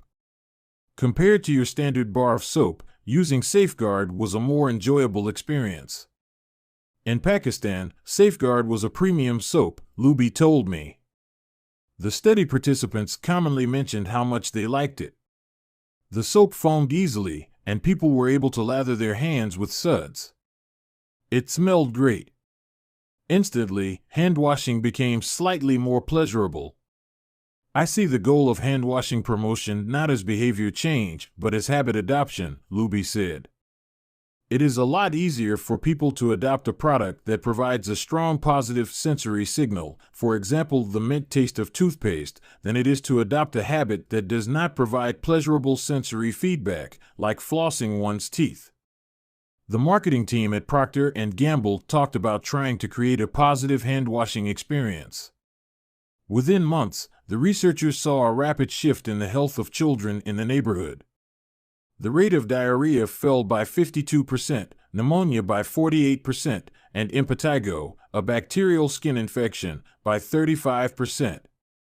The long-term effects were even better. We went back to some of the households in Karachi 6 years after, Luby told me. Over 95% of households who had been given the soap for free and encouraged to wash their hands had a hand-washing station with soap and water available when our study team visited. We had not given any soap to the intervention group for over 5 years, but during the trial they had become so habituated to wash their hands that they had maintained the practice. It was a powerful example of the fourth and final law of behavior change: make it satisfying. We are more likely to repeat a behavior when the experience is satisfying. This is entirely logical. Feelings of pleasure, even minor ones like washing your hands with soap that smells nice and lathers well, are signals that tell the brain, this feels good. Do this again, next time. Pleasure teaches your brain that a behavior is worth remembering and repeating. Take the story of chewing gum. Chewing gum had been sold commercially throughout the 1800s, but it wasn't until Wrigley launched in 1891 that it became a worldwide habit. Early versions were made from relatively bland resins, chewy, but not tasty. Wrigley revolutionized the industry by adding flavors like spearmint and juicy fruit, which made the product flavorful and fun to use. Then they went a step further and began pushing chewing gum as a pathway to a clean mouth. Advertisements told readers to refresh your taste. Tasty flavors and the feeling of a fresh mouth provided little bits of immediate reinforcement and made the product satisfying to use. Consumption skyrocketed, and Wrigley became the largest chewing gum company in the world. Toothpaste had a similar trajectory. Manufacturers enjoyed great success when they added flavors like spearmint, peppermint, and cinnamon to their products. These flavors don't improve the effectiveness of toothpaste. They simply create a clean mouth feel and make the experience of brushing your teeth more pleasurable. My wife actually stopped using Sensodyne because she didn't like the aftertaste. She switched to a brand with a stronger mint flavor, which proved to be more satisfying. Conversely, if an experience is not satisfying, we have little reason to repeat it. In my research, I came across the story of a woman who had a narcissistic relative who drove her nuts. In an attempt to spend less time with this egomaniac, she acted as dull and as boring as possible whenever he was around. Within a few encounters, he started avoiding her because he found her so uninteresting. Stories like these are evidence of the cardinal rule of behavior change: what is rewarded is repeated. What is punished is avoided. You learn what to do in the future based on what you were rewarded for doing or punished for doing in the past. Positive emotions cultivate habits. Negative emotions destroy them. The first 3 laws of behavior change: make it obvious, make it attractive, and make it easy, increase the odds that a behavior will be performed this time. The 4th law of behavior change: make it satisfying, increases the odds that a behavior will be repeated next time. It completes the habit loop. But there is a trick. We are not looking for just any type of satisfaction. We are looking for immediate satisfaction. The mismatch between immediate and delayed rewards. Imagine you're an animal roaming the plains of Africa, a giraffe, or an elephant or a lion. On any given day, most of your decisions have an immediate impact. You are always thinking about what to eat or where to sleep or how to avoid a predator. You are constantly focused on the present or the very near future. You live in what scientists call an immediate return environment because your actions instantly deliver clear and immediate outcomes. Now switch back to your human self. In modern society, many of the choices you make today will not benefit you immediately. If you do a good job at work, you'll get a paycheck in a few weeks. If you exercise today, perhaps you won't be overweight next year. If you save money now, maybe you'll have enough for retirement decades from now. You live in what scientists call a delayed return environment because you can work for years before your actions deliver the intended payoff. The human brain did not evolve for life in a delayed return environment. The earliest remains of modern humans, known as Homo sapiens sapiens, are approximately 200,000 years old. These were the first humans to have a brain relatively similar to ours. In particular, the neocortex, the newest part of the brain and the region responsible for higher functions like language, was roughly the same size 200,000 years ago as today. You are walking around with the same hardware as your Paleolithic ancestors. It is only recently, during the last 500 years or so, that society has shifted to a predominantly delayed return environment. Compared to the age of the brain, modern society is brand new. In the last 100 years, we have seen the rise of the car, the airplane, the television, the personal computer, the internet, the smartphone, and Beyoncé. The world has changed much in recent years, but human nature has changed little. Similar to other animals on the African savanna, our ancestors spent their days responding to grave threats, securing the next meal, and taking shelter from a storm. It made sense to place a high value on instant gratification. The distant future was less of a concern. And after thousands of generations in an immediate return environment, our brains evolved to prefer quick payoffs to long-term ones. Behavioral economists refer to this tendency as time inconsistency. That is, the way your brain evaluates rewards is inconsistent across time. You value the present more than the future. Usually, this tendency serves us well. A reward that is certain right now is typically worth more than one that is merely possible in the future. But occasionally, our bias toward instant gratification causes problems. Why would someone smoke if they know it increases the risk of lung cancer? Why would someone overeat when they know it increases their risk of obesity? Why would someone have unsafe sex if they know it can result in sexually transmitted disease? Once you understand how the brain prioritizes rewards, the answers become clear. The consequences of bad habits are delayed while the rewards are immediate. Smoking might kill you in 10 years, but it reduces stress and eases your nicotine cravings now. Overeating is harmful in the long run but appetizing in the moment. Sex, safe or not, provides pleasure right away. Disease and infection won't show up for days or weeks, even years. Every habit produces multiple outcomes across time. Unfortunately, these outcomes are often misaligned. With our bad habits, the immediate outcome usually feels good, but the ultimate outcome feels bad. With good habits, it is the reverse. The immediate outcome is unenjoyable, but the ultimate outcome feels good.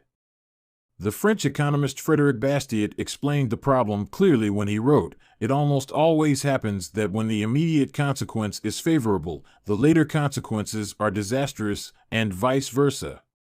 Often, the sweeter the first fruit of a habit, the more bitter are its later fruits. Put another way, the costs of your good habits are in the present. The costs of your bad habits are in the future. The brain's tendency to prioritize the present moment means you can't rely on good intentions. When you make a plan to lose weight, write a book, or learn a language, you are actually making plans for your future self. And when you envision what you want your life to be like, it is easy to see the value in taking actions with long-term benefits. We all want better lives for our future selves. However, when the moment of decision arrives, instant gratification usually wins. You are no longer making a choice for future you, who dreams of being fitter or wealthier or happier. You are choosing for present you, who wants to be full, pampered, and entertained. As a general rule, the more immediate pleasure you get from an action, the more strongly you should question whether it aligns with your long-term goals, with a fuller understanding of what causes our brain to repeat some behaviors and avoid others. Let's update the cardinal rule of behavior change. What is immediately rewarded is repeated. What is immediately punished is avoided. Our preference for instant gratification reveals an important truth about success. Because of how we are wired, most people will spend all day chasing quick hits of satisfaction. The road less traveled is the road of delayed gratification. If you're willing to wait for the rewards, you'll face less competition and often get a bigger payoff. As the saying goes, the last mile is always the least crowded. This is precisely what research has shown. People who are better at delaying gratification have higher SAT scores, lower levels of substance abuse, lower likelihood of obesity, better responses to stress, and superior social skills. We've all seen this play out in our own lives. If you delay watching television and get your homework done, you'll generally learn more and get better grades. If you don't buy desserts and chips at the store, you'll often eat healthier food when you get home. At some point, success in nearly every field requires you to ignore an immediate reward in favor of a delayed reward. Here's the problem: most people know that delaying gratification is the wise approach. They want the benefits of good habits, to be healthy, productive, at peace. But these outcomes are seldom top of mind at the decisive moment. Thankfully, it's possible to train yourself to delay gratification, but you need to work with the grain of human nature, not against it. The best way to do this is to add a little bit of immediate pleasure to the habits that pay off in the long run and a little bit of immediate pain to ones that don't. How to turn instant gratification to your advantage. The vital thing in getting a habit to stick is to feel successful, even if it's in a small way. The feeling of success is a signal that your habit paid off and that the work was worth the effort. In a perfect world, the reward for a good habit is the habit itself. In the real world, good habits tend to feel worthwhile only after they have provided you with something. Early on, it's all sacrifice. You've gone to the gym a few times, but you're not stronger or fitter or faster, at least, not in any noticeable sense. It's only months later, once you shed a few pounds or your arms gain some definition, that it becomes easier to exercise for its own sake. In the beginning, you need a reason to stay on track. This is why immediate rewards are essential. They keep you excited while the delayed rewards accumulate in the background. What we're really talking about here, when we're discussing immediate rewards, is the ending of a behavior. The ending of any experience is vital because we tend to remember it more than other phases. You want the ending of your habit to be satisfying. The best approach is to use reinforcement, which refers to the process of using an immediate reward to increase the rate of a behavior. Habit stacking, which we covered in Chapter 5, ties your habit to an immediate cue, which makes it obvious when to start. Reinforcement ties your habit to an immediate reward, which makes it satisfying when you finish. Immediate reinforcement can be especially helpful when dealing with habits of avoidance, which are behaviors you want to stop doing. It can be challenging to stick with habits like no frivolous purchases or no alcohol this month because nothing happens when you skip happy hour drinks or don't buy that pair of shoes. It can be hard to feel satisfied when there is no action in the first place. All you're doing is resisting temptation, and there isn't much satisfying about that. One solution is to turn the situation on its head. You want to make avoidance visible. Open a savings account and label it for something you want, maybe leather jacket. Whenever you pass on a purchase, put the same amount of money in the account. Skip your morning latte? Transfer $5. Pass on another month of Netflix? Move $10 over. It's like creating a loyalty program for yourself. The immediate reward of seeing yourself save money toward the leather jacket feels a lot better than being deprived. You are making it satisfying to do nothing. One of my readers and his wife used a similar setup. They wanted to stop eating out so much and start cooking together more. They labeled their savings account trip to Europe. Whenever they skipped going out to eat, they transferred $50 into the account. At the end of the year, they put the money toward the vacation. It is worth noting that it is important to select short-term rewards that reinforce your identity rather than ones that conflict with it. Buying a new jacket is fine if you're trying to lose weight or read more books, but it doesn't work if you're trying to budget and save money. Instead, taking a bubble bath or going on a leisurely walk are good examples of rewarding yourself with free time, which aligns with your ultimate goal of more freedom and financial independence. Similarly, if your reward for exercising is eating a bowl of ice cream, then you're casting votes for conflicting identities, and it ends up being a wash. Instead, maybe your reward is a massage, which is both a luxury and a vote toward taking care of your body. Now the short-term reward is aligned with your long-term vision of being a healthy person. Eventually, as intrinsic rewards like a better mood, more energy, and reduced stress kick in, you'll become less concerned with chasing the secondary reward. The identity itself becomes the reinforcer. You do it because it's who you are and it feels good to be you. The more a habit becomes part of your life, the less you need outside encouragement to follow through. Incentives can start a habit. Identity sustains a habit.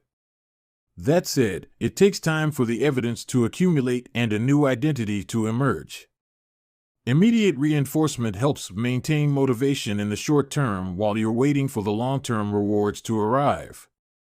In summary, a habit needs to be enjoyable for it to last. Simple bits of reinforcement, like soap that smells great or toothpaste that has a refreshing mint flavor or seeing $50 hit your savings account, can offer the immediate pleasure you need to enjoy a habit. And change is easy when it is enjoyable. Chapter Summary. The fourth law of behavior change is make it satisfying. We are more likely to repeat a behavior when the experience is satisfying. The human brain evolved to prioritize immediate rewards over delayed rewards. The cardinal rule of behavior change: what is immediately rewarded is repeated. What is immediately punished is avoided. To get a habit to stick, you need to feel immediately successful, even if it's in a small way. The first three laws of behavior change, make it obvious, make it attractive, and make it easy, increase the odds that a behavior will be performed this time. The fourth law of behavior change, make it satisfying, increases the odds that a behavior will be repeated next time. Chapter 16. How to stick with good habits every day. In 1993, a bank in Abbotsford, Canada, hired a 23-year-old stockbroker named Trent Dersmid. Abbotsford was a relatively small suburb, tucked away in the shadow of nearby Vancouver, where most of the big business deals were being made. Given the location, and the fact that Dersmid was a rookie, nobody expected too much of him. But he made brisk progress thanks to a simple daily habit. Dersmid began each morning with 2 jars on his desk.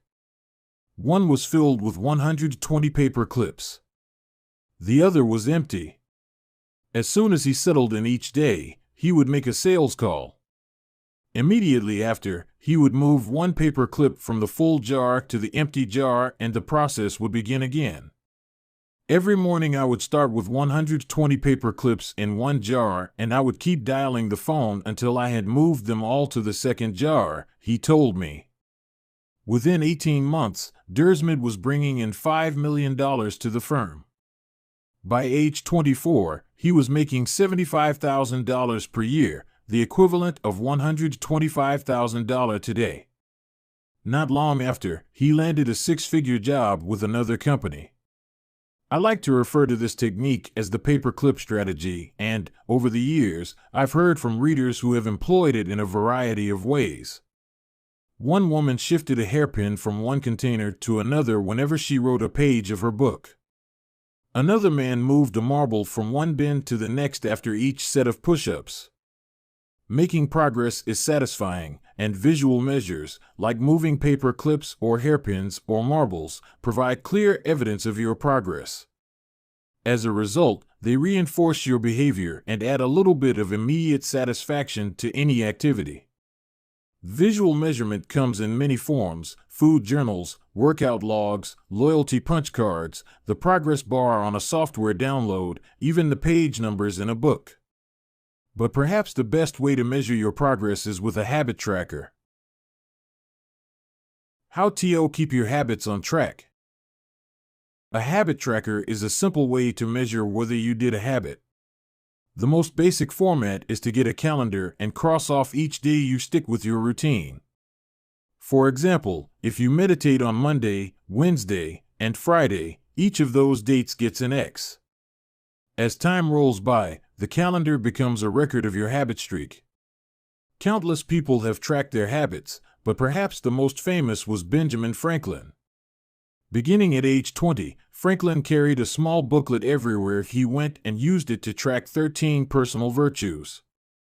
This list included goals like lose no time, be always employed in something useful, and avoid trifling conversation. At the end of each day, Franklin would open his booklet and record his progress. Jerry Seinfeld reportedly uses a habit tracker to stick with his streak of writing jokes.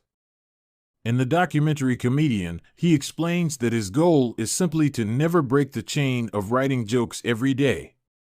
In other words, he is not focused on how good or bad a particular joke is or how inspired he feels. He is simply focused on showing up and adding to his streak. Don't break the chain is a powerful mantra. Don't break the chain of sales calls and you'll build a successful book of business. Don't break the chain of workouts and you'll get fit faster than you'd expect. Don't break the chain of creating every day and you will end up with an impressive portfolio. Habit tracking is powerful because it leverages multiple laws of behavior change. It simultaneously makes a behavior obvious, attractive, and satisfying. Let's break down each one. Benefit number 1, habit tracking is obvious. Recording your last action creates a trigger that can initiate your next one. Habit tracking naturally builds a series of visual cues like the streak of X's on your calendar or the list of meals in your food log. When you look at the calendar and see your streak, you'll be reminded to act again. Research has shown that people who track their progress on goals like losing weight, quitting smoking, and lowering blood pressure are all more likely to improve than those who don't. One study of more than 1,600 people found that those who kept a daily food log lost twice as much weight as those who did not. The mere act of tracking a behavior can spark the urge to change it. Habit tracking also keeps you honest. Most of us have a distorted view of our own behavior. We think we act better than we do. Measurement offers one way to overcome our blindness to our own behavior and notice what's really going on each day. One glance at the paper clips in the container and you immediately know how much work you have, or haven't, been putting in. When the evidence is right in front of you, you are less likely to lie to yourself. Benefit number 2, habit tracking is attractive. The most effective form of motivation is progress. When we get a signal that we are moving forward, we become more motivated to continue down that path. In this way, habit tracking can have an addictive effect on motivation. Each small win feeds your desire. This can be particularly powerful on a bad day. When you're feeling down, it's easy to forget about all the progress you have already made. Habit tracking provides visual proof of your hard work, a subtle reminder of how far you've come. Plus, the empty square you see each morning can motivate you to get started because you don't want to lose your progress by breaking the streak. Benefit number 3, habit tracking is satisfying. This is the most crucial benefit of all. Tracking can become its own form of reward. It is satisfying to cross an item off your to-do list, to complete an entry in your workout log, or to mark an X on the calendar.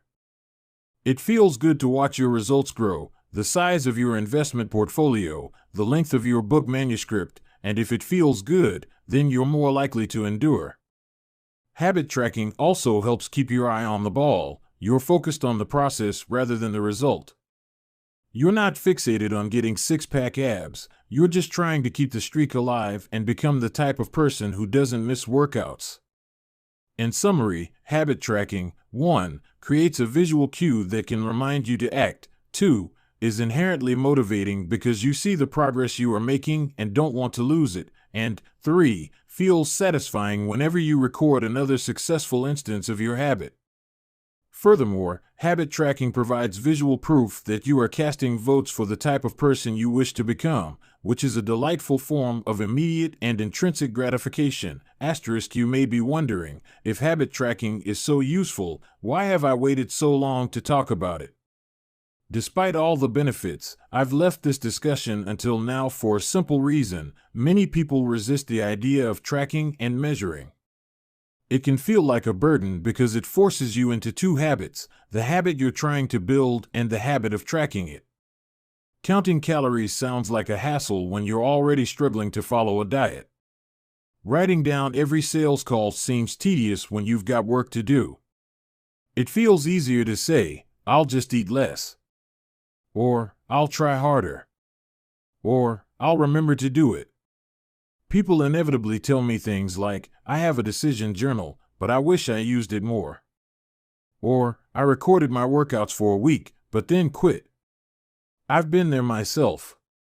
I once made a food log to track my calories.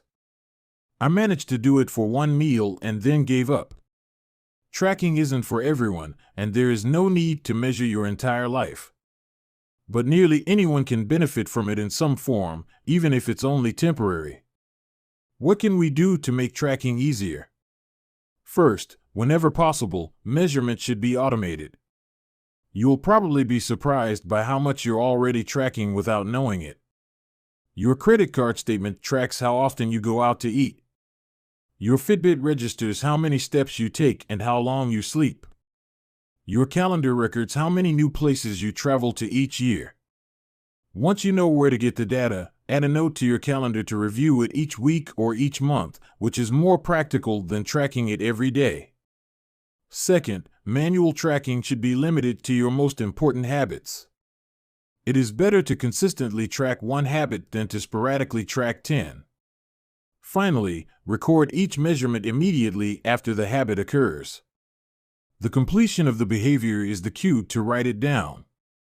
This approach allows you to combine the habit stacking method mentioned in Chapter 5 with habit tracking.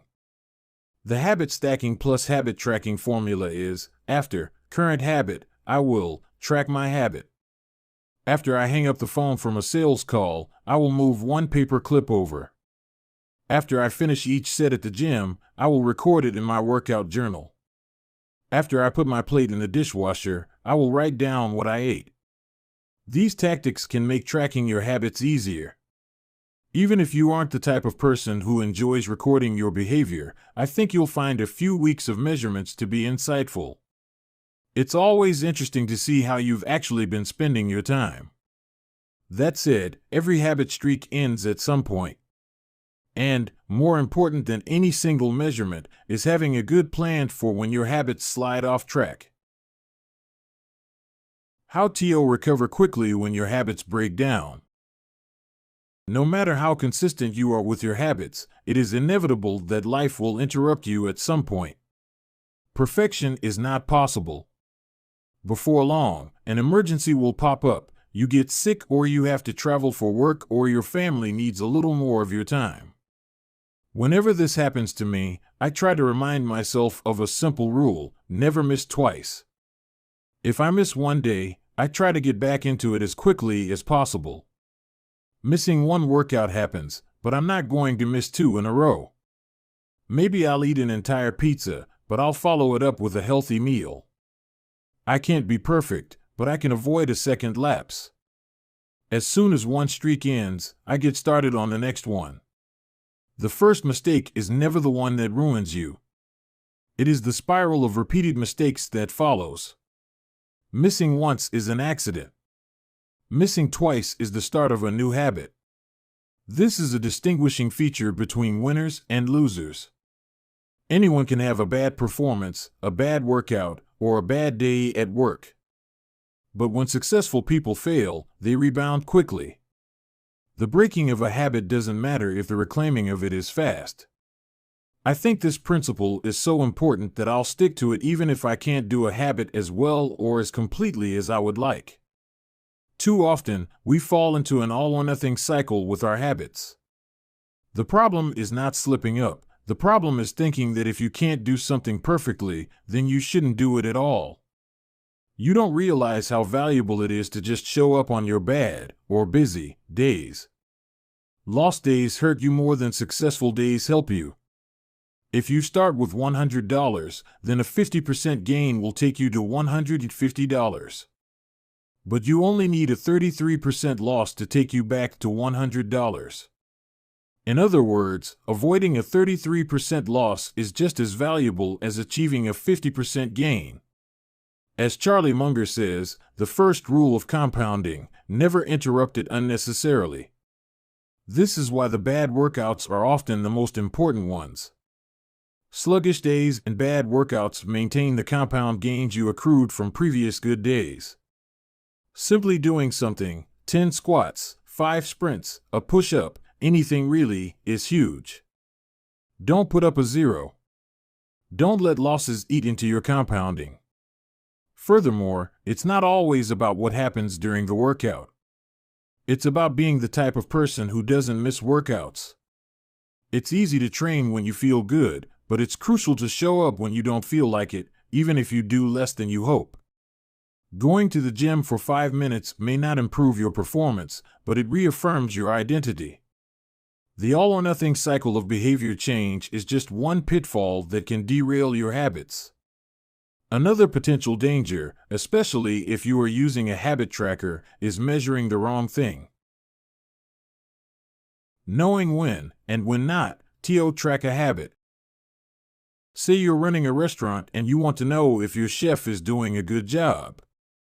One way to measure success is to track how many customers pay for a meal each day.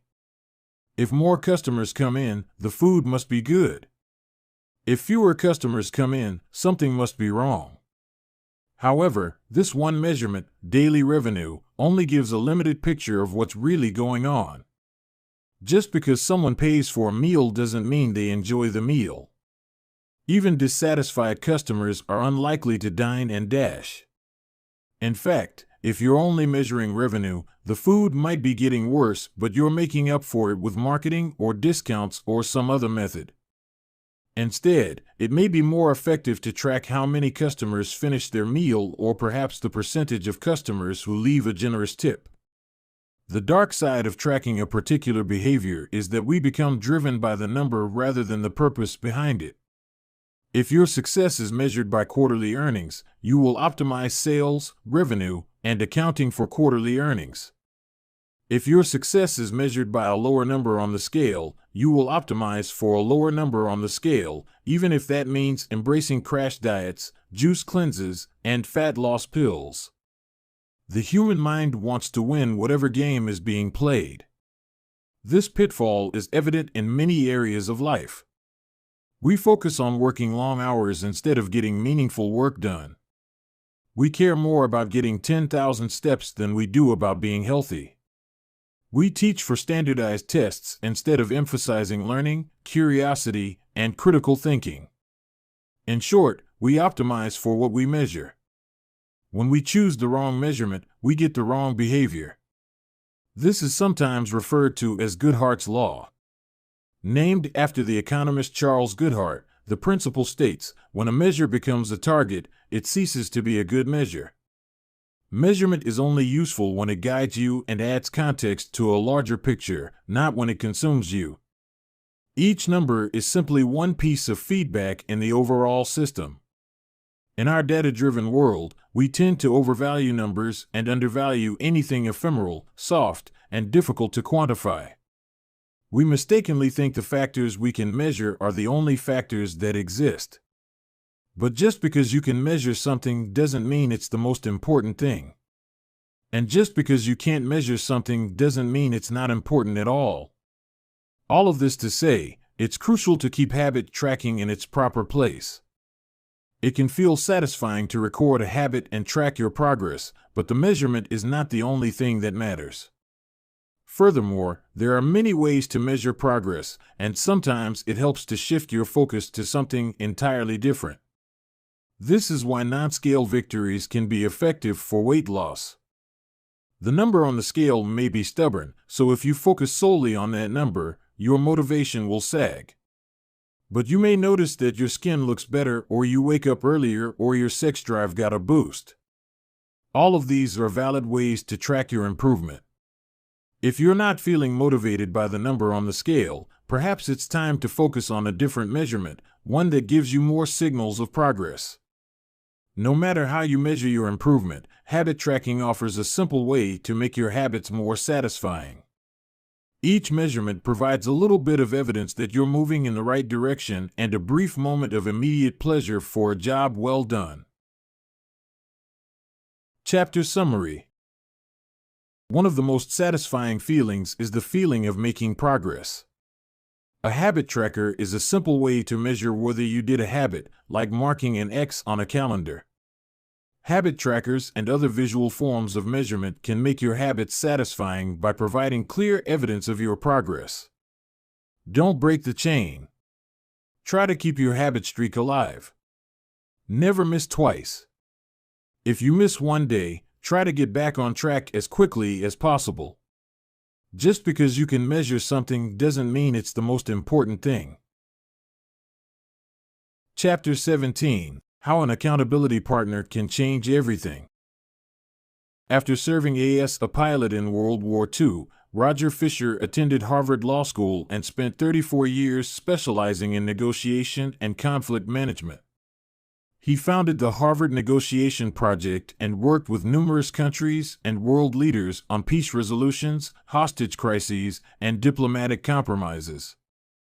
But it was in the 1970s and 1980s, as the threat of nuclear war escalated, that Fisher developed perhaps his most interesting idea. At the time, Fisher was focused on designing strategies that could prevent nuclear war, and he had noticed a troubling fact. Any sitting president would have access to launch codes that could kill millions of people but would never actually see anyone die because he would always be thousands of miles away. My suggestion was quite simple, he wrote in 1981. Put that nuclear code number in a little capsule and then implant that capsule right next to the heart of a volunteer. The volunteer would carry with him a big, heavy butcher knife as he accompanied the president. If ever the president wanted to fire nuclear weapons, the only way he could do so would be for him first, with his own hands, to kill one human being. The president says, "George, I'm sorry, but tens of millions must die." He has to look at someone and realize what death is, what an innocent death is. Blood on the White House carpet. It's reality brought home. When I suggested this to friends in the Pentagon, they said, "My God, that's terrible. Having to kill someone would distort the president's judgment. He might never push the button." Throughout our discussion of the fourth law of behavior change, we have covered the importance of making good habits immediately satisfying. Fisher's proposal is an inversion of the fourth law, make it immediately unsatisfying. Just as we are more likely to repeat an experience when the ending is satisfying, we are also more likely to avoid an experience when the ending is painful. Pain is an effective teacher. If a failure is painful, it gets fixed. If a failure is relatively painless, it gets ignored. The more immediate and more costly a mistake is, the faster you will learn from it. The threat of a bad review forces a plumber to be good at his job. The possibility of a customer never returning makes restaurants create good food. The cost of cutting the wrong blood vessel makes a surgeon master human anatomy and cut carefully. When the consequences are severe, people learn quickly. The more immediate the pain, the less likely the behavior. If you want to prevent bad habits and eliminate unhealthy behaviors, then adding an instant cost to the action is a great way to reduce their odds. We repeat bad habits because they serve us in some way, and that makes them hard to abandon. The best way I know to overcome this predicament is to increase the speed of the punishment associated with the behavior. There can't be a gap between the action and the consequences. As soon as actions incur an immediate consequence, behavior begins to change. Customers pay their bills on time when they are charged a late fee. Students show up to class when their grade is linked to attendance. We'll jump through a lot of hoops to avoid a little bit of immediate pain. There is, of course, a limit to this. If you're going to rely on punishment to change behavior, then the strength of the punishment must match the relative strength of the behavior it is trying to correct. To be productive, the cost of procrastination must be greater than the cost of action. To be healthy, the cost of laziness must be greater than the cost of exercise.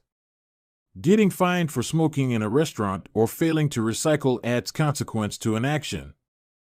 Behavior only shifts if the punishment is painful enough and reliably enforced. In general, the more local, tangible, concrete, and immediate the consequence, the more likely it is to influence individual behavior. The more global, intangible, vague, and delayed the consequence, the less likely it is to influence individual behavior. Thankfully, there is a straightforward way to add an immediate cost to any bad habit: create a habit contract. The habit contract. The first seatbelt law was passed in New York on December 1, 1984. At the time, just 14% of people in the United States regularly wore a seatbelt, but that was all about to change. Within 5 years, over half of the nation had seatbelt laws.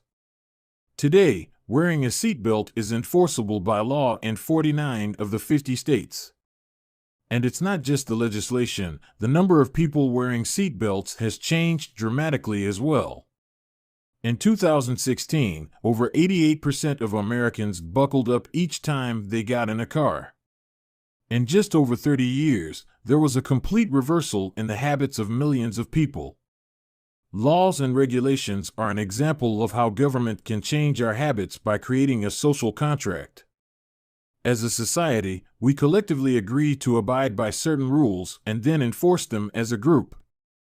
Whenever a new piece of legislation impacts behavior, seatbelt laws, banning smoking inside restaurants, mandatory recycling, it is an example of a social contract shaping our habits.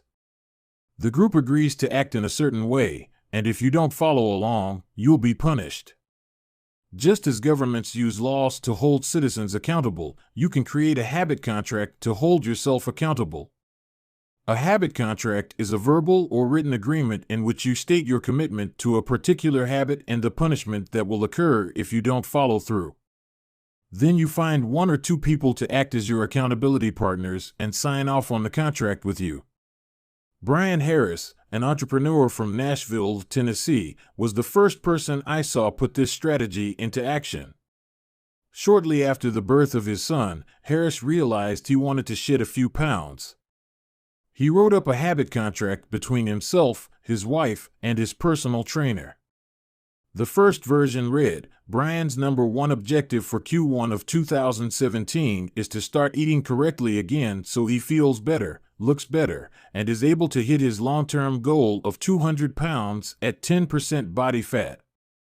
Below that statement, Harris laid out a roadmap for achieving his ideal outcome. Phase number 1, get back to a strict slow-carb diet in Q1. Phase number 2, start a strict macronutrient tracking program in Q2. Phase number 3, refine and maintain the details of his diet and workout program in Q3. Finally, he wrote out each of the daily habits that would get him to his goal. For example, write down all food that he consumes each day and weigh himself each day. And then he listed the punishment if he failed. If Brian doesn't do these 2 items, then the following consequence will be enforced. he will have to dress up each workday and each Sunday morning for the rest of the quarter. Dress up is defined as not wearing jeans, t-shirts, hoodies, or shorts.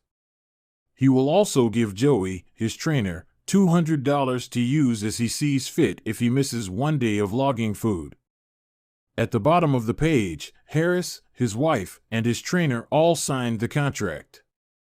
My initial reaction was that a contract like this seemed overly formal and unnecessary, especially the signatures. But Harris convinced me that signing the contract was an indication of seriousness. "Anytime I skip this part," he said, "I start slacking almost immediately." 3 months later, after hitting his targets for Q1, Harris upgraded his goals. The consequences escalated, too. If he missed his carbohydrate and protein targets, he had to pay his trainer $100. And if he failed to weigh himself, he had to give his wife $500 to use as she saw fit. Perhaps most painfully, if he forgot to run sprints, he had to dress up for work every day and wear an Alabama hat the rest of the quarter, the bitter rival of his beloved Auburn team. The strategy worked. With his wife and trainer acting as accountability partners and with the habit contract clarifying exactly what to do each day, Harris lost the weight * to make bad habits unsatisfying. Your best option is to make them painful in the moment. Creating a habit contract is a straightforward way to do exactly that. Even if you don't want to create a full-blown habit contract, simply having an accountability partner is useful. The comedian Margaret Cho writes a joke or song every day. She does the Song a Day challenge with a friend, which helps them both stay accountable. Knowing that someone is watching can be a powerful motivator. You are less likely to procrastinate or give up because there is an immediate cost. If you don't follow through, perhaps they'll see you as untrustworthy or lazy. Suddenly, you are not only failing to uphold your promises to yourself, but also failing to uphold your promises to others. You can even automate this process. Thomas Frank, an entrepreneur in Boulder, Colorado, wakes up at 5:55 each morning. And if he doesn't, he has a tweet automatically scheduled that says, "It's 6:10 and I'm not up because I'm lazy." Reply to this for $5 via PayPal, limit 5, assuming my alarm didn't malfunction. We are always trying to present our best selves to the world. We comb our hair and brush our teeth and dress ourselves carefully because we know these habits are likely to get a positive reaction. We want to get good grades and graduate from top schools to impress potential employers and mates and our friends and family. We care about the opinions of those around us because it helps if others like us. This is precisely why getting an accountability partner or signing a habit contract can work so well. Chapter Summary. The inversion of the fourth law of behavior change is make it unsatisfying. We are less likely to repeat a bad habit if it is painful or unsatisfying. An accountability partner can create an immediate cost to inaction. We care deeply about what others think of us, and we do not want others to have a lesser opinion of us. A habit contract can be used to add a social cost to any behavior. It makes the costs of violating your promises public and painful. Knowing that someone else is watching you can be a powerful motivator. Advanced Tactics: How to go from being merely good to being truly great. Chapter 18. The Truth About Talent, When Genes Matter and When They Don't. Many people are familiar with Michael Phelps, who is widely considered to be one of the greatest athletes in history. Phelps has won more Olympic medals not only than any swimmer but also more than any Olympian in any sport. Fewer people know the name Hisham El Guru, but he was a fantastic athlete in his own right. El Guru is a Moroccan runner who holds 2 Olympic gold medals and is one of the greatest middle-distance runners of all time. For many years, he held the world record in the mile, 1,500-meter, and 2,000-meter races. At the Olympic Games in Athens, Greece, in 2004, he won gold in the 1,500-meter and 5,000-meter races. These two athletes are wildly different in many ways. For starters, one competed on land and the other in water. But most notably, they differ significantly in height. El Guru is 5 feet, 9 inches tall. Phelps is 6 feet, 4 inches tall. Despite this 7-inch difference in height, the two men are identical in one respect. Michael Phelps and Hisham El Guru were the same length inseam on their pants. How is this possible? Phelps has relatively short legs for his height and a very long torso, the perfect build for swimming. El Guru has incredibly long legs and a short upper body, an ideal frame for distance running. Now, imagine if these world-class athletes were to switch sports. Given his remarkable athleticism, could Michael Phelps become an Olympic-caliber distance runner with enough training? It's unlikely. At peak fitness, Phelps weighed 194 pounds, which is 40% heavier than El Guru, who competed at an ultralight 138 pounds. Taller runners are heavier runners, and every extra pound is a curse when it comes to distance running. Against elite competition, Phelps would be doomed from the start. Similarly, El Guru might be one of the best runners in history, but it's doubtful he would ever qualify for the Olympics as a swimmer. Since 1976, the average height of Olympic gold medalists in the men's 1,500-meter run is 5 feet, 10 inches. In comparison, the average height of Olympic gold medalists in the men's 100-meter freestyle swim is 6 feet, 4 inches. Swimmers tend to be tall and have long backs and arms, which are ideal for pulling through the water. El Guru would be at a severe disadvantage before he ever touched the pool. The secret to maximizing your odds of success is to choose the right field of competition.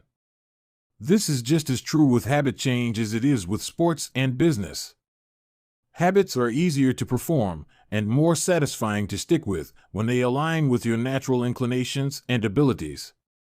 Like Michael Phelps in the pool or Hisham El Guru on the track, you want to play a game where the odds are in your favor. Embracing this strategy requires the acceptance of the simple truth that people are born with different abilities. Some people don't like to discuss this fact. On the surface, your genes seem to be fixed, and it's no fun to talk about things you cannot control. Plus, phrases like biological determinism makes it sound like certain individuals are destined for success and others doomed to failure. But this is a short-sighted view of the influence of genes on behavior. The strength of genetics is also their weakness. Genes cannot be easily changed, which means they provide a powerful advantage in favorable circumstances and a serious disadvantage in unfavorable circumstances. If you want to dunk a basketball, being 7 feet tall is very useful. If you want to perform a gymnastics routine, being 7 feet tall is a great hindrance. Our environment determines the suitability of our genes and the utility of our natural talents. When our environment changes, so do the qualities that determine success. This is true not just for physical characteristics, but for mental ones as well. I'm smart if you ask me about habits and human behavior, not so much when it comes to knitting, rocket propulsion, or guitar chords. Competence is highly dependent on context. The people at the top of any competitive field are not only well-trained, they are also well-suited to the task. And this is why, if you want to be truly great, selecting the right place to focus is crucial. In short, genes do not determine your destiny. They determine your areas of opportunity. As physician Gabor Mate notes, genes can predispose, but they don't predetermine. The areas where you are genetically predisposed to success are the areas where habits are more likely to be satisfying. The key is to direct your effort toward areas that both excite you and match your natural skills, to align your ambition with your ability. The obvious question is, how do I figure out where the odds are in my favor? How do I identify the opportunities and habits that are right for me? The first place we will look for an answer is by understanding your personality. How your personality influences your habits. Your genes are operating beneath the surface of every habit. Indeed, beneath the surface of every behavior. Genes have been shown to influence everything from the number of hours you spend watching television to your likelihood to marry or divorce to your tendency to get addicted to drugs, alcohol, or nicotine. There's a strong genetic component to how obedient or rebellious you are when facing authority, how vulnerable or resistant you are to stressful events, how proactive or reactive you tend to be, and even how captivated or bored you feel during sensory experiences like attending a concert. As Robert Plowman, a behavioral geneticist at King's College in London, told me, it is now at the point where we have stopped testing to see if traits have a genetic component because we literally can't find a single one that isn't influenced by our genes. Bundled together, your unique cluster of genetic traits predispose you to a particular personality.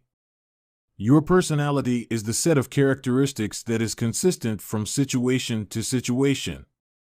The most proven scientific analysis of personality traits is known as the Big Five, which breaks them down into 5 spectrums of behavior. 1. Openness to experience, from curious and inventive on one end to cautious and consistent on the other.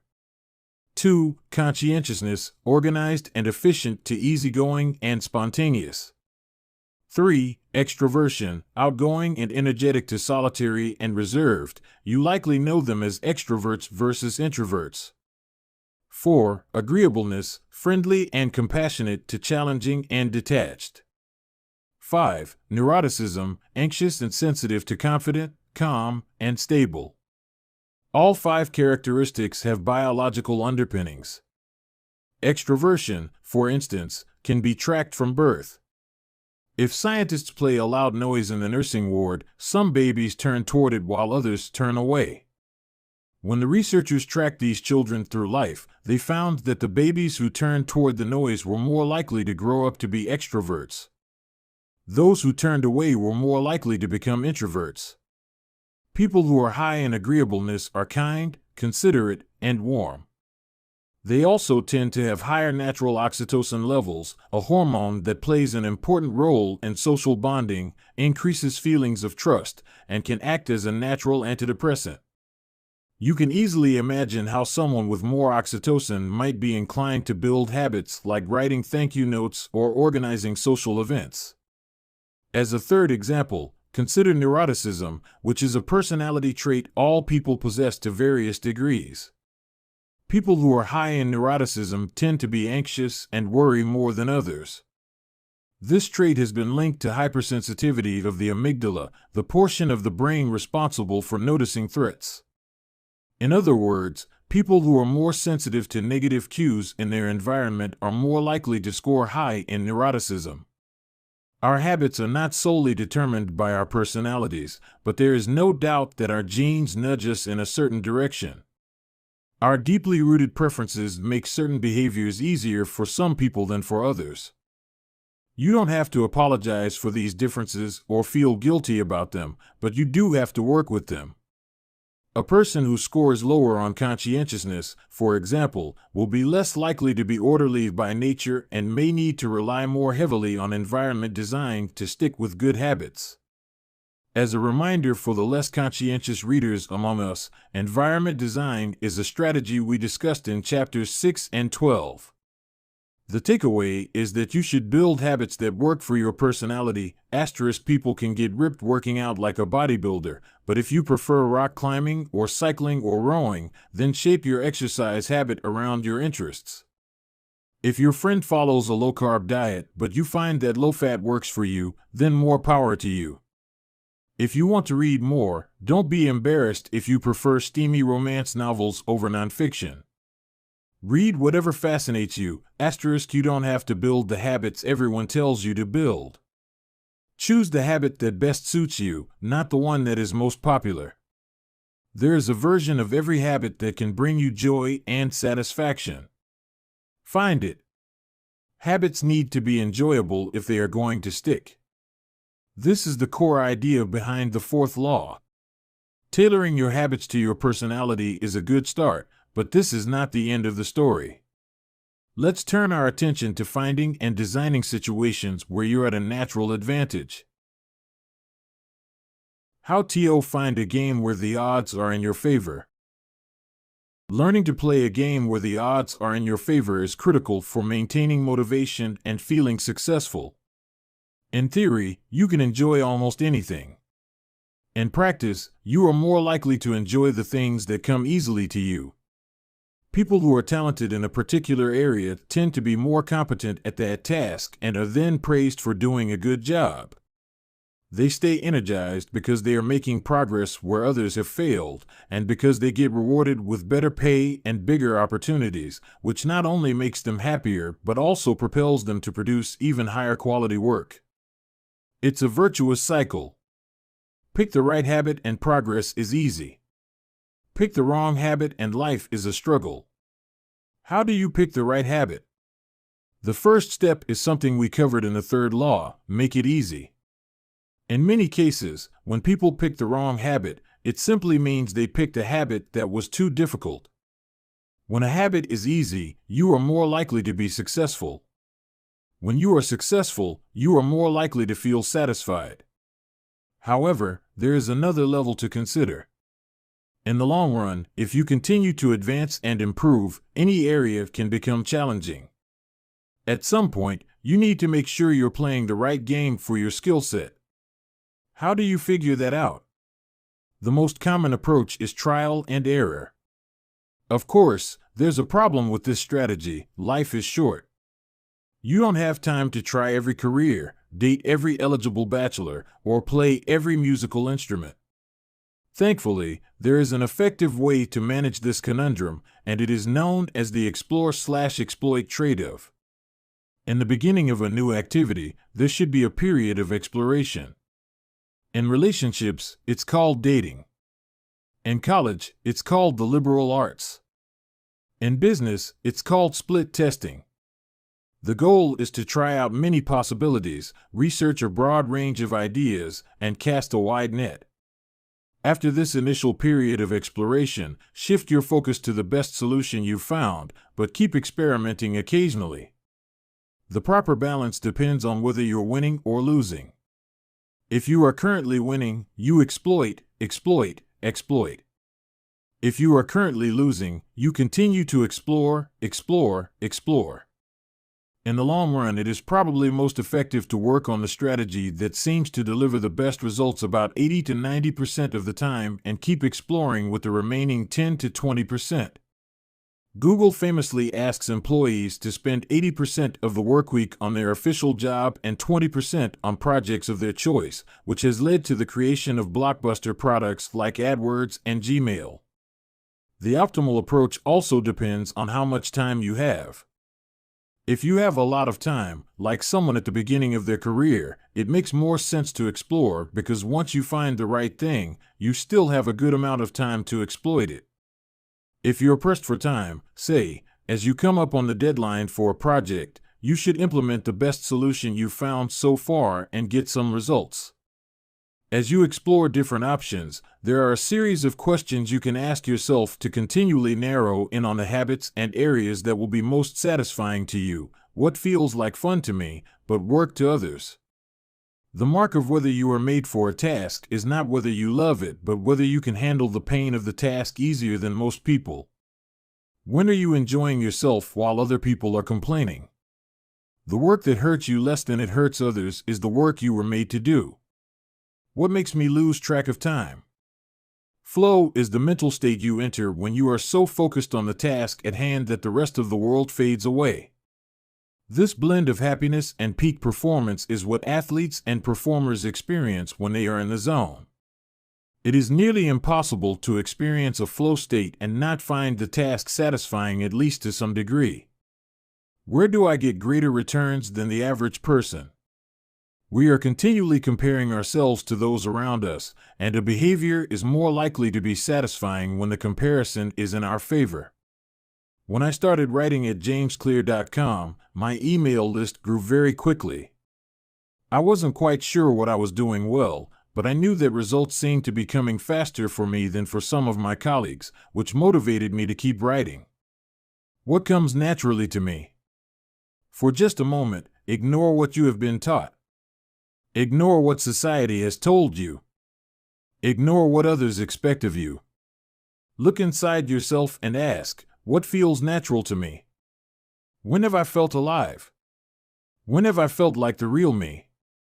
No internal judgments or people-pleasing. No second-guessing or self-criticism. Just feelings of engagement and enjoyment. Whenever you feel authentic and genuine, you are headed in the right direction. To be honest, some of this process is just luck. Michael Phelps and Hisham El Guru were lucky to be born with a rare set of abilities that are highly valued by society and to be placed in the ideal environment for those abilities. We all have limited time on this planet, and the truly great among us are the ones who not only work hard but also have the good fortune to be exposed to opportunities that favor us. But what if you don't want to leave it up to luck? If you can't find a game where the odds are stacked in your favor, create one. Scott Adams, the cartoonist behind Dilbert, says, everyone has at least a few areas in which they could be in the top 25% with some effort. In my case, I can draw better than most people, but I'm hardly an artist. And I'm not any funnier than the average stand-up comedian who never makes it big, but I'm funnier than most people. The magic is that few people can draw well and write jokes. It's the combination of the two that makes what I do so rare. And when you add in my business background, suddenly I had a topic that few cartoonists could hope to understand without living it. When you can't win by being better, you can win by being different. By combining your skills, you reduce the level of competition, which makes it easier to stand out. You can shortcut the need for a genetic advantage or for years of practice by rewriting the rules. A good player works hard to win the game everyone else is playing. A great player creates a new game that favors their strengths and avoids their weaknesses. In college, I designed my own major, biomechanics, which was a combination of physics, chemistry, biology, and anatomy. I wasn't smart enough to stand out among the top physics or biology majors, so I created my own game. And because it suited me, I was only taking the courses I was interested in. Studying felt like less of a chore. It was also easier to avoid the trap of comparing myself to everyone else. After all, nobody else was taking the same combination of classes, so who could say if they were better or worse? Specialization is a powerful way to overcome the accident of bad genetics. The more you master a specific skill, the harder it becomes for others to compete with you. Many bodybuilders are stronger than the average arm wrestler, but even a massive bodybuilder may lose at arm wrestling because the arm wrestling champ has very specific strength. Even if you're not the most naturally gifted, you can often win by being the best in a very narrow category. Boiling water will soften a potato but harden an egg. You can't control whether you're a potato or an egg, but you can decide to play a game where it's better to be hard or soft. If you can find a more favorable environment, you can transform the situation from one where the odds are against you to one where they are in your favor. How to get the most out of your genes. Our genes do not eliminate the need for hard work. They clarify it. They tell us what to work hard on. Once we realize our strengths, we know where to spend our time and energy. We know which types of opportunities to look for and which types of challenges to avoid. The better we understand our nature, the better our strategy can be. Biological differences matter. Even so, it's more productive to focus on whether you are fulfilling your own potential than comparing yourself to someone else.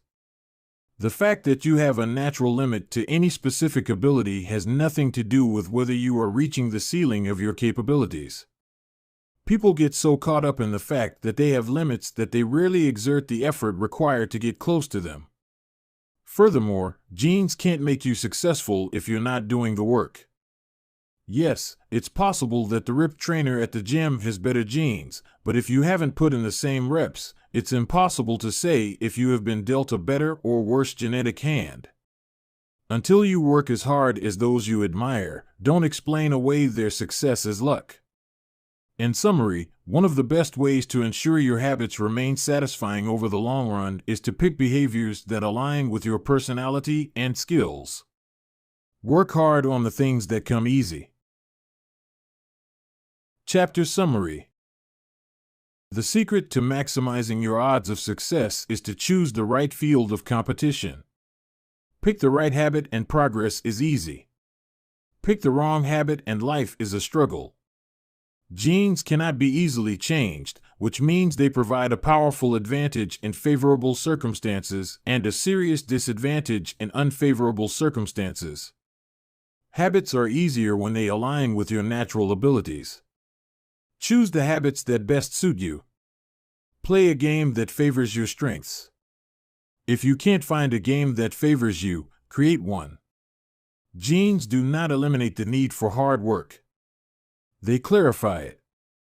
They tell us what to work hard on.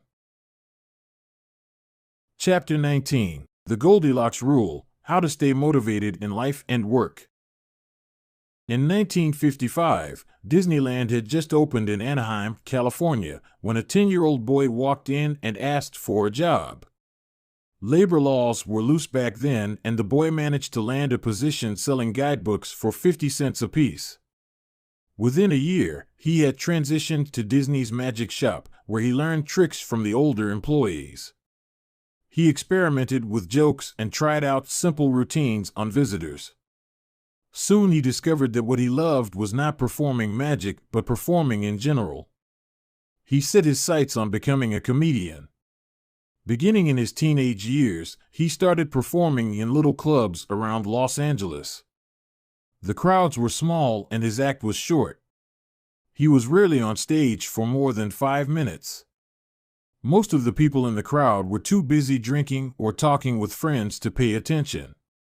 One night, he literally delivered his stand-up routine to an empty club. It wasn't glamorous work, but there was no doubt he was getting better. His first routines would only last 1 or 2 minutes. By high school, his material had expanded to include a 5-minute act and, a few years later, a 10-minute show. At 19, he was performing weekly for 20 minutes at a time. He had to read 3 poems during the show just to make the routine long enough, but his skills continued to progress. He spent another decade experimenting, adjusting, and practicing. He took a job as a television writer and, gradually, he was able to land his own appearances on talk shows. By the mid-1970s, he had worked his way into being a regular guest on The Tonight Show and Saturday Night Live. Finally, after nearly 15 years of work, the young man rose to fame. He toured 60 cities in 63 days. Then 72 cities in 80 days. Then 85 cities in 90 days. He had 18,695 people attend one show in Ohio. Another 45,000 tickets were sold for his 3-day show in New York. He catapulted to the top of his genre and became one of the most successful comedians of his time. His name is Steve Martin. Martin's story offers a fascinating perspective on what it takes to stick with habits for the long run. Comedy is not for the timid. It is hard to imagine a situation that would strike fear into the hearts of more people than performing alone on stage and failing to get a single laugh. And yet Steve Martin faced this fear every week for 18 years. In his words, 10 years spent learning, 4 years spent refining, and 4 years as a wild success. Why is it that some people, like Martin, stick with their habits, whether practicing jokes or drawing cartoons or playing guitar, while most of us struggle to stay motivated? How do we design habits that pull us in rather than ones that fade away? Scientists have been studying this question for many years. While there is still much to learn, one of the most consistent findings is that the way to maintain motivation and achieve peak levels of desire is to work on tasks of just manageable difficulty. The human brain loves a challenge, but only if it is within an optimal zone of difficulty. If you love tennis and try to play a serious match against a 4-year-old, you will quickly become bored. It's too easy. You will win every point. In contrast, if you play a professional tennis player like Roger Federer or Serena Williams, you will quickly lose motivation because the match is too difficult. Now consider playing tennis against someone who is your equal. As the game progresses, you win a few points and you lose a few. You have a good chance of winning, but only if you really try. Your focus narrows, distractions fade away, and you find yourself fully invested in the task at hand. This is a challenge of just manageable difficulty, and it is a prime example of the Goldilocks rule. The Goldilocks rule states that humans experience peak motivation when working on tasks that are right on the edge of their current abilities. Not too hard. Not too easy. Just right. The Goldilocks rule. Martin's comedy career is an excellent example of the Goldilocks rule in practice. Each year, he expanded his comedy routine, but only by a minute or two. He was always adding new material, but he also kept a few jokes that were guaranteed to get laughs. There were just enough victories to keep him motivated and just enough mistakes to keep him working hard. When you're starting a new habit, it's important to keep the behavior as easy as possible so you can stick with it even when conditions aren't perfect. This is an idea we covered in detail while discussing the third law of behavior change. Once a habit has been established, however, it's important to continue to advance in small ways. These little improvements and new challenges keep you engaged. And if you hit the Goldilocks zone just right, you can achieve a flow state.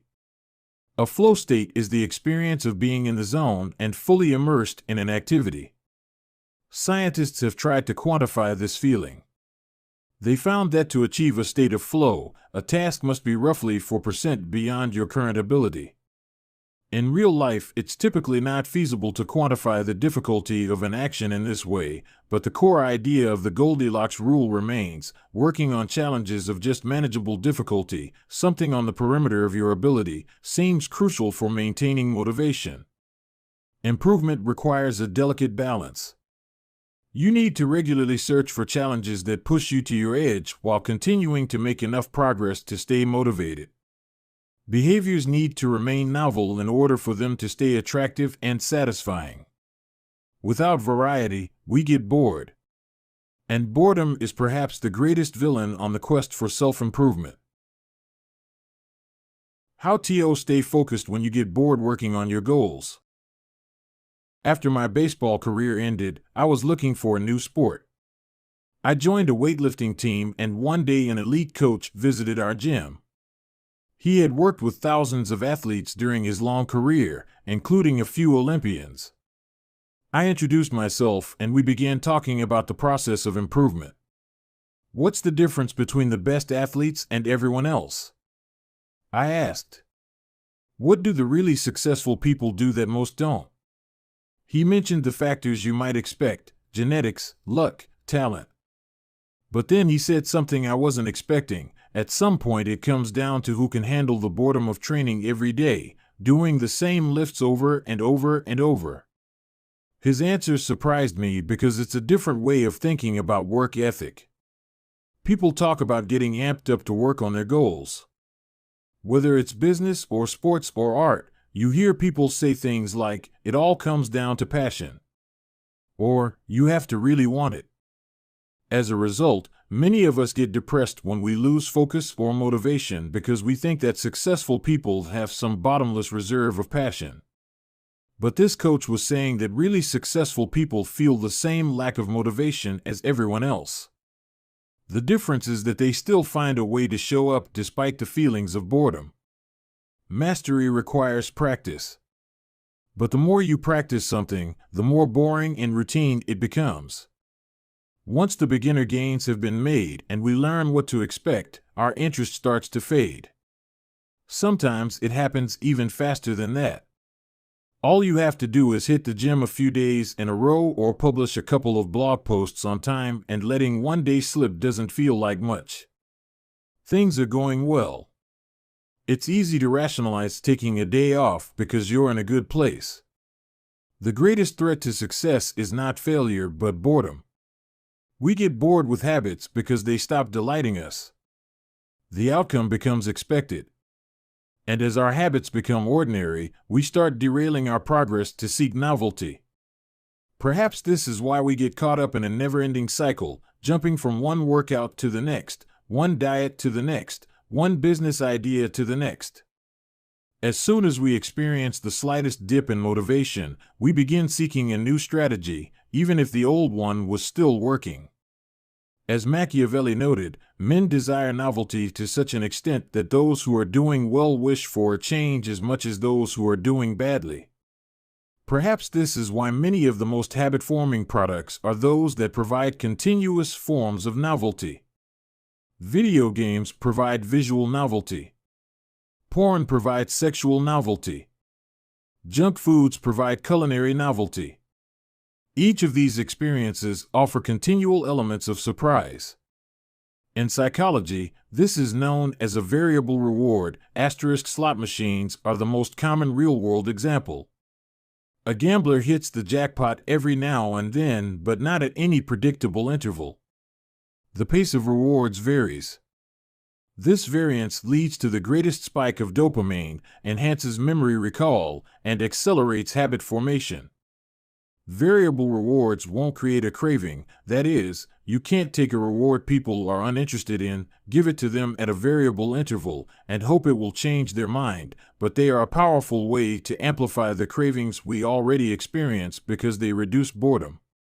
The sweet spot of desire occurs at a 50-50 split between success and failure. Half of the time you get what you want. Half of the time you don't. You need just enough winning to experience satisfaction and just enough wanting to experience desire.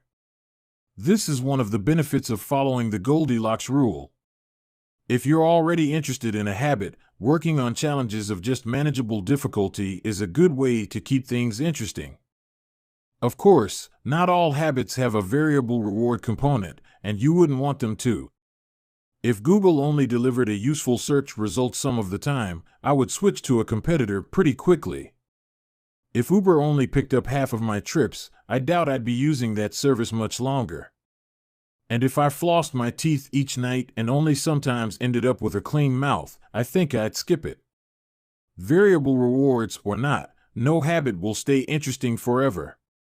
At some point, everyone faces the same challenge on the journey of self-improvement. You have to fall in love with boredom. We all have goals that we would like to achieve and dreams that we would like to fulfill, but it doesn't matter what you are trying to become better at. If you only do the work when it's convenient or exciting, then you'll never be consistent enough to achieve remarkable results. I can guarantee that if you manage to start a habit and keep sticking to it, there will be days when you feel like quitting. When you start a business, there will be days when you don't feel like showing up. When you're at the gym, there will be sets that you don't feel like finishing. When it's time to write, there will be days that you don't feel like typing. But stepping up when it's annoying or painful or draining to do so, that's what makes the difference between a professional and an amateur. Professionals stick to the schedule, amateurs let life get in the way. Professionals know what is important to them and work toward it with purpose. Amateurs get pulled off course by the urgencies of life. David Kane, an author and meditation teacher, encourages his students to avoid being fair-weather meditators.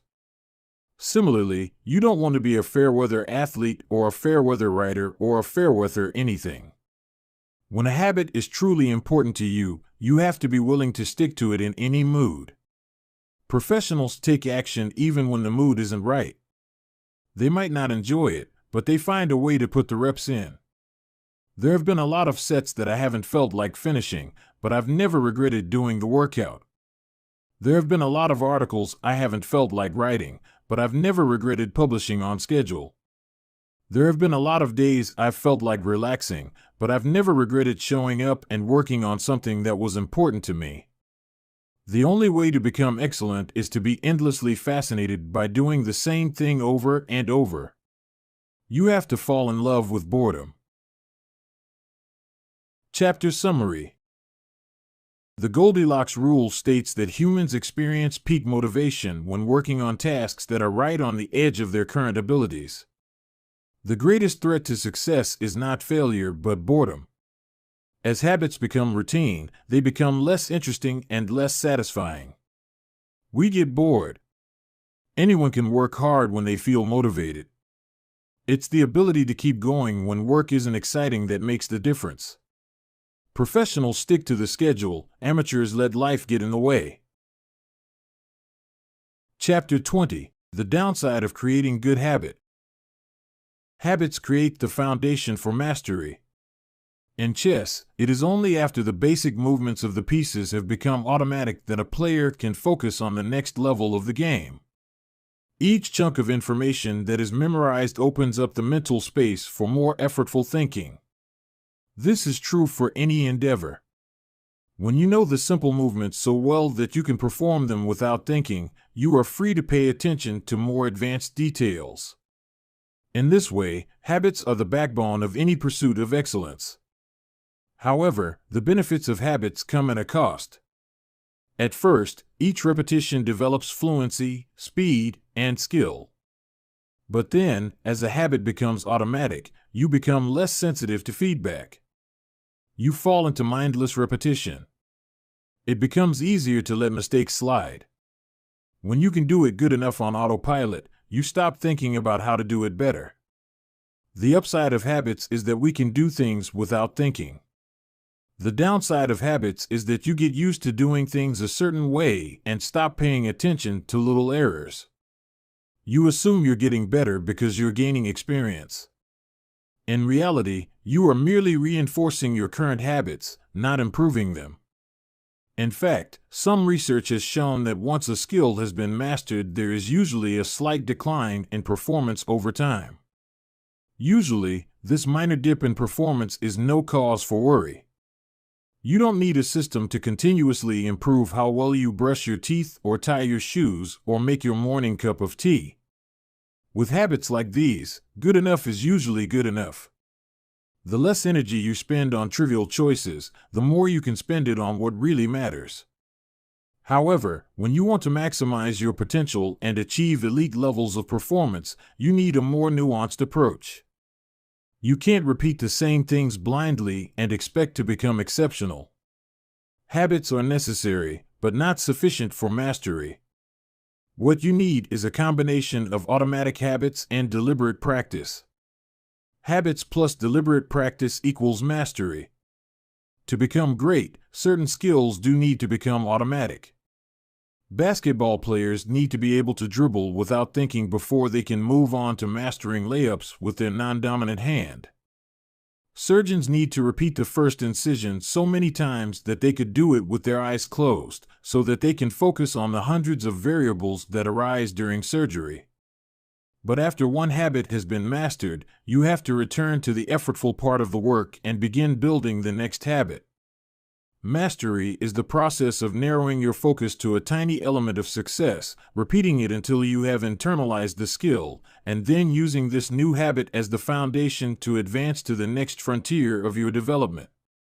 Old tasks become easier the second time around, but it doesn't get easier overall because now you're pouring your energy into the next challenge. Each habit unlocks the next level of performance. It's an endless cycle.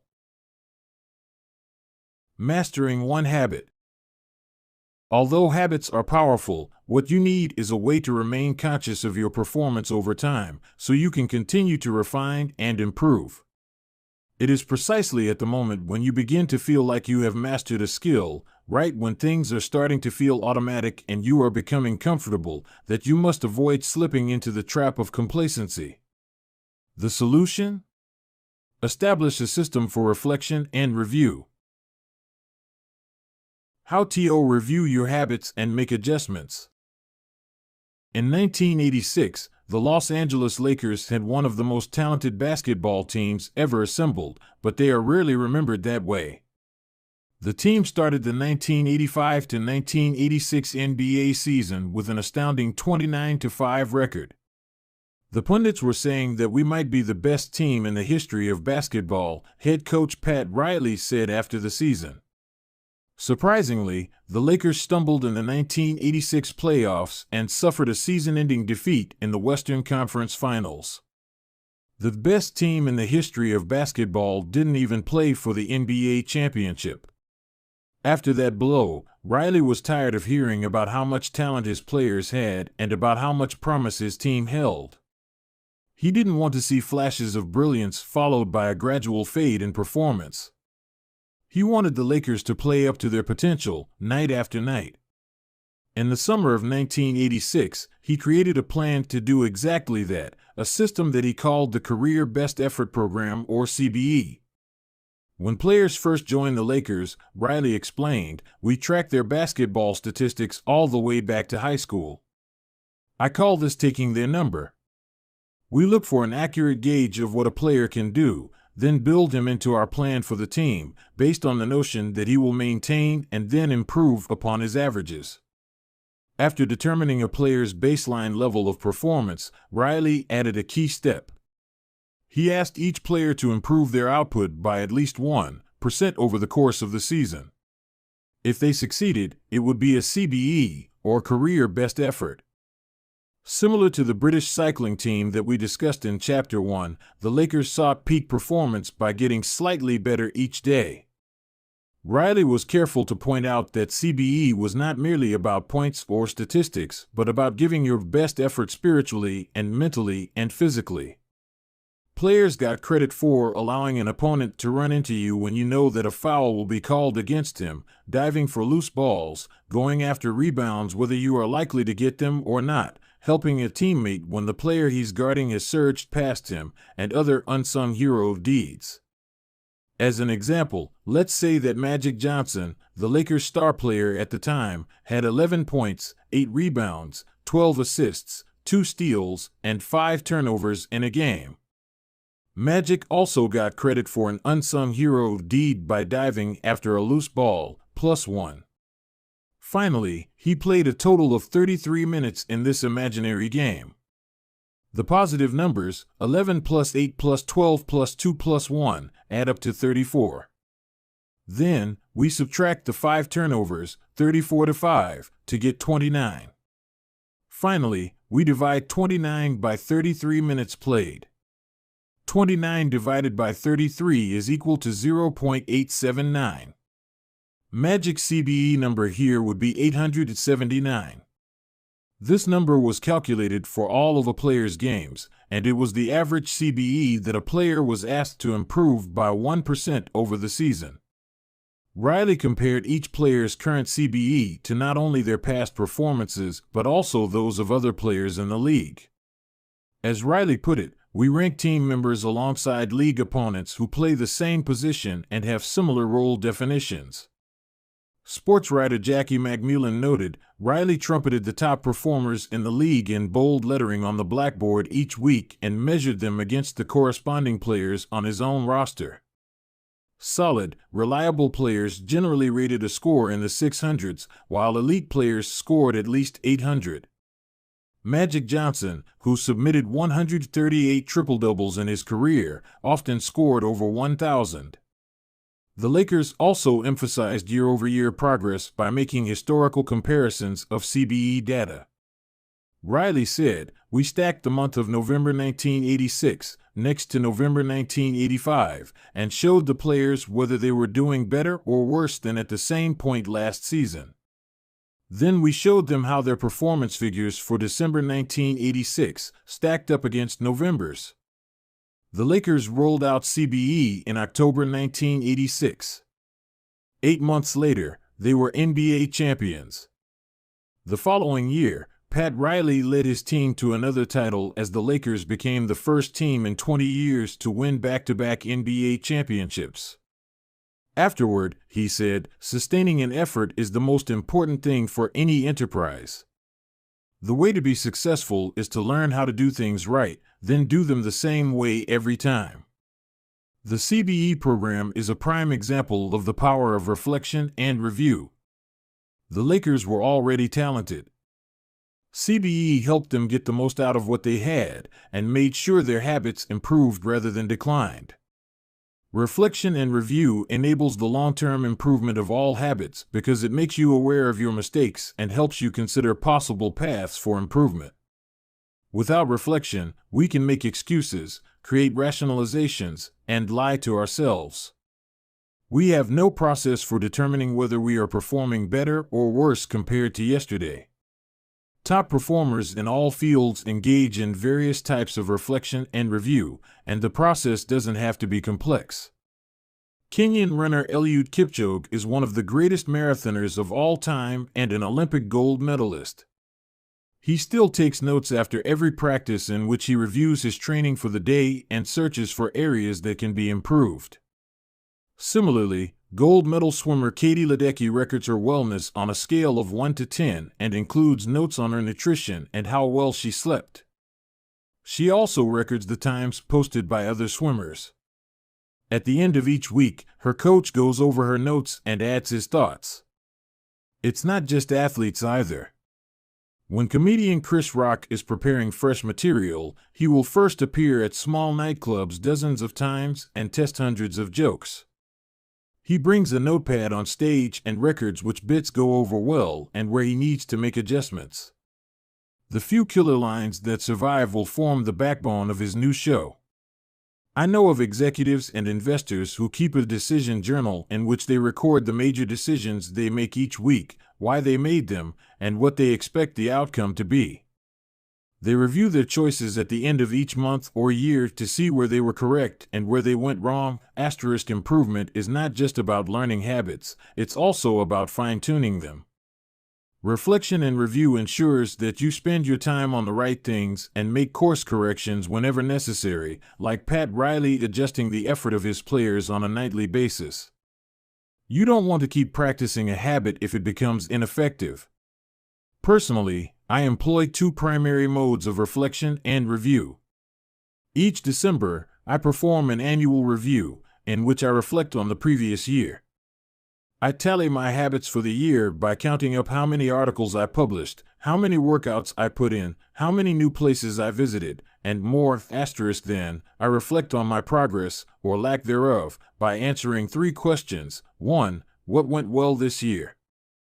2. What didn't go so well this year? 3. What did I learn?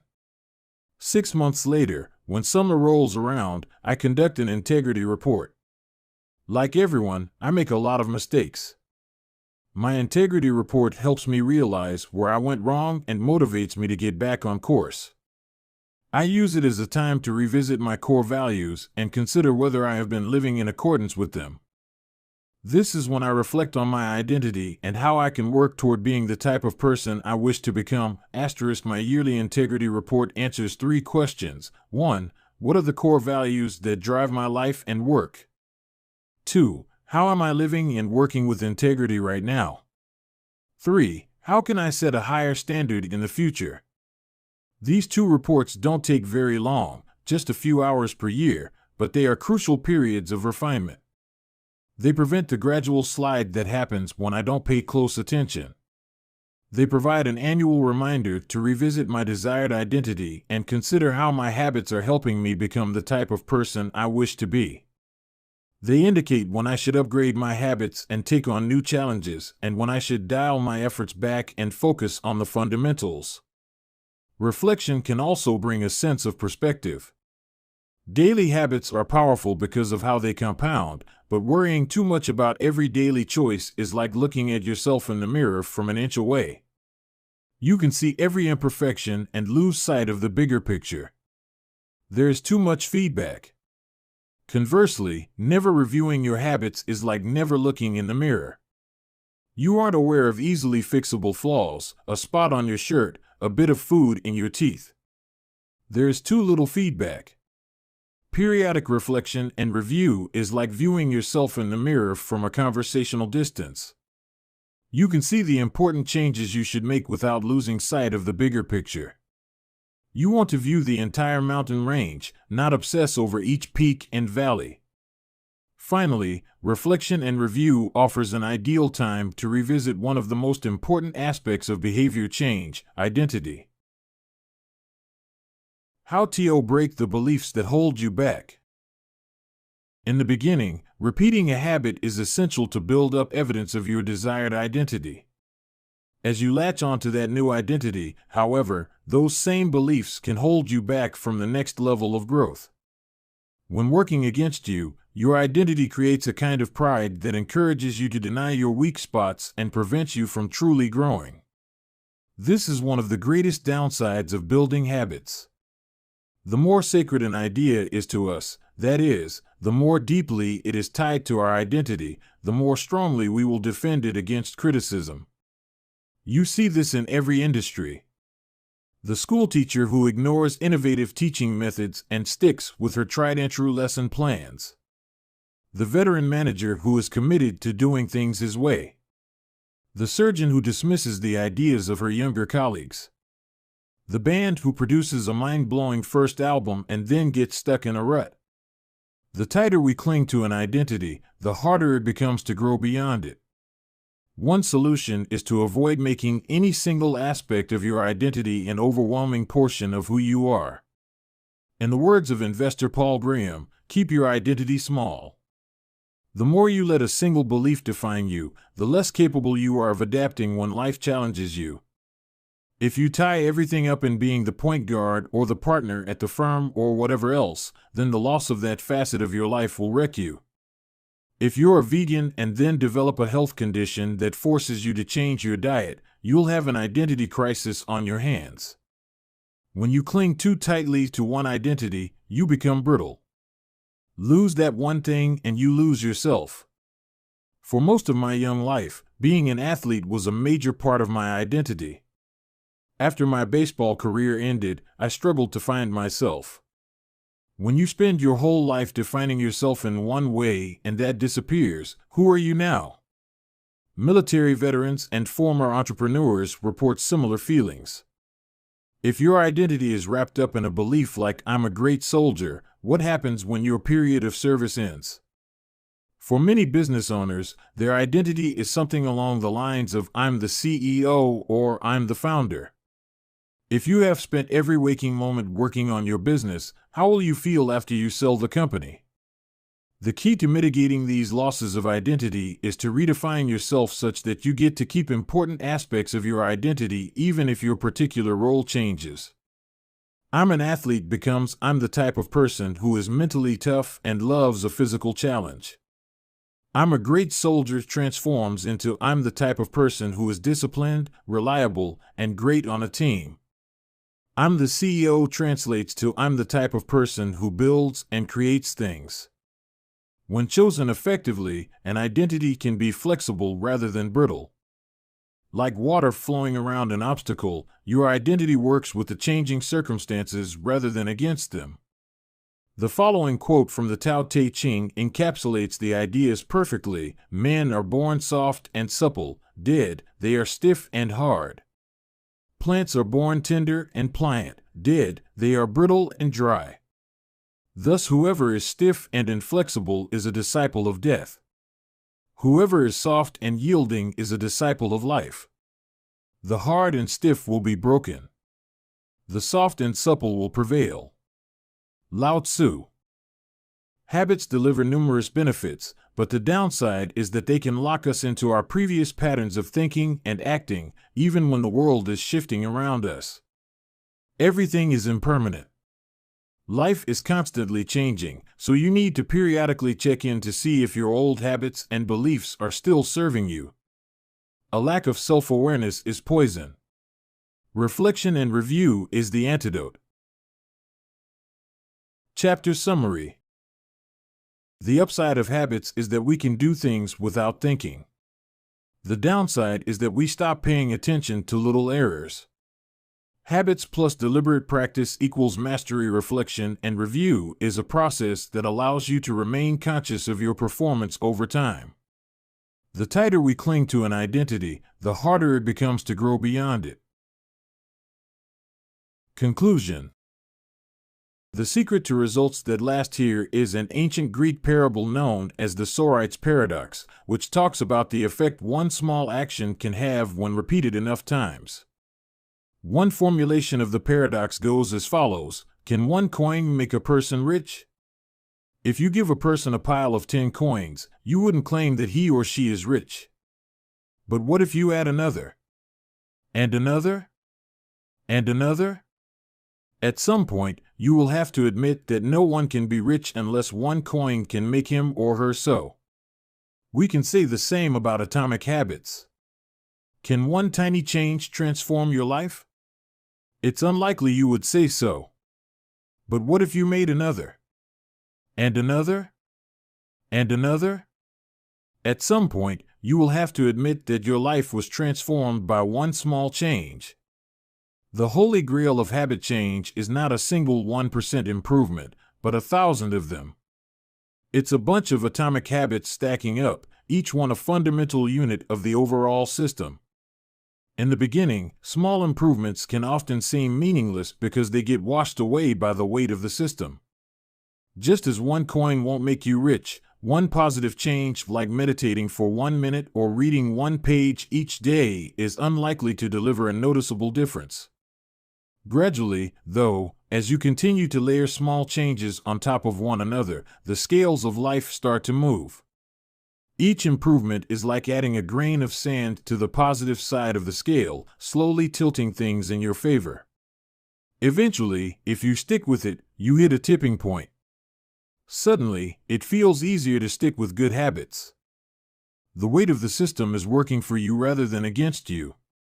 Over the course of this book, we've looked at dozens of stories about top performers. We've heard about Olympic gold medalists, award-winning artists, business leaders, life-saving physicians, and star comedians who have all used the science of small habits to master their craft and vault to the top of their field. Each of the people, teams, and companies we have covered has faced different circumstances, but ultimately progressed in the same way, through a commitment to tiny, sustainable, unrelenting improvements. Success is not a goal to reach or a finish line to cross.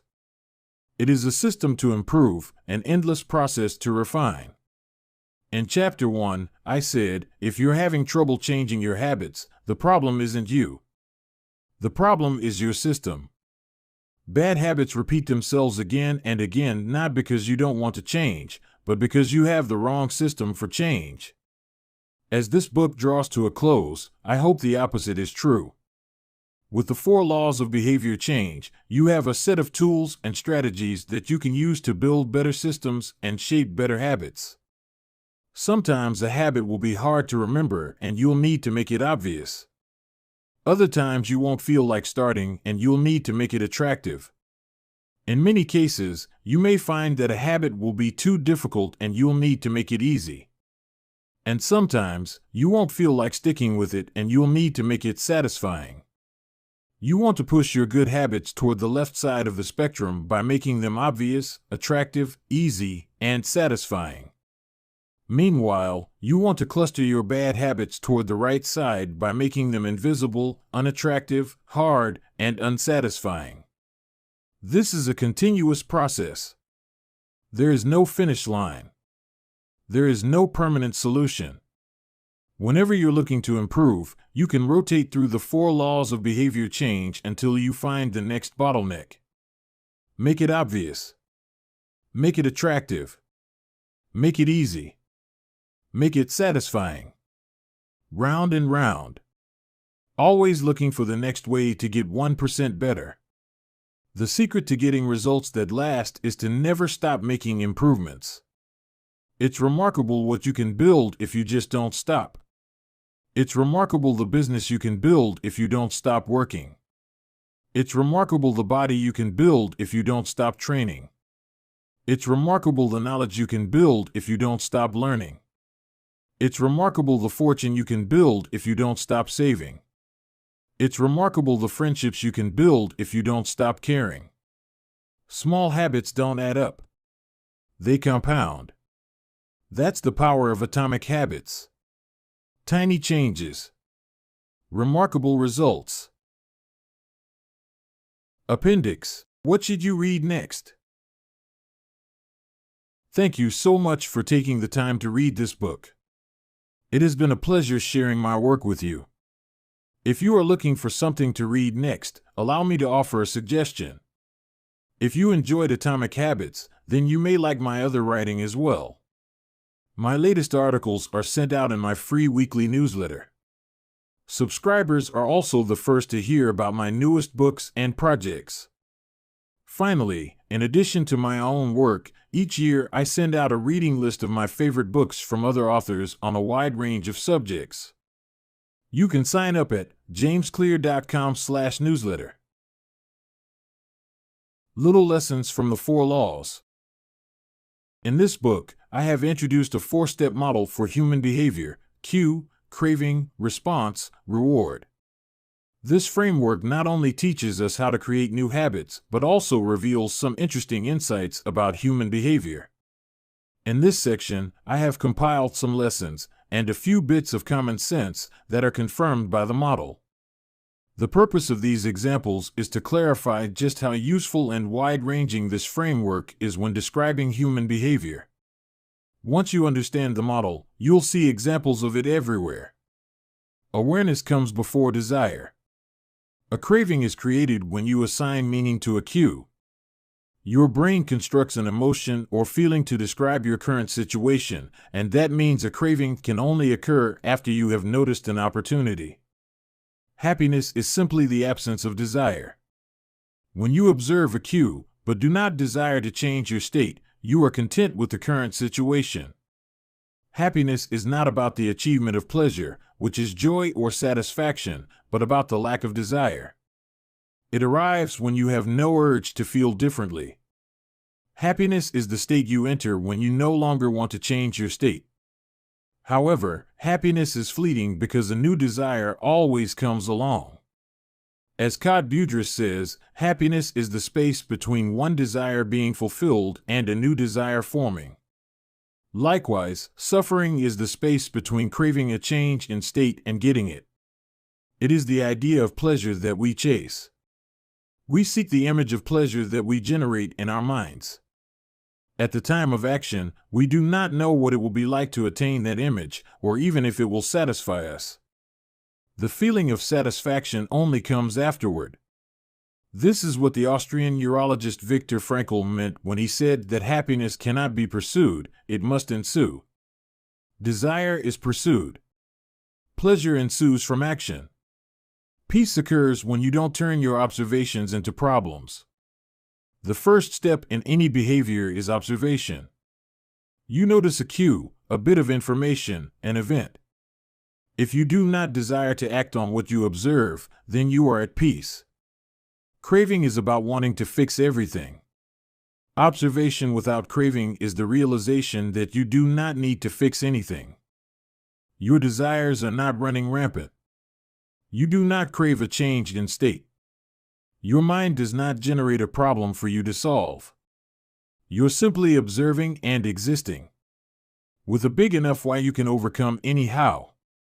Friedrich Nietzsche, the German philosopher and poet, famously wrote, "He who has a why to live for can bear almost any how." This phrase harbors an important truth about human behavior. If your motivation and desire are great enough, that is, why you are acting, you'll take action even when it is quite difficult. Great craving can power great action, even when friction is high.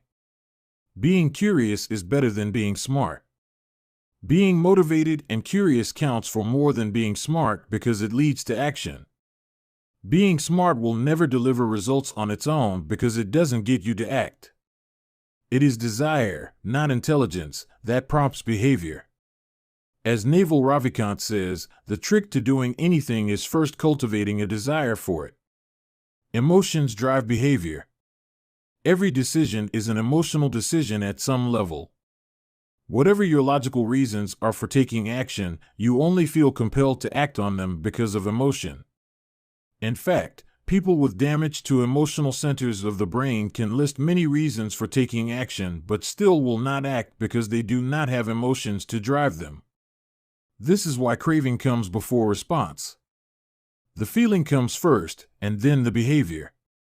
We can only be rational and logical after we have been emotional. The primary mode of the brain is to feel, the secondary mode is to think. Our first response, the fast, non-conscious portion of the brain, is optimized for feeling and anticipating. Our second response, the slow, conscious portion of the brain, is the part that does the thinking. Psychologists refer to this as System 1, feelings and rapid judgments, versus System 2, rational analysis. The feeling comes first, System 1, the rationality only intervenes later, System 2. This works great when the two are aligned, but it results in illogical and emotional thinking when they are not. Your response tends to follow your emotions. Our thoughts and actions are rooted in what we find attractive, not necessarily in what is logical. Two people can notice the same set of facts and respond very differently because they run those facts through their unique emotional filter.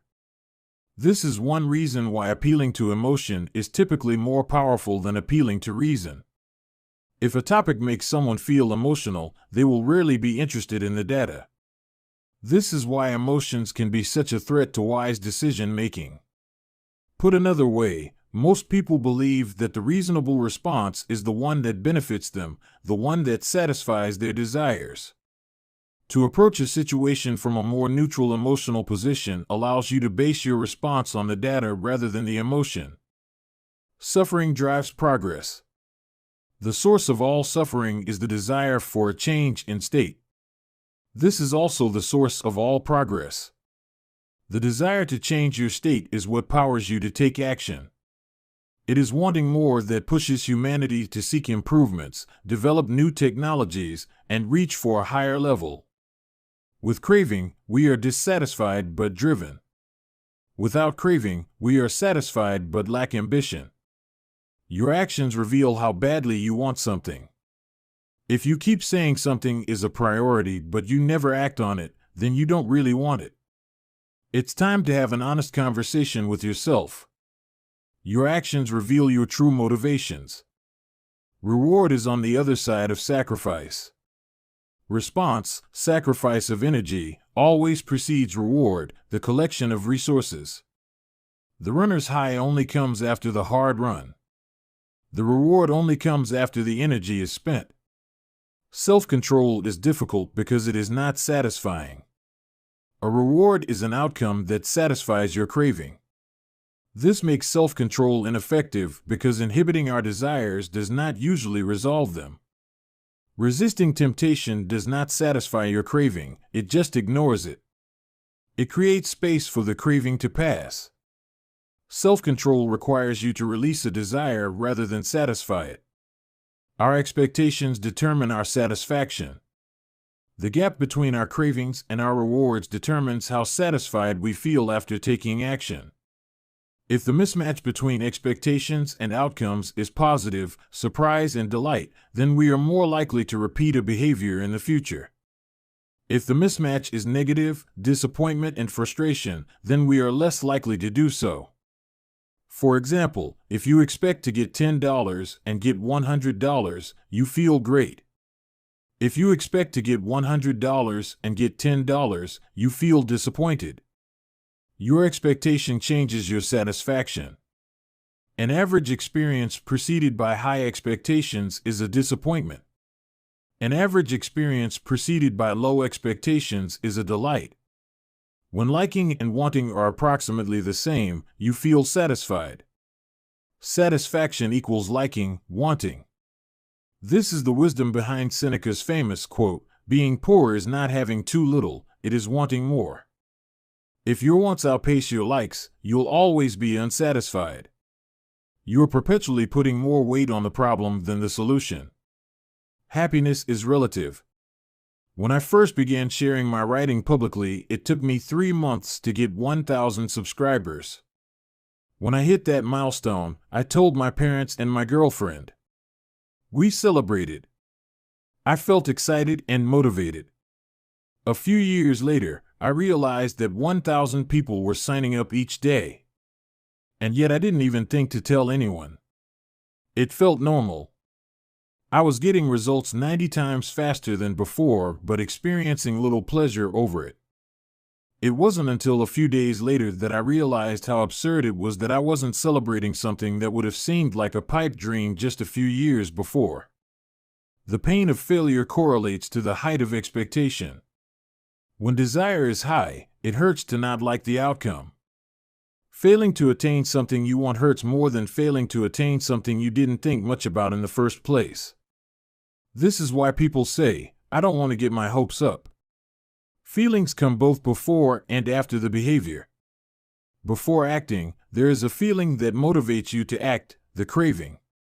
After acting, there is a feeling that teaches you to repeat the action in the future, the reward. Q greater than craving, feeling, greater than response greater than reward, feeling. How we feel influences how we act, and how we act influences how we feel. Desire initiates. Pleasure sustains. Wanting and liking are the two drivers of behavior. If it's not desirable, you have no reason to do it. Desire and craving are what initiate a behavior.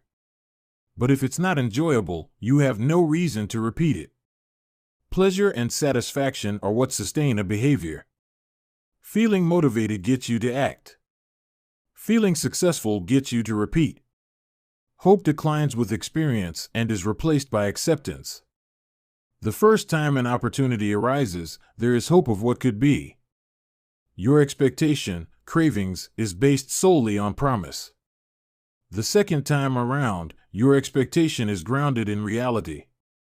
You begin to understand how the process works, and your hope is gradually traded for a more accurate prediction and acceptance of the likely outcome. This is one reason why we continually grasp for the latest get-rich-quick or weight loss scheme.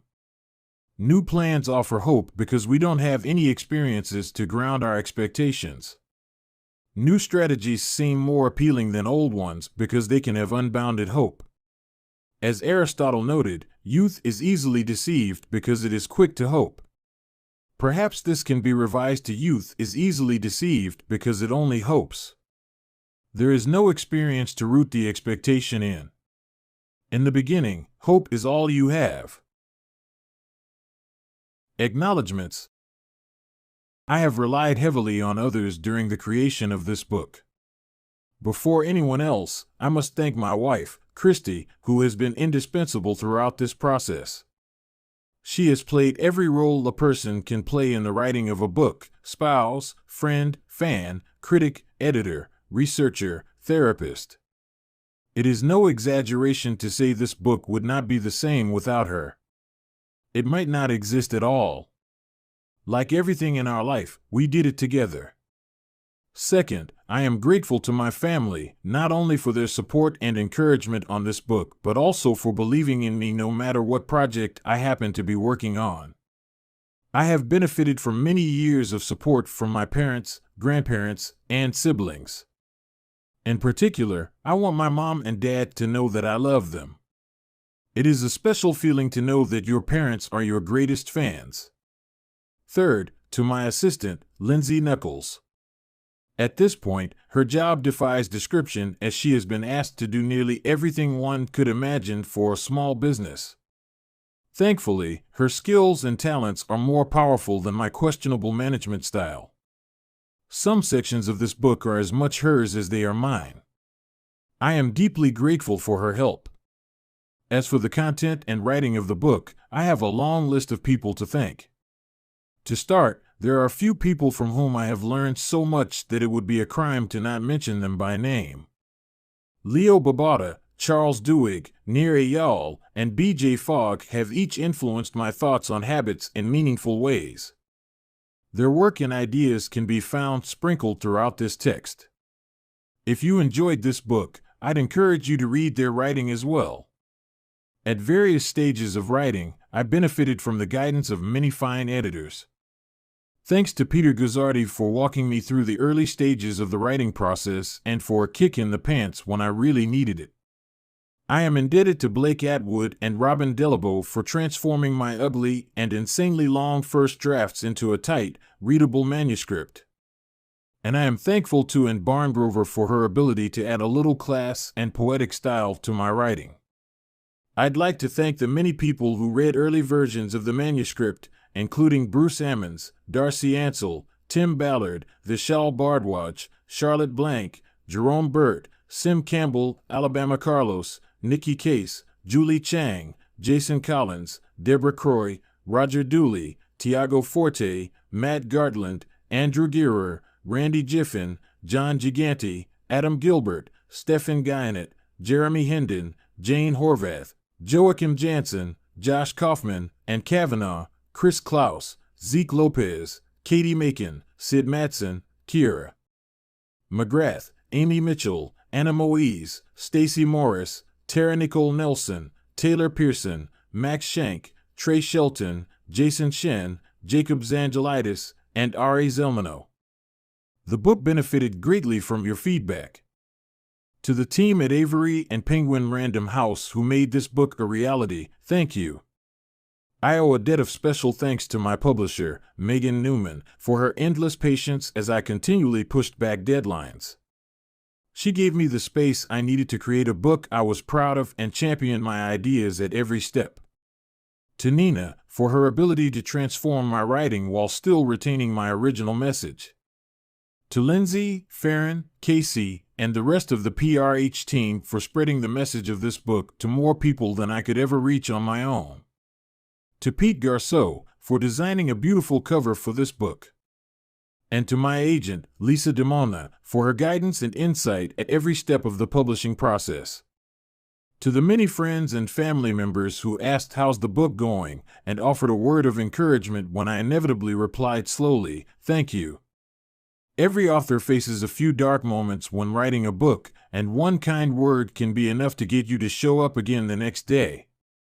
I am sure there are people I have forgotten, but I keep an updated list of anyone who has influenced my thinking in meaningful ways at jamesclear.com/thanks. And finally, to you. Life is short and you have shared some of your precious time with me by reading this book. Thank you.